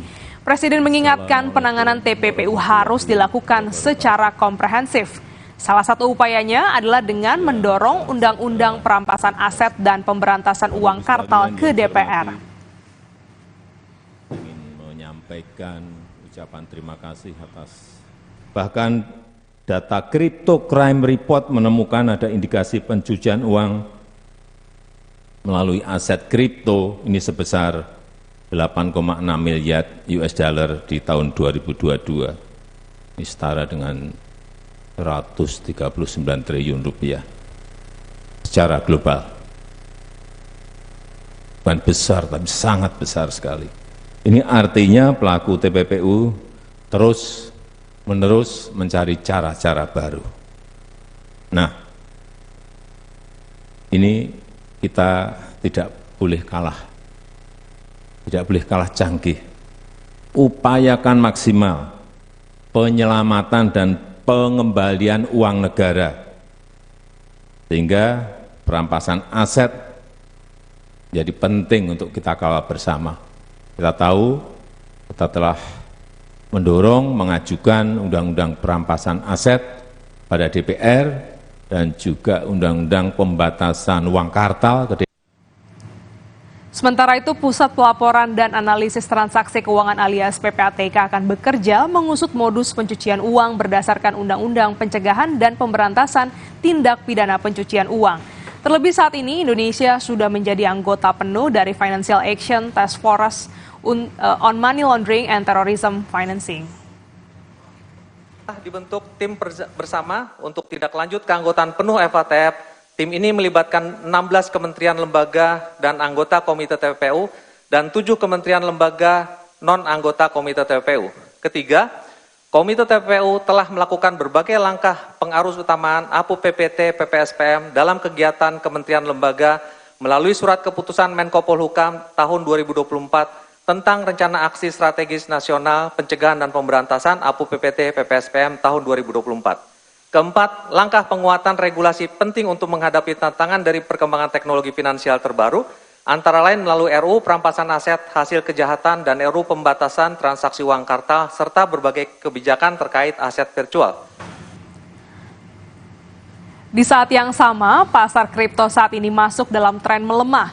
Pelemahan terjadi karena beberapa sentimen besar. Pertama, data ekonomi Amerika Serikat terpantau membaik dari sisi penjualan retail dan juga inflasi. Faktor kedua adalah memanasnya hubungan Israel dan Iran. Di perdagangan kemarin, Bitcoin turun 3,36%, Ethereum turun 2,9%, dan Dogecoin turun paling dalam mencapai 5,29% dalam satu hari. Bahkan Dogecoin jika dihitung selama sepekan terakhir, harganya anjlok hingga hampir 26%.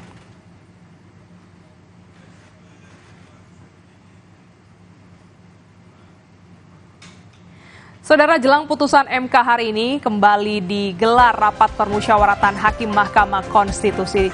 Informasi selengkapnya hadir usai jeda di Sapa Indonesia Pagi.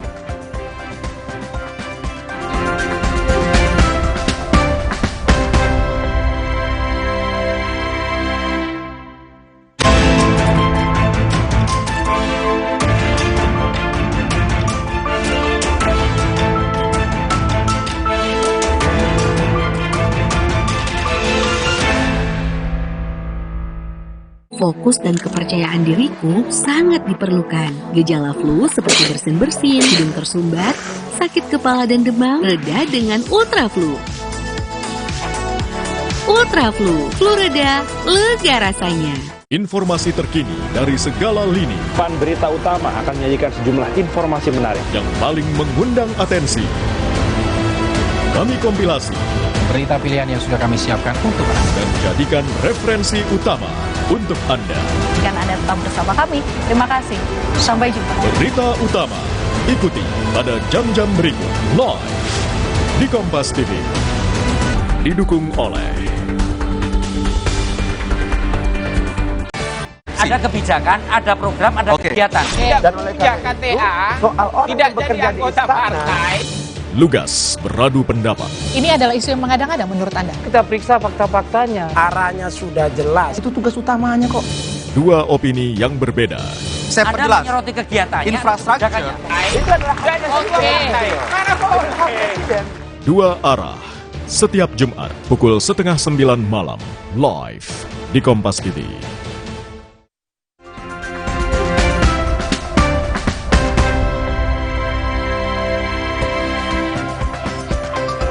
Kembali di Sapa Indonesia Pagi, Saudara, Mahkamah Konstitusi siap memutus sengketa hasil Pilpres pada Senin 22 April 2024. Hari ini kembali digelar rapat permusyawaratan hakim atau RPH Mahkamah Konstitusi. Sebelumnya ada kabar kalau MK memanggil pihak-pihak yang terlibat sengketa Pilpres hari ini. Namun hal itu dibantah juru bicara Mahkamah Konstitusi.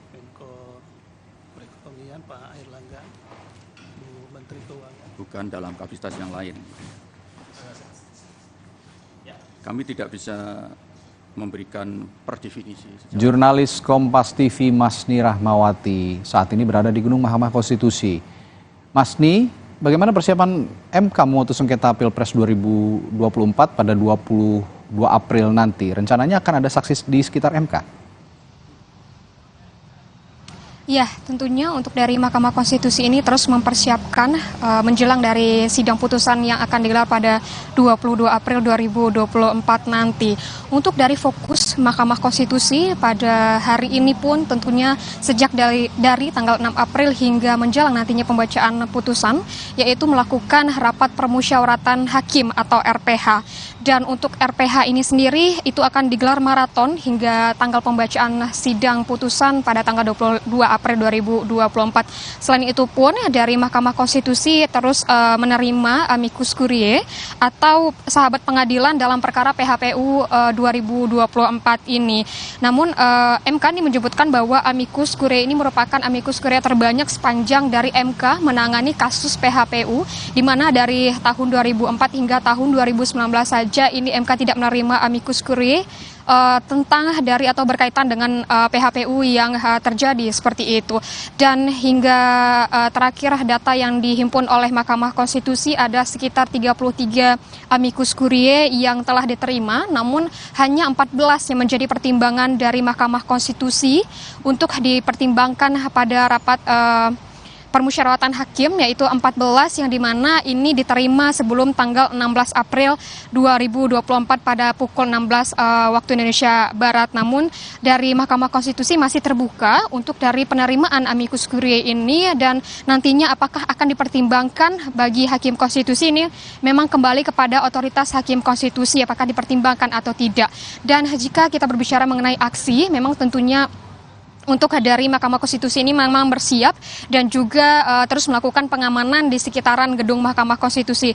Dari pantauan kami sejak pagi tadi hingga pukul 9 ini belum ada massa yang terlihat di sekitaran gedung Mahkamah Konstitusi. Namun sebelumnya pun dari pendukung Prabowo Gibran ini menyebutkan bahwa akan melakukan aksi pada hari ini. Namun dari Prabowo sendiri ini meminta pendukungnya untuk membatalkan aksi hari ini dan meminta untuk menjaga keamanan dan ketertiban dan tidak terprovokasi mengenai dengan PHPU yang sedang berlangsung di Mahkamah Konstitusi. Dan kalau kami pantau pun pengamanan terus dilakukan oleh pihak kepolisian pun, dan juga penutupan jalan yang terjadi di dalam maksud kami di depan MK tidak ada seperti itu. Dan hingga saat ini kondisi di depan Mahkamah Konstitusi masih terlihat kondusif. Radi.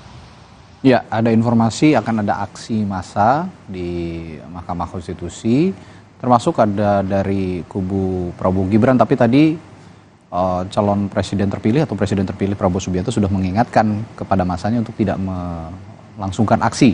Karena memang tidak ada sidang hari ini karena Hakim Konstitusi, 8 Hakim Konstitusi sedang menjalankan rapat permusyawaratan hakim secara maraton hingga nanti ada putusan pada hari Senin soal sidang sengketa Pilpres 2024. Baik, Masni Rahmawati melaporkan langsung dari Gedung Mahkamah Konstitusi. Terima kasih. Saudara, ke sorotan selanjutnya, informasi lainnya. Polrestabes Makassar menggelar rekonstruksi kasus suami bunuh istri yang jasadnya dikubur di dalam rumah selama 7 tahun. Tim forensik Inavis, Bayangkara, dan Reskrim Polrestabes Makassar bersama pelaku pembunuhan sekaligus suami korban, Hengki, melakukan 51 adegan reka ulang. Rekonstruksi dilakukan di rumah pelaku untuk mengetahui dan mengungkap fakta baru bagaimana tersangka membunuh korban hingga menguburnya di dalam rumah. Ada 51 adegan dari rekonstruksi. Ini semua berdasarkan daripada hasil pemeriksaan saksi-saksi maupun tersangka sendiri. Adegan ini kita tentunya berdasarkan dari hasil pemeriksaan saksi-saksi maupun daripada tersangka, mulai dari pertama terjadinya perselisihan antara korban dengan pelaku, kemudian sampai terjadinya penganiayaan yang dilakukan selama 3 hari, kemudian sampai meninggal dunia. Polres Nias Selatan melakukan otopsi pada jenazah Yaredi Druru, seorang pelajar SMK Negeri 1 Sidoari, Kecamatan Sidoari, Kabupaten Nias Selatan, Sumatera Utara, diduga meninggal dunia setelah dipukul kepala sekolahnya. Tim forensik yang didatangkan Polres Nias Selatan dari Polda Sumatera Utara untuk mengotopsi korban diduga dipukul kepala sekolah. Otopsi dilakukan untuk mencari bukti apa benar dan tidaknya ada tindak kekerasan atau bekas pukulan pada jenazah korban. Datangkan tim dari Medan, Rumah Sakit Bayangkara Medan, baru hari ini bisa terlaksana. Jadi nanti tergantung dari hasil otopsi. Mungkin saja nanti ada semacam jaringan yang akan dibawa ke lab dan itu butuh waktu juga pemeriksaannya. Dan tidak bisa di sini dan akan dibawa ke Medan. Itu nanti kita tunggu. Mungkin saja dalam waktu 4 atau 5 hari. Setelah diotopsi, jenazah siswa SMK diserahkan polisi kepada pihak keluarga. Menurut rencana, jenazah korban akan langsung disemayamkan di rumah orang tuanya. Seluruh keluarga langsung membawa jenazah ke kampung halaman di desa Sivitubanua, Kecamatan Somambawa, Kabupaten Nias Selatan.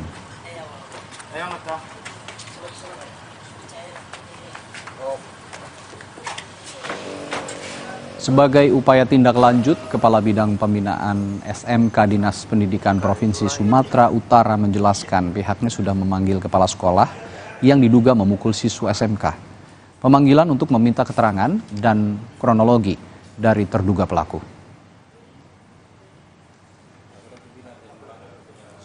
Bahwa kami menemukan bahwa ada tindakan kekerasan, iya.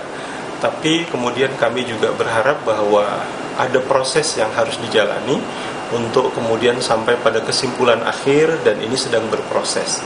Kita sepakat bahwa di dunia pendidikan, terutama khususnya di satuan pendidikan, yang namanya kekerasan terhadap peserta didik dengan alasan apapun, oleh siapapun, dengan bentuk apapun tidak boleh terjadi. Karena itu kami tentu dengan keadaan ini yang telah dilakukan oleh salah satu oknum kepala sekolah akan melakukan tindakan sesuai dengan ketentuan.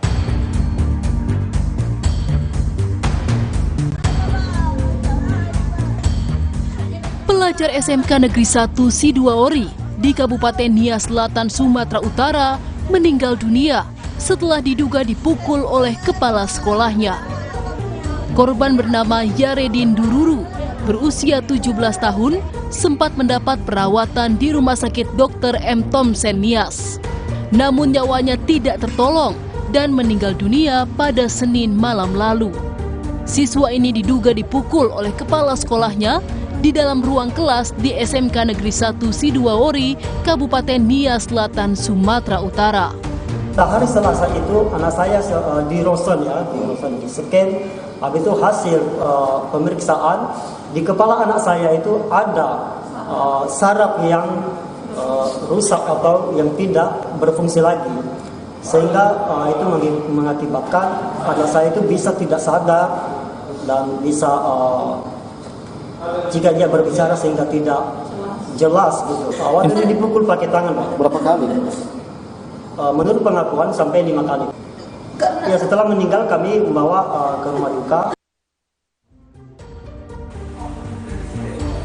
Langkah penyelidikan sudah dilakukan oleh polisi Polres Nias Selatan.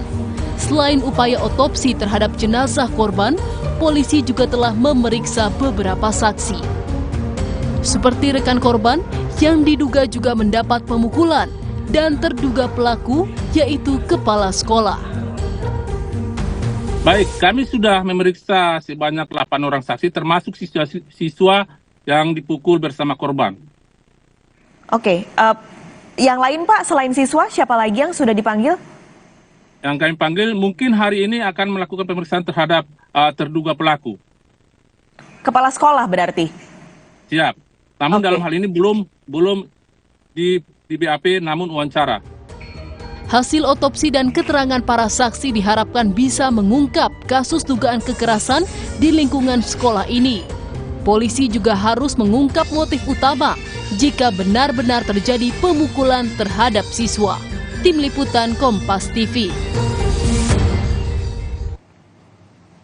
Sorotan lainnya, saudara, puluhan warga yang diduga menjadi korban investasi bodong di Kota Serang, Banten menggeruduk rumah terduga pelaku penipuan. Para korban juga membawa terduga pelaku ke Polda Banten. Nggak bisa, Pak. Ayam aja yang mati digebukin warga. Inilah video rekaman dari salah satu korban investasi bodong yang memperlihatkan sejumlah warga emosi terhadap seorang warga yang diduga melakukan penipuan investasi bodong. Mereka membawa terduga pelaku ke Polda Banten dan melaporkan dugaan penipuan ini ke polisi. Para korban mengaku dijanjikan keuntungan sebesar 40%. Namun setelah berjalan sejak Januari 2024 lalu, modal serta keuntungan tidak kunjung diberikan. Diperkirakan total kerugian mencapai 1 miliar rupiah dengan jumlah korban sebanyak 30 orang.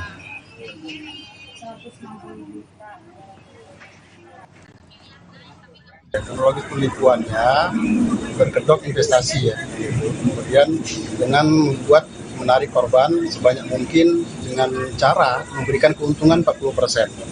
Nah, dari 40% itu hanya janji, tidak ada yang diberikan 40%. Karena dari modal investasi, semuanya tidak ada modal yang balik kan gitu. Boro untung gitu sih. Korban itu kurang lebih 30 orang dan kerugian sekitar 1 miliar.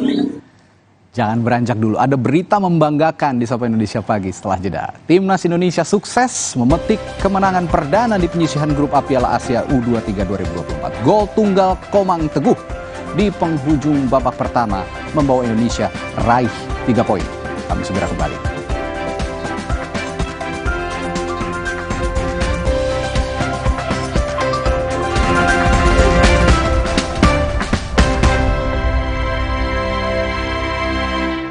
Mengetahui ragam informasi yang menjadi perhatian publik, peristiwa unik, menarik, dan ramai di media sosial, menegangkan hingga mengharukan dari berbagai sisi kehidupan, politik, hukum, kriminal, sosial, melibatkan masyarakat, selebritas, hingga tokoh penting.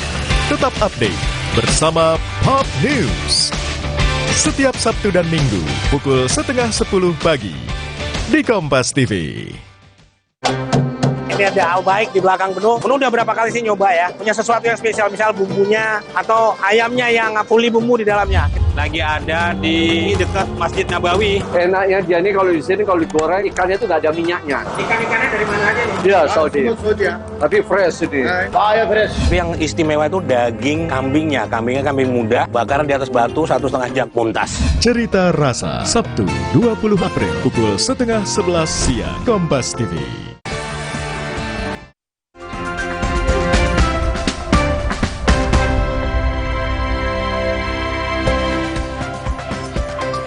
Saudara, Timnas Indonesia sukses memetik kemenangan perdana di penyisihan Grup A Piala Asia U23 2024. Gol tunggal Komang Teguh di penghujung babak pertama membawa Indonesia raih 3 poin. Bermain menekan sejak awal laga saat jumpa Australia, Timnas Indonesia U23 cukup merepotkan pertahanan Oli Rose. Tapi sayang di menit 21, bola yang dikirim Muhammad Tore mengenai tangan Komang Teguh di kotak penalti. Wasit pun memberikan hadiah penalti untuk Australia. Tore yang menjadi eksekutor penalti gagal menunaikan tugasnya setelah bola hasil sepakannya ditepis Hernando Ari. Komang Teguh akhirnya menebus kesalahannya di penghujung babak pertama. Komang sukses menyundul bola ke gawang Patrick Beach.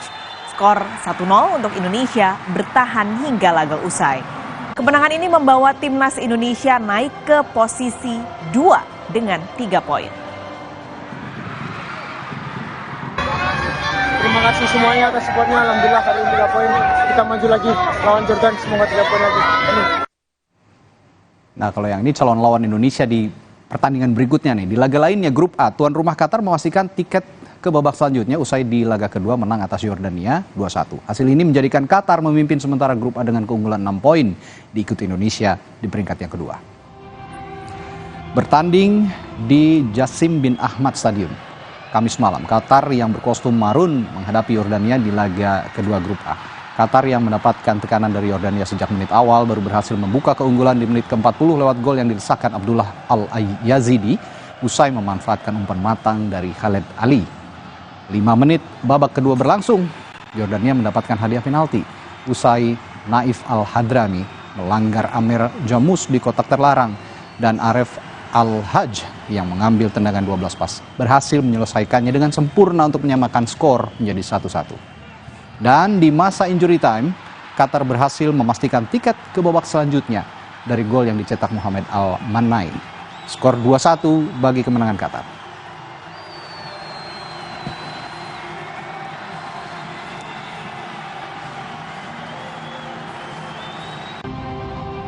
Kira-kira peluangnya besar nggak nih sama Jordania? Harus menang. Kalau Jordania dikalahkan Qatar, kita kan ya kalau hitung-hitungan kemarin kalah 2-0, bisa lah. Ya, kalau kekuatan Australia yang begitu kuat begitu kemarin bisa dilibas 1-0, kira-kira dengan Jordania bisa juga. Bisa ya. Ini kapan sih tandingnya tadi? Aduh, saya juga lupa ingat. Kayaknya minggu depan. Tapi man of the match yang tadi malam, kalau kamu versi kamu siapa? Tentu saya tidur karena tidak menyaksikan, tapi saya tentu berdoa supaya timnas bisa lolos. Kalau buat saya Hernando Ari jadi man of the match buat saya karena berapa kali menyelamatkan gawang Indonesia dari kebobolan. Iya. Yang penalti dia berhasil menahan itu kan. Betul. Jadi nanti diharapkan performa Hernando Ari juga bisa gemilang di lawan Jordania. Dan juga ujung tombak kita ada Marcelino Ferdinand, favorit saya tuh. Mudah-mudahan kita menang di pertandingan berikutnya. Informasi tadi sekaligus menutup perjumpaan kita di Sapa Indonesia Pagi. Terima kasih buat Anda yang telah menyaksikan. Selamat berhari pekan. Saya Radi Saputro. Saya Pascalis Siswari. Sampai jumpa.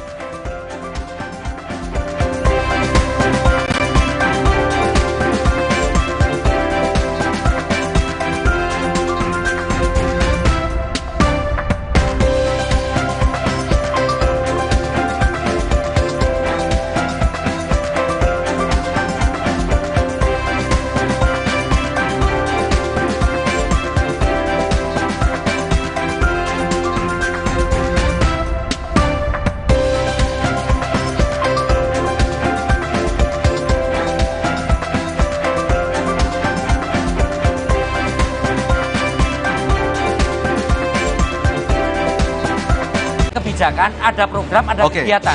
Dan oleh KTA tidak bekerja di anggota partai. Lugas beradu pendapat. Ini adalah isu yang mengada-ngada menurut Anda? Kita periksa fakta-faktanya. Arahnya sudah jelas. Itu tugas utamanya kok. Dua opini yang berbeda. Saya perjelas. Menyoroti kegiatan, infrastruktur. Dua arah.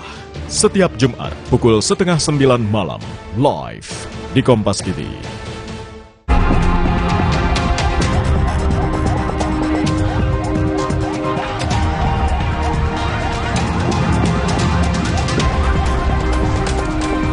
Kebakaran hebat melanda sebuah toko perajin bingkai di Jalan Mampang Prapatan, Jakarta Selatan. Polisi menyebut ada beberapa orang terjebak di dalam bangunan yang terbakar.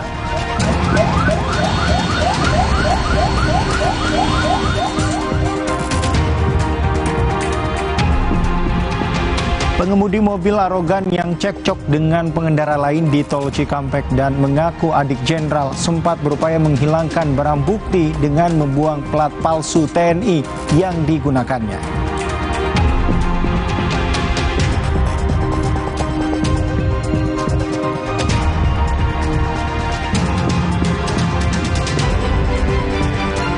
Selebritas Anang Hermansyah yang tengah berlibur di Dubai bersama keluarga menceritakan saat harus menerjang banjir di basement sebuah mal.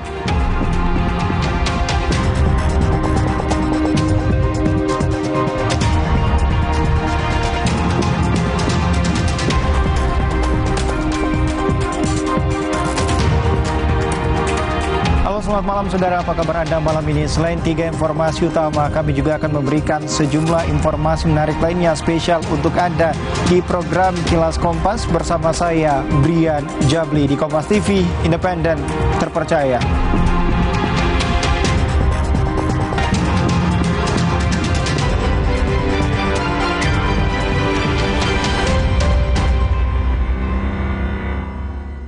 Kita awali Kilas Kompas, saudara. Kebakaran hebat melanda sebuah toko perajin bingkai di Jalan Mampang Perapatan, Jakarta Selatan. Polisi menyebut ada beberapa orang terjebak dan 5 orang terluka berhasil dievakuasi.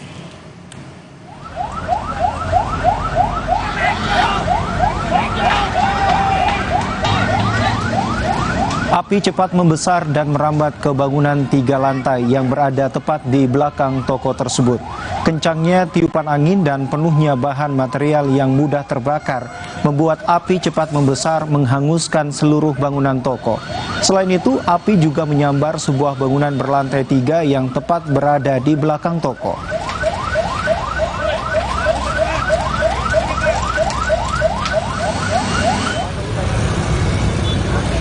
Di tengah upaya pemadaman, petugas gabungan mengevakuasi 5 orang dari kebakaran.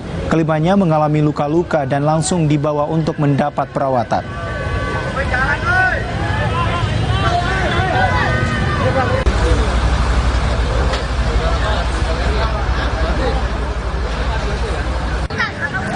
Hingga pukul 10 malam, pemadam kebakaran masih terus berupaya memadamkan api. Selain 5 orang terluka, polisi menduga masih ada orang terjebak dalam bangunan yang terbakar.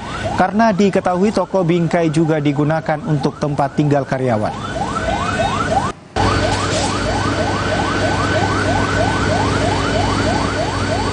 Di mana yang posisi depan adalah bangunan 1 lantai, kemudian bagian belakang ada 4 lantai, sehingga agak kesulitan petugas untuk menjangkau ke arah bagian kebakaran di bangunan 4 lantai ini. Kemudian informasi terkini yang berhasil sudah diselamatkan korban ada 5 orang yang merupakan seluruhnya karyawan. Info sementara yang kami terima masih ada beberapa korban lagi yang terperangkap di dalam. Kami masih upayakan maksimal untuk pemadaman, pendinginan, dan kami akan upayakan untuk evakuasi. Saudara, kita terhubung dengan jurnalis Kompas TV Ferdi Marlupi di lokasi kebakaran di Mampang, Jakarta Selatan. Ferdi, bagaimana situasi di sana saat ini, Ferdi? Ya, Brian dan saudara, hingga malam ini pukul 23.34 waktu Indonesia Barat, sedikitnya ada 20 unit mobil pemadam kebakaran yang dikerahkan ke lokasi untuk mencoba melakukan pemadaman di lokasi kebakaran di Jalan Mampang, yaitu di tempat pengrajin bingkai. Hingga saat ini proses pemadaman masih terus dilakukan karena posisi saya sekarang ini di belakang itu asap tebal itu masih terlihat. Dan dugaan sementara masih ada 7 orang korban lagi yang terjebak di dalam bangunan tersebut. Baik, Ferdi, Anda tadi menyebutkan dan juga polisi menyebut diduga ada orang yang terjebak di dalam bangunan yang terbakar. Apa sudah ada info terkini terkait hal ini? Ya, saat ini belum bisa dipastikan apakah memang benar ada yang terjebak atau tidak. Namun informasi yang diterima dari kepolisian itu ada 7 orang korban yang masih terjebak di dalam, 2 diantaranya anak-anak. Untuk memastikan keberadaan 7 korban tersebut, hingga saat ini petugas dari pemadam kebakaran masih terus berjibaku melakukan pemadaman api, Brian. Baik, Ferdi, apa penyebab kebakaran sebenarnya yang terjadi di sana? Ya, untuk saat ini polisi belum bisa memastikan apa penyebab kebakaran karena yang menjadi fokus saat ini itu melakukan pemadaman dan memastikan benar atau tidaknya korban yang masih terjebak di dalam. Baik, Ferdi, ini kebakaran terjadi di salah satu tempat perajin bingkai ya. Lalu untuk lokasi kebakaran ini sekitarnya itu apa? Apakah perumahan warga atau pemukiman warga atau memang untuk area pabrik juga seperti itu? Oh enggak. Untuk di sekitar lokasi itu bangunan-bangunan permanen yang sudah berhasil dilakukan penelitian hingga tidak melakukan perbuatan diskriminasi. Jadi untuk lokasi yang tepat itu hanya tempat pengrajin bingkai dan bangunan yang di belakangnya yang tempat tinggal pengrajin bingkai sendiri. Brian. Baik, terima kasih atas laporan Anda. Jurnalis Kompas TV, Ferdi Marlupis sudah menyampaikan langsung dari lokasi. Terima kasih. Kita ke informasi selanjutnya, Saudara. 2 karyawan maskapai penerbangan ditangkap karena berusaha menyelundupkan narkotika melalui jalur udara. 2 dari 7 pelaku yang diamankan merupakan pegawai maskapai Lion Air, DA dan RP. Keduanya berperan sebagai kurir dan perantara yang membawa 5 kg sabu dan 1.841 ekstasi. Keduanya menyelundupkan narkotika ke dalam Bandara Kuala Namu menggunakan mobil Lavatoru. Keterlibatan 2 karyawan maskapai penerbangan tersebut diungkap oleh Direktorat Tindak Pidana Narkoba Bareskrim Polri.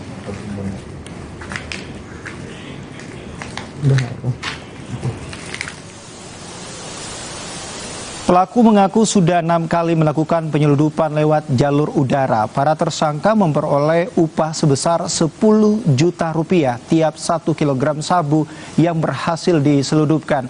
Sementara kurir atau pengantar mendapat upah yang bervariasi dari 3 juta hingga 6 juta rupiah.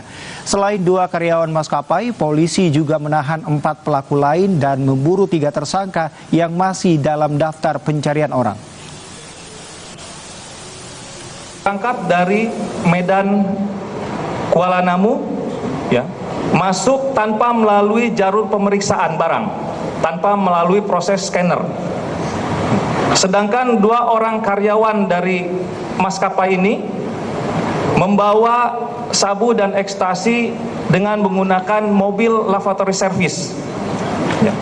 Mereka bertemu setelah turun dari Garbarata. Yang lainnya menggunakan bis penumpang umum lainnya, sedangkan tersangka MR menggunakan kendaraan lavatory service. Hingga kita berhasil mengamankan 7 orang tersangka dan ada 3 DPO yang sedang kita kejar, yaitu saudara Y, PR, dan C.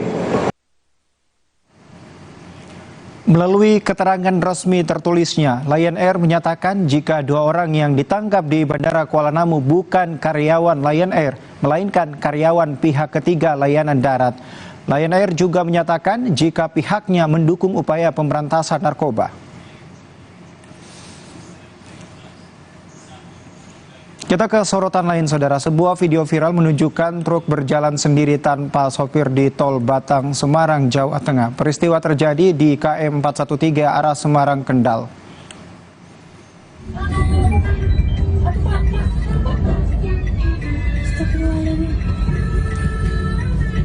Dalam video yang beredar di media sosial, tampak truk berjalan sendiri di ruas tol hingga menabrak pembatas di tengah jalan. Tak lama terlihat sang sopir berupaya mengejar truk, tetapi terjatuh. Sang sopir kembali berdiri berlari dan mengejar truk.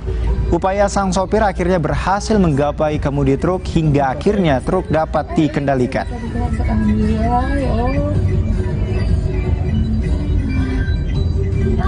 Polisi menyebut peristiwa terjadi akibat sopir lupa menarik tuas rem tangan saat turun dari truk. Peristiwa berawal saat truk berhenti karena sempat menyerempet gardu pembayaran dan diminta petugas jasa marga untuk berhenti. Saat truk menepi, pengemudi truk turun tetapi lupa menarik tuas rem tangan. Pengemudi berhasil meraih pintu kabin truk lalu naik dan menghentikan truknya. Tidak ada korban luka ataupun jiwa akibat peristiwa ini. Truk tersebut turun, yang bersangkutan supir truk tersebut lupa untuk menghandrem dari mobil truk tersebut, sehingga mobil tersebut meluncur sendiri di luar kendali dari supir truk. Tidak ada korban baik dari pihak truk maupun mobil lain di sekitar. Kita ke informasi lain, Saudara. Polrestabes Makassar menggelar rekonstruksi kasus suami bunuh istri yang jasadnya dikubur di dalam rumah selama 7 tahun. Tim forensik Inavis, Bayangkara, dan Reskrim Polrestabes Makassar bersama pelaku pembunuhan sekaligus suami korban, Hengki, melakukan 51 adegan reka ulang.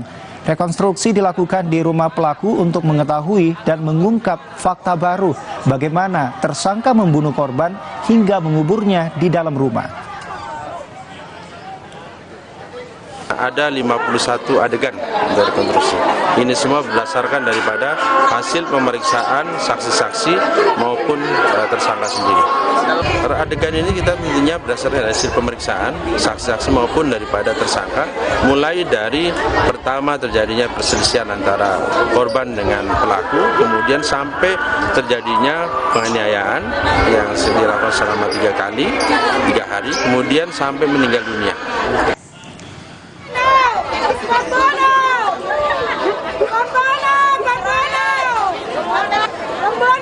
Warga yang menonton reka ulang pembunuhan emosi dengan tindakan pelaku dan meminta hukuman setimpal.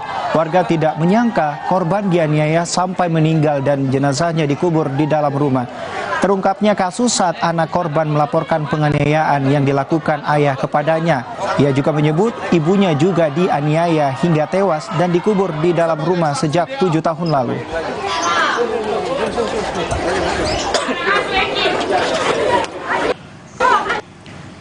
Saudara, usai jeda kami akan kembali dengan informasi pengemudi mobil arogan yang cekcok dengan pengendara lain di tol Cikampek dan mengaku adik jenderal sempat berupaya menghilangkan barang bukti dengan membuat plat palsu TNI yang digunakannya.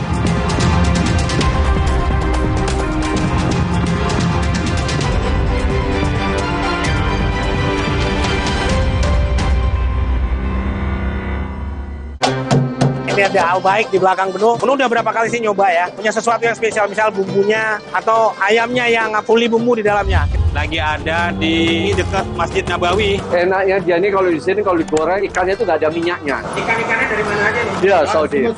Tapi fresh ini. Fresh. Tapi yang istimewa itu daging kambingnya. Kambingnya kambing muda, bakaran di atas batu 1,5 jam muntas. Cerita Rasa, Sabtu 20 April pukul 10:30 siang, Kompas TV.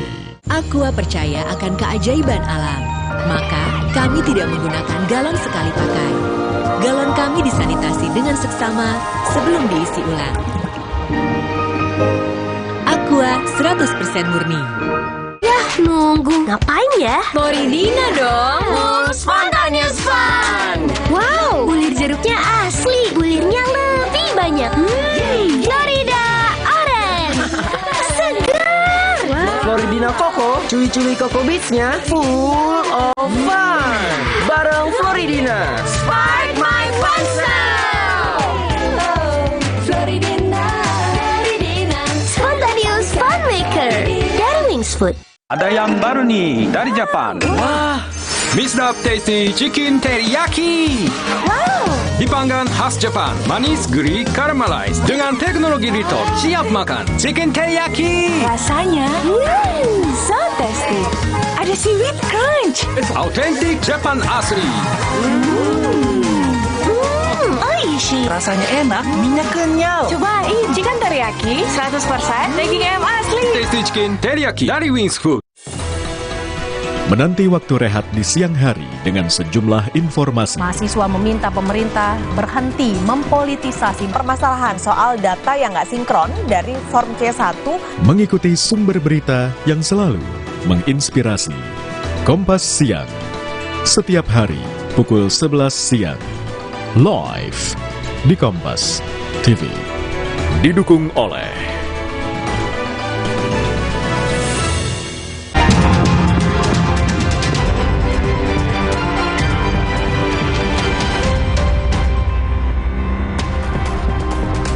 Terima kasih saudara, Anda masih menyaksikan Kelas Kompas bersama saya, Brian Jabli. Saudara, pengemudi mobil arogan yang cekcok dengan pengendara lain di tol Cikampek dan mengaku adik jenderal membuang plat palsu TNI yang digunakannya. Usai video percekcokannya viral, pelaku langsung membuang plat mobilnya di daerah Lembang, Jawa Barat. Pelaku bahkan tak kembali ke rumahnya dan bersembunyi dengan cara menginap di hotel. Ia akhirnya ditangkap polisi di rumah kakaknya di kawasan Pondok Kelapa, Jakarta Timur. Oh itu, coba dibuka Pak. Tunjukin ke sini. Oke. Polisi memastikan pengendara Fortuner itu bukan anggota TNI. Kepada polisi, pelaku inisial PWGA mengaku menggunakan plat palsu TNI untuk menghindari sistem ganjil genap arus mudik. Plat dinas TNI yang digunakan pun sudah tidak berlaku. Rekan-rekan sekalian, sudah bisa kita mulai. Tersangka menggunakan plat nomor Mabes TNI dengan nomor 84-33700. Hal tersebut dimaksudkan dalam rangka untuk menghindari ganjil genap yang diberlakukan di jalan tol Jakarta Cikampek. Berhasil kami ambil di lokasi pembuangan, yaitu di suatu tempat di daerah di Lembang, Jawa Barat. Tabrakan duluan, Bapak anggota Pak? Iya, lu yang tabrak duluan. Anggota ya?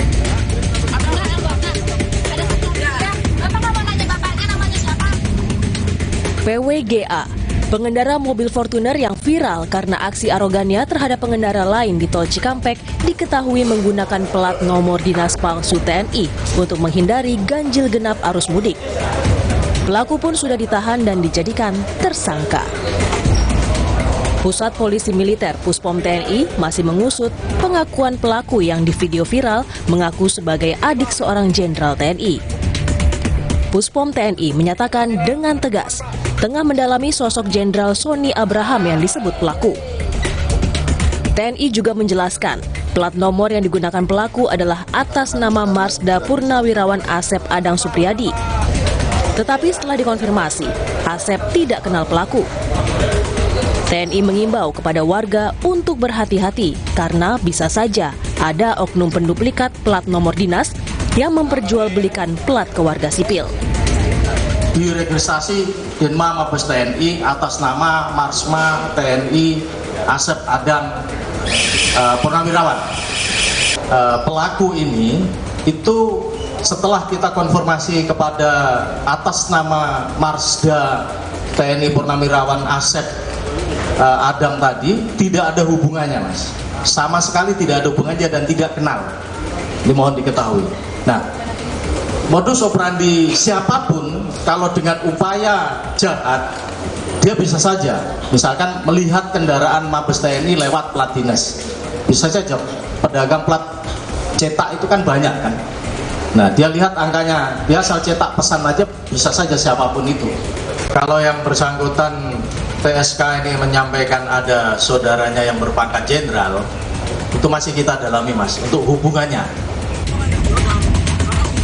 Setelah ditetapkan sebagai tersangka, pengendara arogan PWGA disangkakan dengan pasal 263 KUHP tentang pemalsuan surat dengan ancaman hukuman penjara paling lama 6 tahun. Tim Liputan, Kompas TV.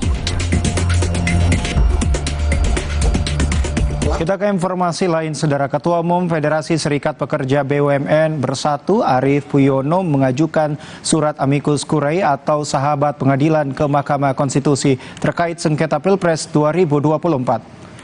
Berbeda dengan pengajuan amicus curiae dari pihak lain, Arief meminta Hakim MK menolak permohonan sengketa Pilpres yang diajukan Anies Mohaimin dan Ganjar Mahfud. Arief menilai kemenangan Prabowo Gibran sudah sah tanpa unsur kecurangan. Ia juga menambahkan proses pemilihan presiden berjalan lancar tanpa protes dari masyarakat.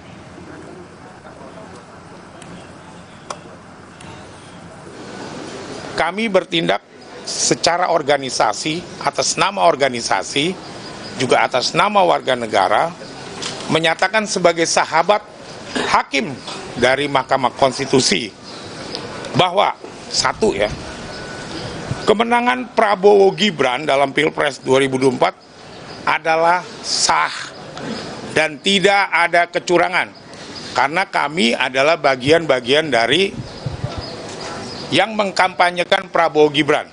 Ya. Jelang putusan sengketa hasil Pilpres 2024, banyak pihak berbondong-bondong menjadi sahabat pengadilan atau amicus curiae. Hari ini, Senat Mahasiswa Sekolah Tinggi Filsafat Driyarkara mengajukan diri sebagai amicus curiae ke Mahkamah Konstitusi. Dalam surat amicus curiae, Senat Mahasiswa STF memohon Majelis Hakim MK mengabulkan seluruh permohonan kubu Anies Mohaimin dan Ganjar Mahfud.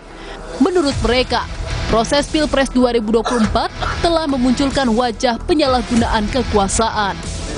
Kami simpulkan bahwa pemilu 2024 telah memunculkan wajah penyalahgunaan kekuasaan. Maka saya memohon agar majelis hukum dan hakim di Mahkamah Konstitusi dapat melihat bahwa pikiran luhur ini tentang kesetaraan, tentang transparansi, proses demokrasi, dan juga asas ketidakcurangan harus tetap diprioritaskan. Dan yang ketiga, kami memohon kepada hakim-hakim Mahkamah Konstitusi Republik Indonesia untuk mencegah dan memberhentikan praktik-praktik pemusatan kekuasaan di eksekutif. Tak hanya itu, pengajuan diri sebagai sahabat pengadilan atau amicus curiae juga dilakukan Koalisi Masyarakat Sipil dan Rohaniawan. Dalam suratnya, koalisi memohon Hakim Konstitusi menjatuhkan putusan berdasarkan etika, sekaligus mengadili untuk memperbaiki nilai-nilai kebangsaan. Diberikan kepada Mahkamah Konstitusi dengan harapan ini menjadi salah satu butir-butir pertimbangan mengetuk hati nurani agar supaya para hakim Mahkamah Konstitusi yang mulia bisa benar-benar memakai akal yang sehat dan sebagai bangsa beragama dan dia dengan etika keagamaan yang tulus, para spiritual yang tinggi, sehingga bisa memutuskan keputusan tanggal 22 April dengan seadil-adilnya, imparsial. Sebelumnya, Ketua Umum PDI Perjuangan Megawati Soekarno Putri juga telah mengajukan diri sebagai amicus curiae atau sahabat pengadilan ke Mahkamah Konstitusi. Pengajuan amicus curiae ini ditulis dalam sebuah surat yang ditulis tangan dan ditandatangani langsung oleh Megawati Soekarno Putri dan diserahkan Sekjen PDIP Hasto Kristianto ke MK. Ini ada seluruh pertimbangan-pertimbangannya yang disampaikan oleh Ibu Megawati sebagai amicus curiae dan kemudian ditutup dengan tulisan tangan. Rakyat Indonesia yang tercinta, marilah kita berdoa. Semoga ketuk palu Mahkamah Konstitusi bukan merupakan palu godam, melainkan palu emas. Seperti kata Ibu Kartini pada tahun 1911, habis gelap terbitlah terang, sehingga fajar demokrasi yang telah kita perjuangkan dari dulu timbul kembali dan akan diingat terus-menerus oleh generasi bangsa Indonesia. Amin ya rabbal alamin. Pengajuan amicus curiae baru terjadi di Pilpres 2024. Mahkamah Konstitusi telah menerima 23 pengajuan amicus curiae hingga tanggal 16 April 2024. Tim Liputan Kompas TV. Saudara, selebritas Anang Hermansyah yang tengah berlibur di Dubai bersama keluarga menceritakan saat harus menerjang banjir di basement sebuah mall. Informasi selengkapnya usai jeda. Tetaplah bersama kami di Kelas Kompas.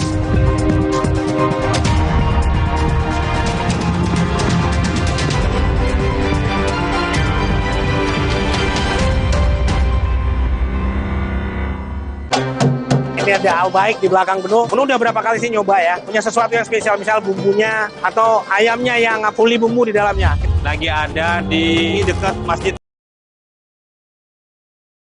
Nabawi. Enaknya dia nih kalau di sini kalau digoreng ikannya itu nggak ada minyaknya. Ikan-ikannya dari mana aja? Tidak tahu dia. Tapi fresh ini. Yang istimewa itu daging kambingnya. Kambingnya kambing muda, bakaran di atas batu 1,5 jam muntas. Cerita Rasa, Sabtu 20 April pukul 10:30 siang, Kompas TV. Laksanya beneran sedap. Cobain. Aromanya bikin ngiler. Minyak tebal, kuah gurihnya sedap banget. Bikin lagi. Puas banget. Baru mie sedap Singapura Spicy Laksa dari Wingsfood. Fokus dan kepercayaan diriku sangat diperlukan. Gejala flu seperti bersin-bersin, hidung tersumbat, sakit kepala dan demam reda dengan Ultra Flu. Ultra Flu, flu reda, lega rasanya. Informasi terkini dari segala lini. Pan Berita Utama akan menyajikan sejumlah informasi menarik yang paling mengundang atensi. Kami kompilasi berita pilihan yang sudah kami siapkan untuk Anda dan jadikan referensi utama untuk Anda. Dan Anda tetap bersama kami. Terima kasih. Sampai jumpa. Berita utama ikuti pada jam-jam berikut live di Kompas TV. Didukung oleh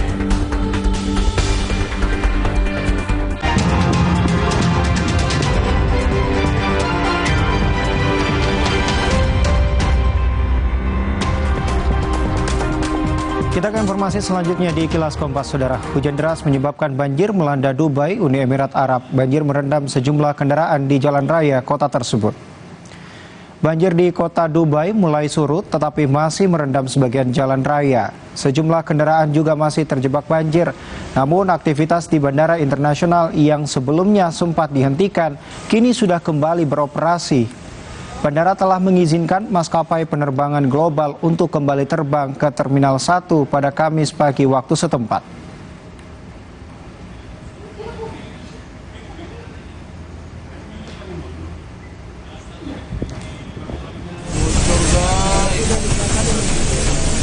Selebritas Anang Hermansyah yang tengah berlibur di Dubai bersama keluarga menceritakan saat harus menerjang banjir di basement sebuah mal. Bahkan di salah satu video yang diunggah menunjukkan kondisi mal perbelanjaan yang digenangi banjir. Akibat banjir ini keluarga Anang terjebak dan tak bisa pulang karena banyak penerbangan yang dihentikan. Banjir ya guys. Banjir ya guys. Banjir guys. Saudara, informasi tadi menutup perjumpaan kita malam ini di program Kilas Kompas di Kompas TV Independen Terpercaya. Saya Brian Jabli, mewakili kru yang bertugas mengucapkan terima kasih atas kebersamaan Anda. Selamat malam, sampai jumpa.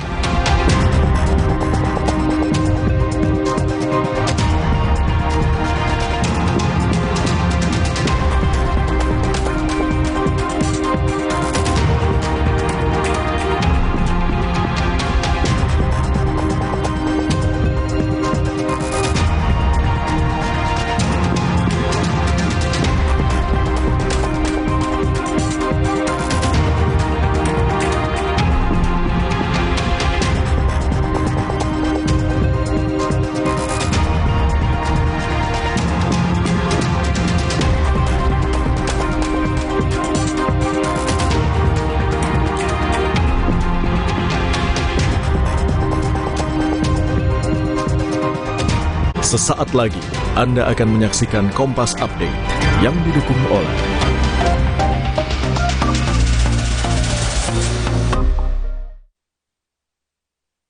Selamat pagi, Anda menyaksikan Kompas Update. Bersama saya, Glory Oyong, presenter Artificial Intelligence. Pihak berwenang di Kurgan, Rusia, memerintahkan untuk segera melakukan evakuasi terhadap ribuan warganya yang terjebak banjir.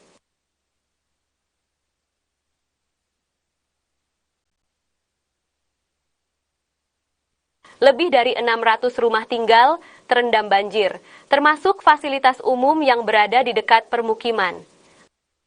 14.300 warga, termasuk anak-anak, telah dievakuasi dan ditempatkan di 20 pusat akomodasi sementara untuk penampungan. Sedangkan warga dengan disabilitas ditempatkan di rumah sakit distrik pusat. Pemerintah setempat menyebut bahwa ketinggian air diprediksi akan terus naik dan mencapai 10 meter di beberapa lokasi. Pemerintah menyebut bahwa ini dampak dari salju musim dingin yang mencair dan kondisi alam yang semakin buruk.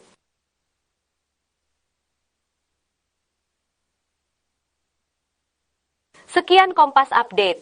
Saya Glory Oyong, presenter Artificial Intelligence. Terima kasih, sampai jumpa. Terima kasih Anda telah menyaksikan Kompas Update yang didukung oleh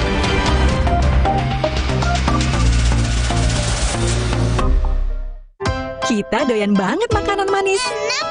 Tapi kita nggak takut gigi berlubang. Karena pakai Ciptaden Maxi 12 Plus dengan enamel lock yang melindungi enamel gigi. Gigi kuat nggak takut lubang. Terus nyemil manis-manis. Program makan siang gratis menurut Anda akan berjalan mulus nggak sih di parlemen?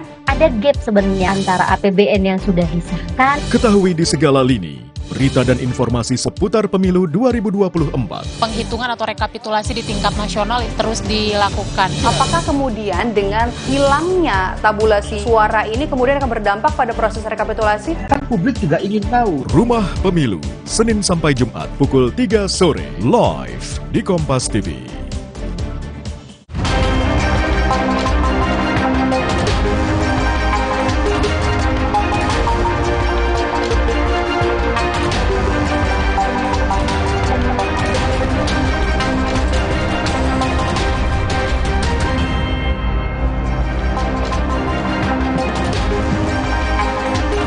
Apa kabar saudara? Selama 1 jam ke depan, Berita Utama akan menyajikan sejumlah informasi menarik bersama dengan saya, Rizona Gali. Dan saya, Valentina Sitorus. Hubungan antara Iran dan Israel kembali memanas.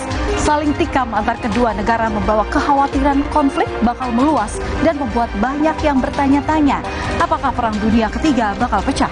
Ulasan lengkapnya saudara akan kami hadirkan bersama dengan berita pilihan yang sudah kami siapkan untuk Anda. Dan berita lain yang aktual untuk Anda simak di antaranya.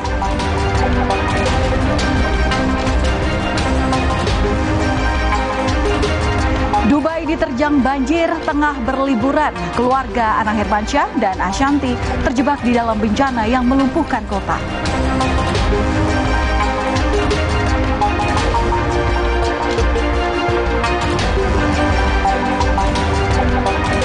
Para pegawai bank di Brazil dibuat syok oleh perempuan yang datang membawa jenazah dengan kursi roda untuk menandatangani surat utang.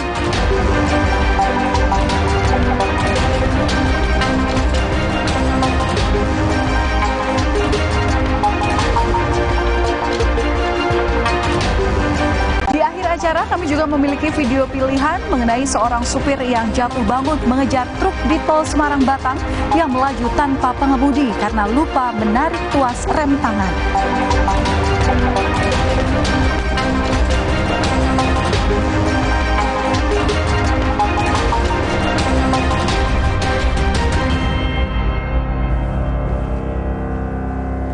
Kita ke informasi pertama, saudara. 3 rumah di Cilandak, Jakarta Selatan terbakar. Petugas pemadam kebakaran kesulitan memadamkan api karena akses jalan yang sempit.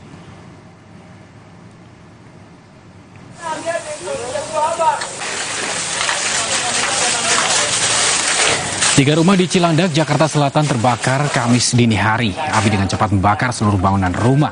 Api baru bisa dipadamkan setelah 14 unit mobil dan 70 personel petugas pemadam kebakaran dikerahkan ke lokasi. Meski sebelumnya petugas pemadam kebakaran ini sempat kesulitan memadamkan api karena jauhnya sumber air dan sempitnya akses jalan ke lokasi. Kebakaran diduga disebabkan korsleting listrik.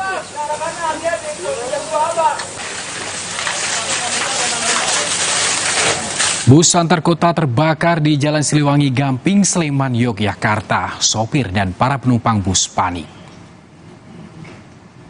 Panas banget. Bus terbakar, saudara, di Jalan Siliwangi, Gamping, Sleman, Yogyakarta pada Kamis pagi. Api awalnya berasal dari bagian mesin belakang bus yang kemudian membesar dan membakar seluruh bagian bus. Beruntung sopir bus melihat api muncul dengan segera langsung menurunkan seluruh penumpang sehingga tidak ada korban jiwa dalam peristiwa ini. 3 unit pemadam kebakaran dari Pemkab Sleman dikerahkan untuk memadamkan api. Dari penyelidikan awal di lokasi kejadian, polisi menyebut kebakaran disebabkan hubungan pendek arus listrik di bagian pendingin udara. Sementara itu, ruas jalan Siliwangi sempat ditutup selama beberapa jam hingga kondisi dinyatakan aman oleh polisi. Oh, panas juga.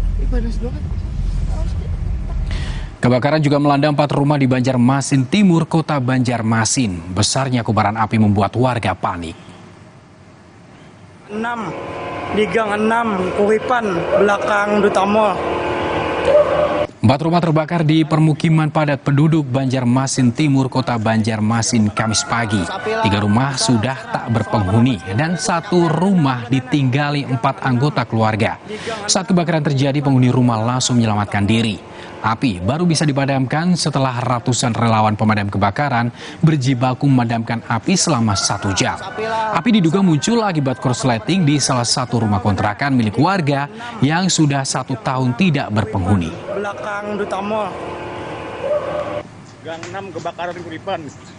Jalan Kuripan, Gang 6, RT 03. Selanjutnya, saudara, seorang pria tewas usai tersambar KRL jurusan Jakarta Rangkas Bitung di perlintasan tanpa palang pintu di Lebak, Banten.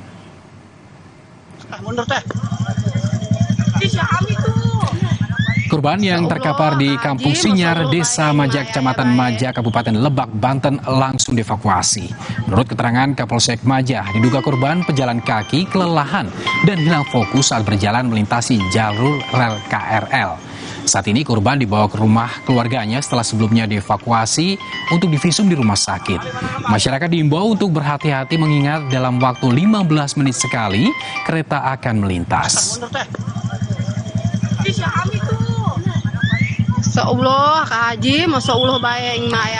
Selanjutnya, saudara, Polrestabes Makassar menggelar rekonstruksi kasus pembunuhan seorang istri oleh suaminya yang jasadnya dikubur di dalam rumah selama hampir 7 tahun. 51 adegan diperagakan oleh pelaku. Tim forensik Inavis Bayangkara dan Reskrim Polrestabes Makassar bersama dengan pelaku utama pembunuhan perempuan sekaligus suami korban, Hengki, melakukan 51 reka ulang adegan. Rekonstruksi dilakukan di rumah pelaku untuk mengetahui dan mengungkap fakta baru bagaimana tersangka membunuh korban dan menguburnya di dalam rumah.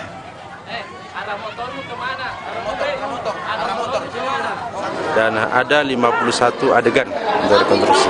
Ini semua berdasarkan daripada hasil pemeriksaan saksi-saksi maupun tersangka sendiri. Adegan ini kita tentunya berdasarkan hasil pemeriksaan saksi-saksi maupun daripada tersangka, mulai dari pertama terjadinya perselisihan antara korban dengan pelaku, kemudian sampai terjadinya penganiayaan yang dilakukan selama 3 hari, kemudian sampai meninggal dunia.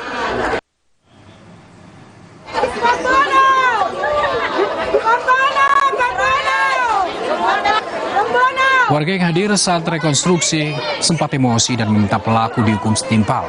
Sejumlah warga tak menyangka korban dianiaya hingga meninggal dunia dan jenazahnya disembunyikan hingga 7 tahun di dalam rumah. Dalam kasus ini, saudara, tersangka mengaku menganiaya istrinya selama 3 hari berturut-turut hingga korban tewas. Sebagai saksi DA. Saudara, seorang pria yang memanipulasi suara Hakim MK seolah mendiskualifikasi Prabowo Gibran di akun media sosial ditangkap polisi. Muhammad Arif ditangkap polisi karena memanipulasi suara Hakim Mahkamah Konstitusi di sebuah akun media sosial pribadinya. Dalam unggahannya, tersangka diduga mengubah suara Hakim MK Suhartoyo membatalkan putusan KPU yang menyatakan Capres Prabowo Gibran ini menang dalam pemilu 2024. Atas perbuatannya, pelaku dijerat dengan Undang-Undang tentang Informasi dan Transaksi Elektronik dengan ancaman hukuman penjara maksimal 12 tahun. Ditreskrim Polda Riau menangani salah satu tindak pidana manipulasi data tentang suara sidang MK, yang mana berawal ini dari patroli siber Bareskrim Mabes Polri, kemudian diteruskan kepada siber Ditreskrim Polda Riau, kemudian kita melakukan penyelidikan dan juga di-backup oleh Bareskrim Mabes Polri, khususnya Direktorat Cyber. Kita mendapati akun tersebut dan mengamankan pelakunya di wilayah Riau. Kita ke sorotan selanjutnya, Saudara. Ketua Tim Kerja Strategis Prabowo Gibran, Bahlil Lahadalia, meyakini Presiden Jokowi dan Ketua Umum PDIP Megawati memiliki perasaan yang sama untuk saling berbicara satu sama lain. Meski begitu, menurut Bahlil, pertemuan kedua tokoh itu tidak perlu terburu-buru. Bahlil menyebut Jokowi Mega merupakan dua tokoh yang bersahabat. Keduanya memiliki jiwa kenegarawanan. Namun Bahlil menekankan pertemuan antara kedua tokoh tersebut sebaiknya tidak terburu-buru.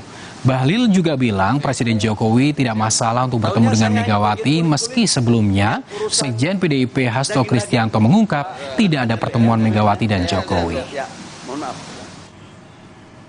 Pak Presiden Jokowi, Ibu Mega ini kan tokoh bangsa, ya. Ya kita lihat aja, pasti mereka punya hati yang baik untuk negara, ya.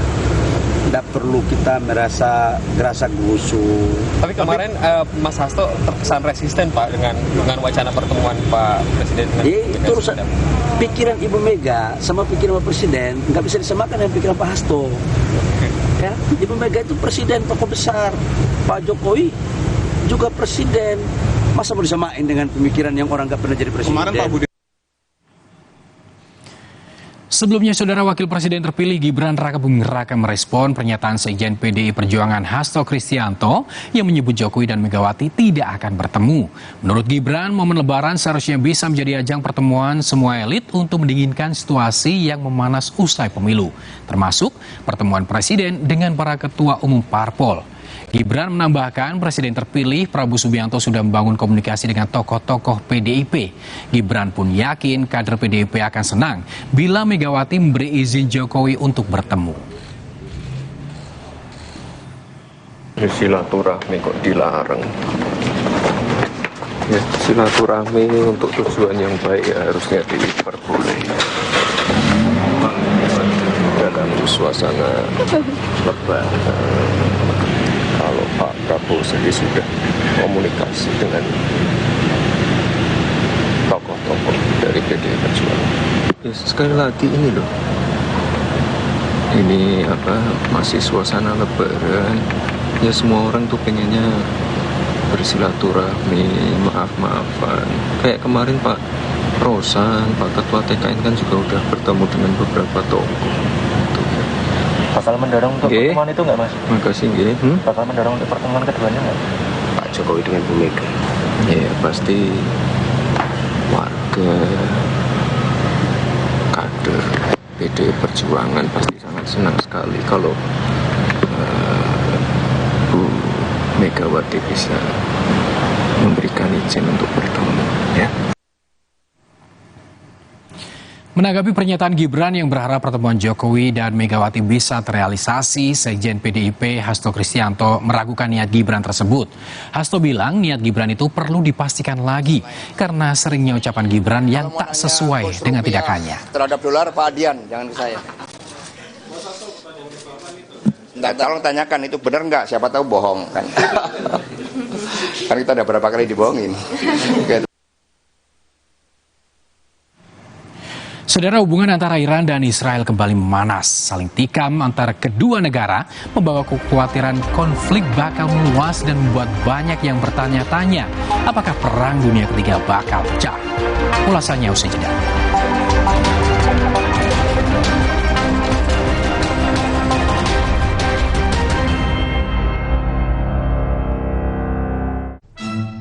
Ayam, nggak usah takut, kan ada Agoda. Agoda.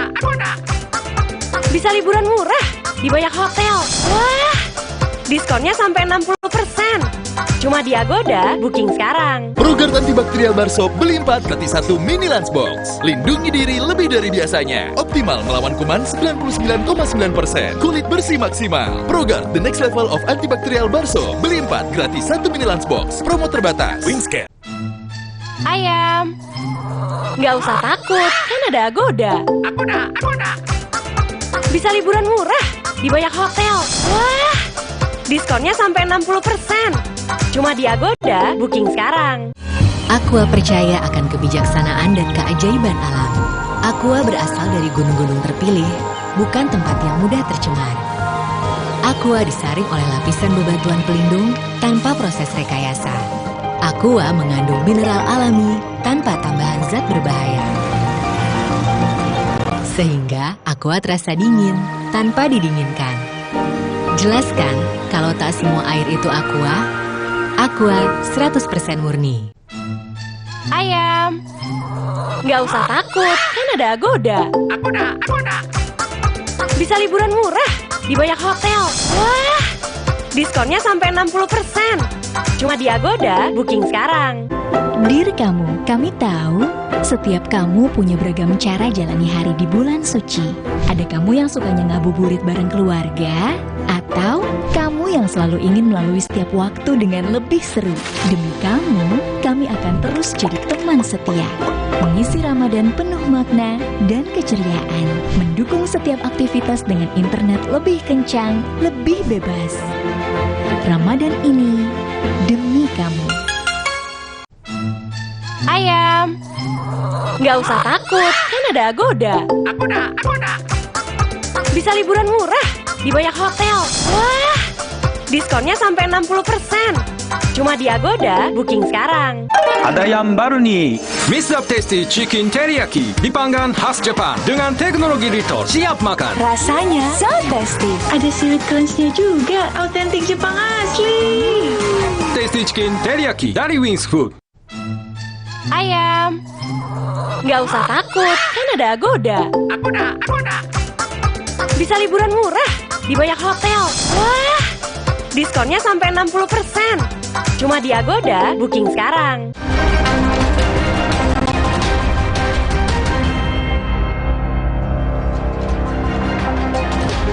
Dunia sedang tidak baik-baik saja. Hubungan antara Iran dan Israel kembali memanas usai Iran melancarkan serangan balasan ke Israel dengan membombardir tanah Israel dengan serbuan drone dan misil. Saling ancam antar kedua negara membawa kekhawatiran konflik ini bakal meluas dan membuat banyak yang bertanya-tanya, apakah Perang Dunia Ketiga bakal pecah? Saudara, ini adalah video yang dirilis oleh televisi Iran, di mana Iran meluncurkan serangan rudal dan ratusan pesawat tanpa awak ke wilayah Israel. Militer Iran menargetkan fasilitas militer Israel. Tindakan ini merupakan aksi balasan setelah Israel diklaim telah menyerang gedung konsulat Iran di Kompleks Kedutaan Iran di Damaskus, Suriah pada 1 April lalu.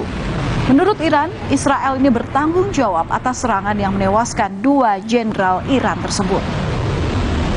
عملیات از نظر ما خاتمه یافته است و قصدی بر ادامه این عملیات وجود نداره، اما چنانچه رژیم صهیونیستی اقدامی رو علیه جمهوری اسلامی ایران چه در خاک ما و چه در مراکز متعلق به ما در کشور سوریه یا جای دیگری انجام بده، عملیات بعدی ما بسیار بزرگتر از این انجام خواهد شد. Militer Israel merilis visual yang menunjukkan kerusakan di pangkalan udara yang disebabkan serangan udara Iran pada Sabtu waktu setempat. Pihak Israel menyebut dampaknya hanya kerusakan ringan. Bekas serangan membentuk lubang besar di tanah.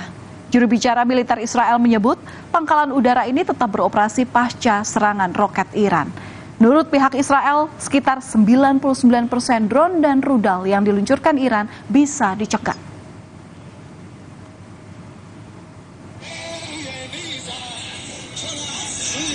Sejumlah warga Iran berkumpul di ibu kota Iran, Teheran, untuk menyusul serangan balasan yang dilakukan Iran ke Israel pada Sabtu malam. Mereka menyuarakan dukungan terhadap serangan drone dan misil yang ditujukan ke Israel.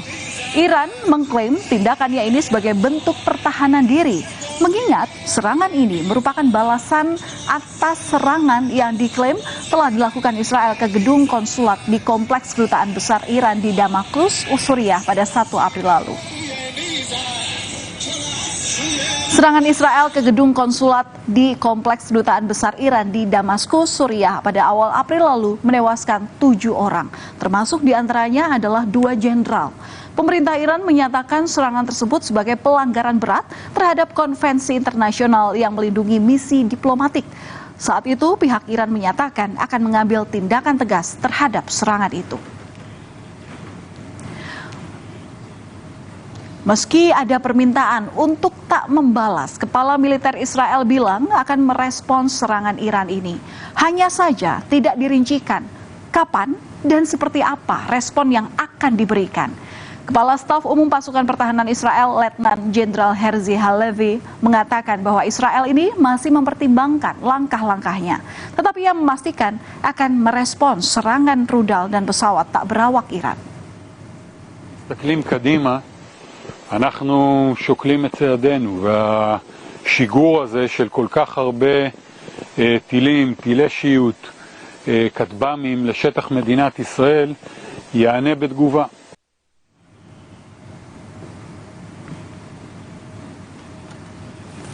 Saudara, pada serangan Sabtu lalu, Iran menunjukkan kekuatan militernya. Dalam serangan itu, Iran meluncurkan 170 pesawat nirawak, 120 peluru kendali balistik, dan 30 rudal jelajah ke wilayah Israel. Salah satu sistem persenjataan yang digunakan Iran adalah drone Shahed 136 Kamikaze. Drone ini diklaim sulit dideteksi radar dengan kecepatan 185 km per jam dan memiliki jangkauan sebesar 2.500 km.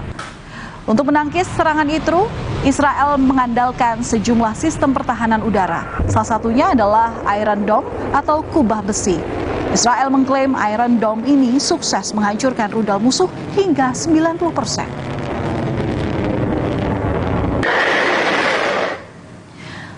Lantas bagaimana sebetulnya kekuatan militer kedua negara ini? Berikut data yang dihimpun oleh Kompas.id. Dari jumlah personel militer aktif, Iran disinyalir memiliki 580.000 personel. Sedangkan Israel ada 169.500 personel. Kemudian Iran juga diketahui memiliki 200.000 personel militer cadangan dan Israel 465.000 personel. Dan dari sisi persenjataan, saudara, Iran ini disokong oleh 4.873 artileri dan Israel 530. Selain itu, Iran juga punya 1.995 tank dan Israel 2.200 tank. Adapun di udara ada 186 pesawat tempur dimiliki oleh Iran dan Israel mempunyai 339 pesawat tempur. Untuk kapal perang, masing-masing Iran dan Israel memiliki 10 dan 49 unit. Pada Selasa kemarin, Perdana Menteri Israel Benjamin Netanyahu bertemu dengan tentara Israel dan berjanji akan membela Israel dalam melawan Iran. Di Tel Hashomer, Benjamin Netanyahu menuding Iran ini berdiri di belakang Hamas dan Hizbullah.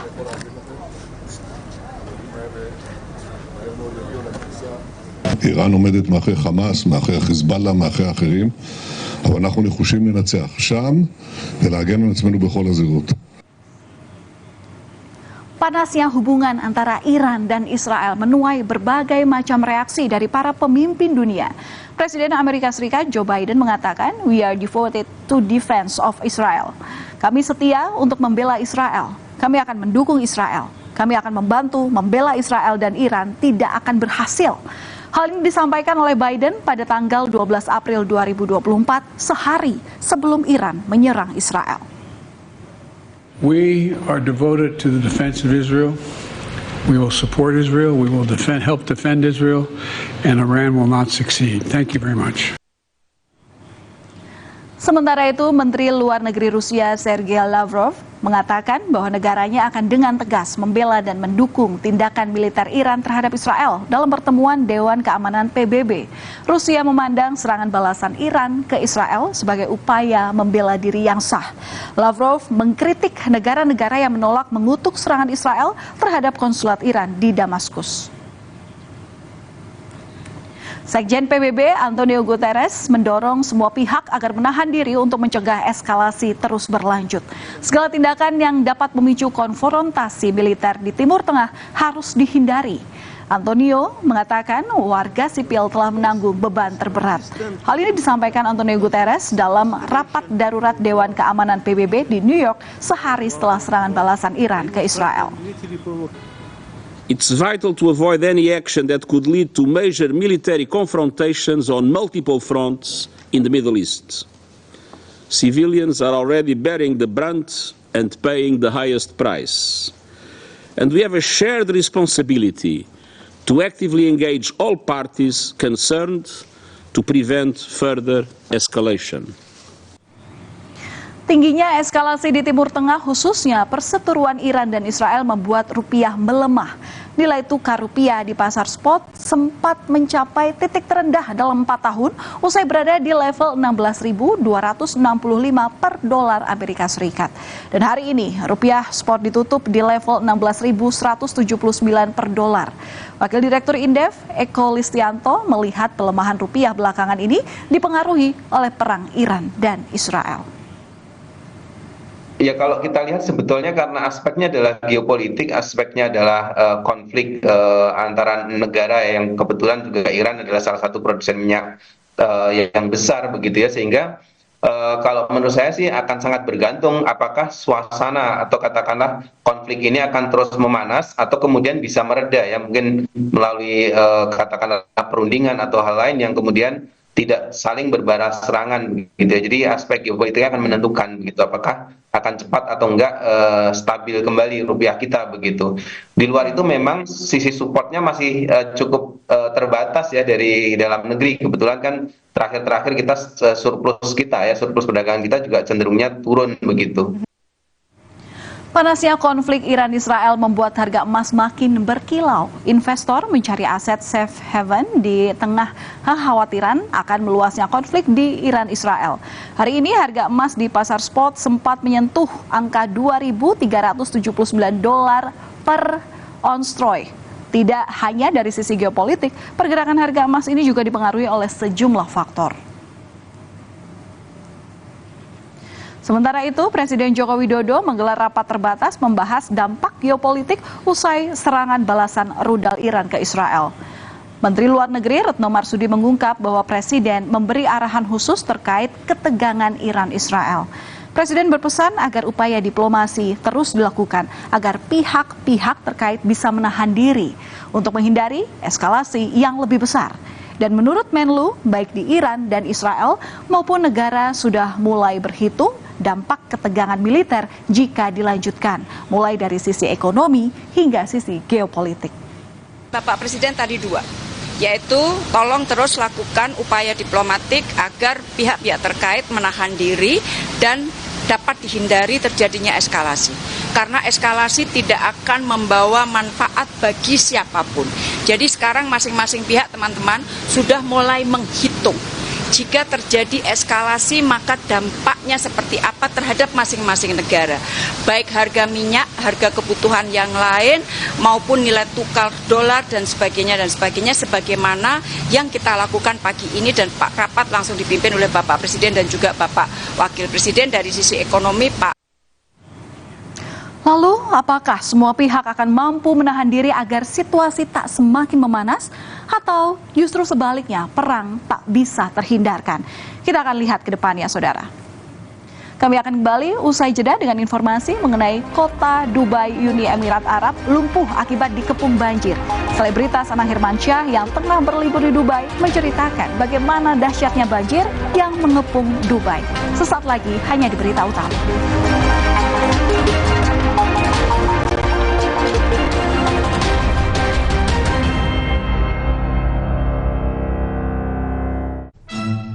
Ayam, nggak usah takut, kan ada Agoda. Agoda. Bisa liburan murah di banyak hotel. Wah, diskonnya sampai 60%. Cuma di Agoda, booking sekarang. Laksanya beneran sedap, cobain. Aromanya bikin ngiler, minyak tebal, kuah gurihnya sedap banget. Bikin lagi, puas banget. Baru mie sedap Singapura Spicy Laksa dari Wingsfood. Kata orang, gue itu si paling kerja, penting seharian, tiba-tiba sakit kepala. Oskadon, oke buat sakit kepala. Bekerja aktif di pusatnya, dapat diminum sebelum makan, tanpa ngantuk. Oskadon, solusi oke, sakit kepala. Pancenoye. Ayam, nggak usah takut, kan ada Agoda. Agoda. Bisa liburan murah di banyak hotel. Wah, Diskonnya sampai 60%. Cuma di Agoda, booking sekarang. Lengkapi referensi Anda dengan update berita terkini. Banjir akibat luapan debit air sungai Batanghari. Bagian warga yang tidak mengungsi. Serta perkembangan peristiwa penting di dalam negeri dan mancanegara. Operasi bukanlah untuk menyatukan daerah pemerintahan. 29 desa. Raih informasi sebelum hari berganti bersama Kompas Malam pada jam-jam berikut. Live di Kompas TV. Didukung oleh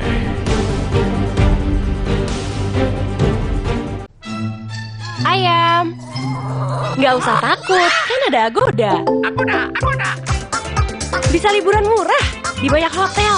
Wah, diskonnya sampai 60%. Cuma di Agoda, booking sekarang. Kata Bu Guru, ilmu itu pelita dalam gelap.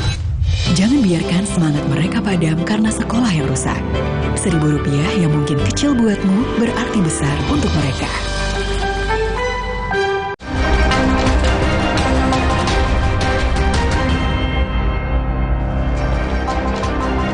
Saudara, kami memiliki 5 informasi pilihan yang tentunya sangat menarik untuk Anda simak. Kita lihat yang pertama, ada Anang terjebak banjir di Dubai. Kota Dubai, Uni Emirat Arab lumpuh akibat dikepung banjir. Selebritas Anang Hermansyah yang tengah berlibur di Dubai menceritakan bagaimana dahsyatnya banjir yang mengepung Dubai.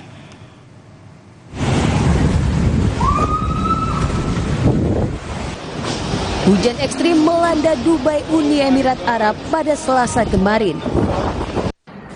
Ruas jalan utama hingga Bandara Internasional Dubai terendam banjir. Penerbangan dihentikan akibat banjir menggenangi landasan terbang. Perjalanan kereta cepat lumpuh karena hampir seluruh area stasiun kereta tergenang air. Kota yang dikenal dengan kemegahannya ini seketika lumpuh karena dikepung banjir.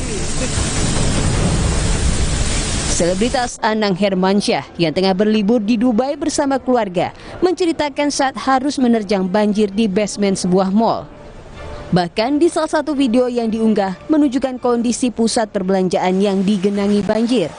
Akibat banjir ini, keluarga Anang terjebak dan tak bisa pulang karena banyak penerbangan yang dihentikan. Ini jadi hari ini kita masih bingung pesawatnya ya Bun. Jadi kita masih stuck di apartemennya yang pas kita nginep karena belum bisa pulang, pesawatnya nggak tahu jam berapa karena penerbangan semua lagi di reschedule. Banjir di mana-mana sampai di Dubai Mall yang sedemikian canggih pun bocor, hujan, jadi nggak bisa pulang. Sebagai kota yang beriklim kering, Dubai biasanya mencatat curah hujan hingga 5 inch dalam setahun. Namun hujan pada Selasa malam setara dengan curah hujan dalam 1 tahun.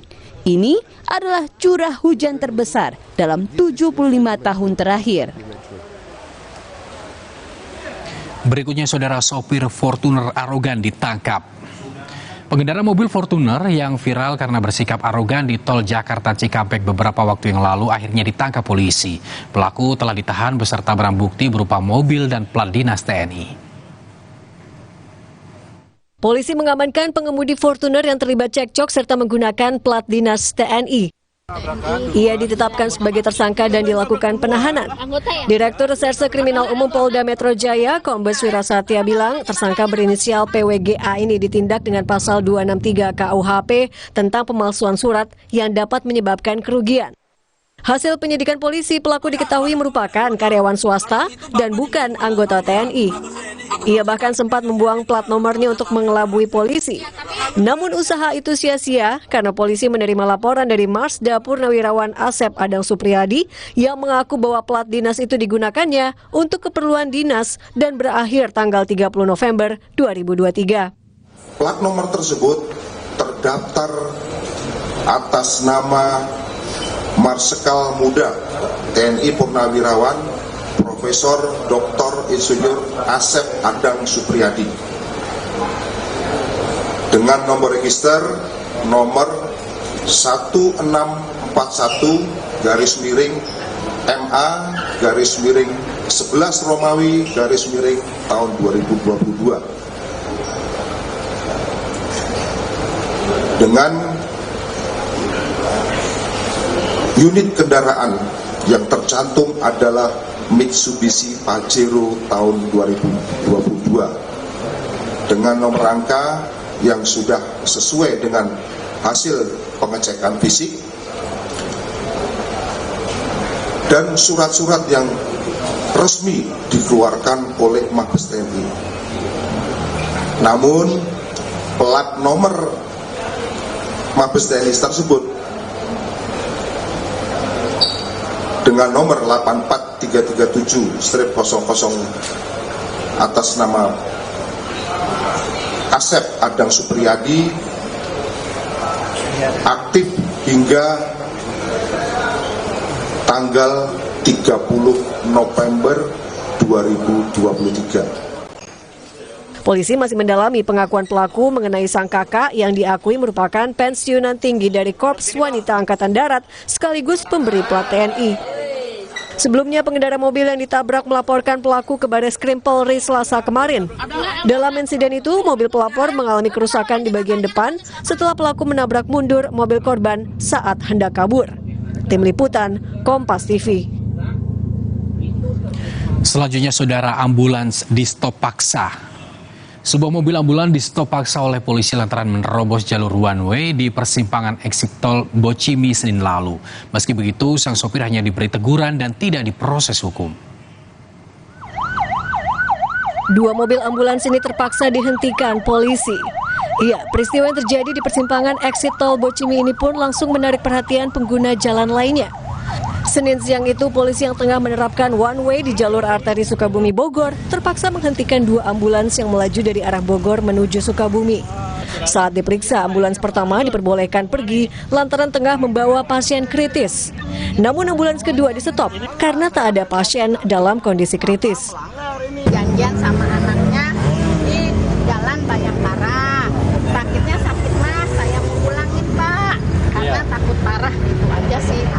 Saya sendiri salah ya, saya juga kan ikut ini gitu, saya mohon maaf gitu ya karena saya ngikutin ambulan yang depan karena kebetulan juga ini kan bawa pasien yang nggak begitu parah ya istilahnya memang gitu. Kita juga minta cepat aja gitu. Membelah jalur sedang one way dan memang ambulannya memang ada dua tadi.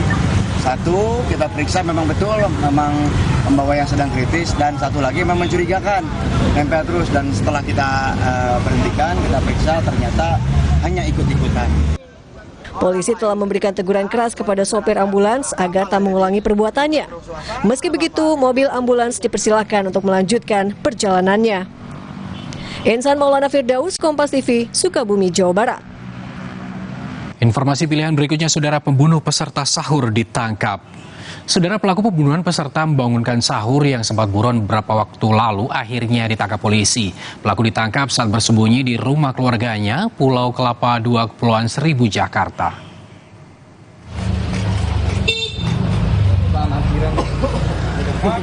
Kepolisian dari Polsek Cilincing menangkap Muhammad Mardiansyah saat bersembunyi di rumah keluarganya di Pulau Kelapa II, Kepulauan Seribu, Jakarta Utara. Pelaku pun langsung digiring menggunakan perahu menuju ke Mapolsek Cilincing, Jakarta Utara. Mas, kenapa kamu bunuh itu? Kamu kenal orangnya? Kenapa dibunuh? Kenapa kamu bunuh?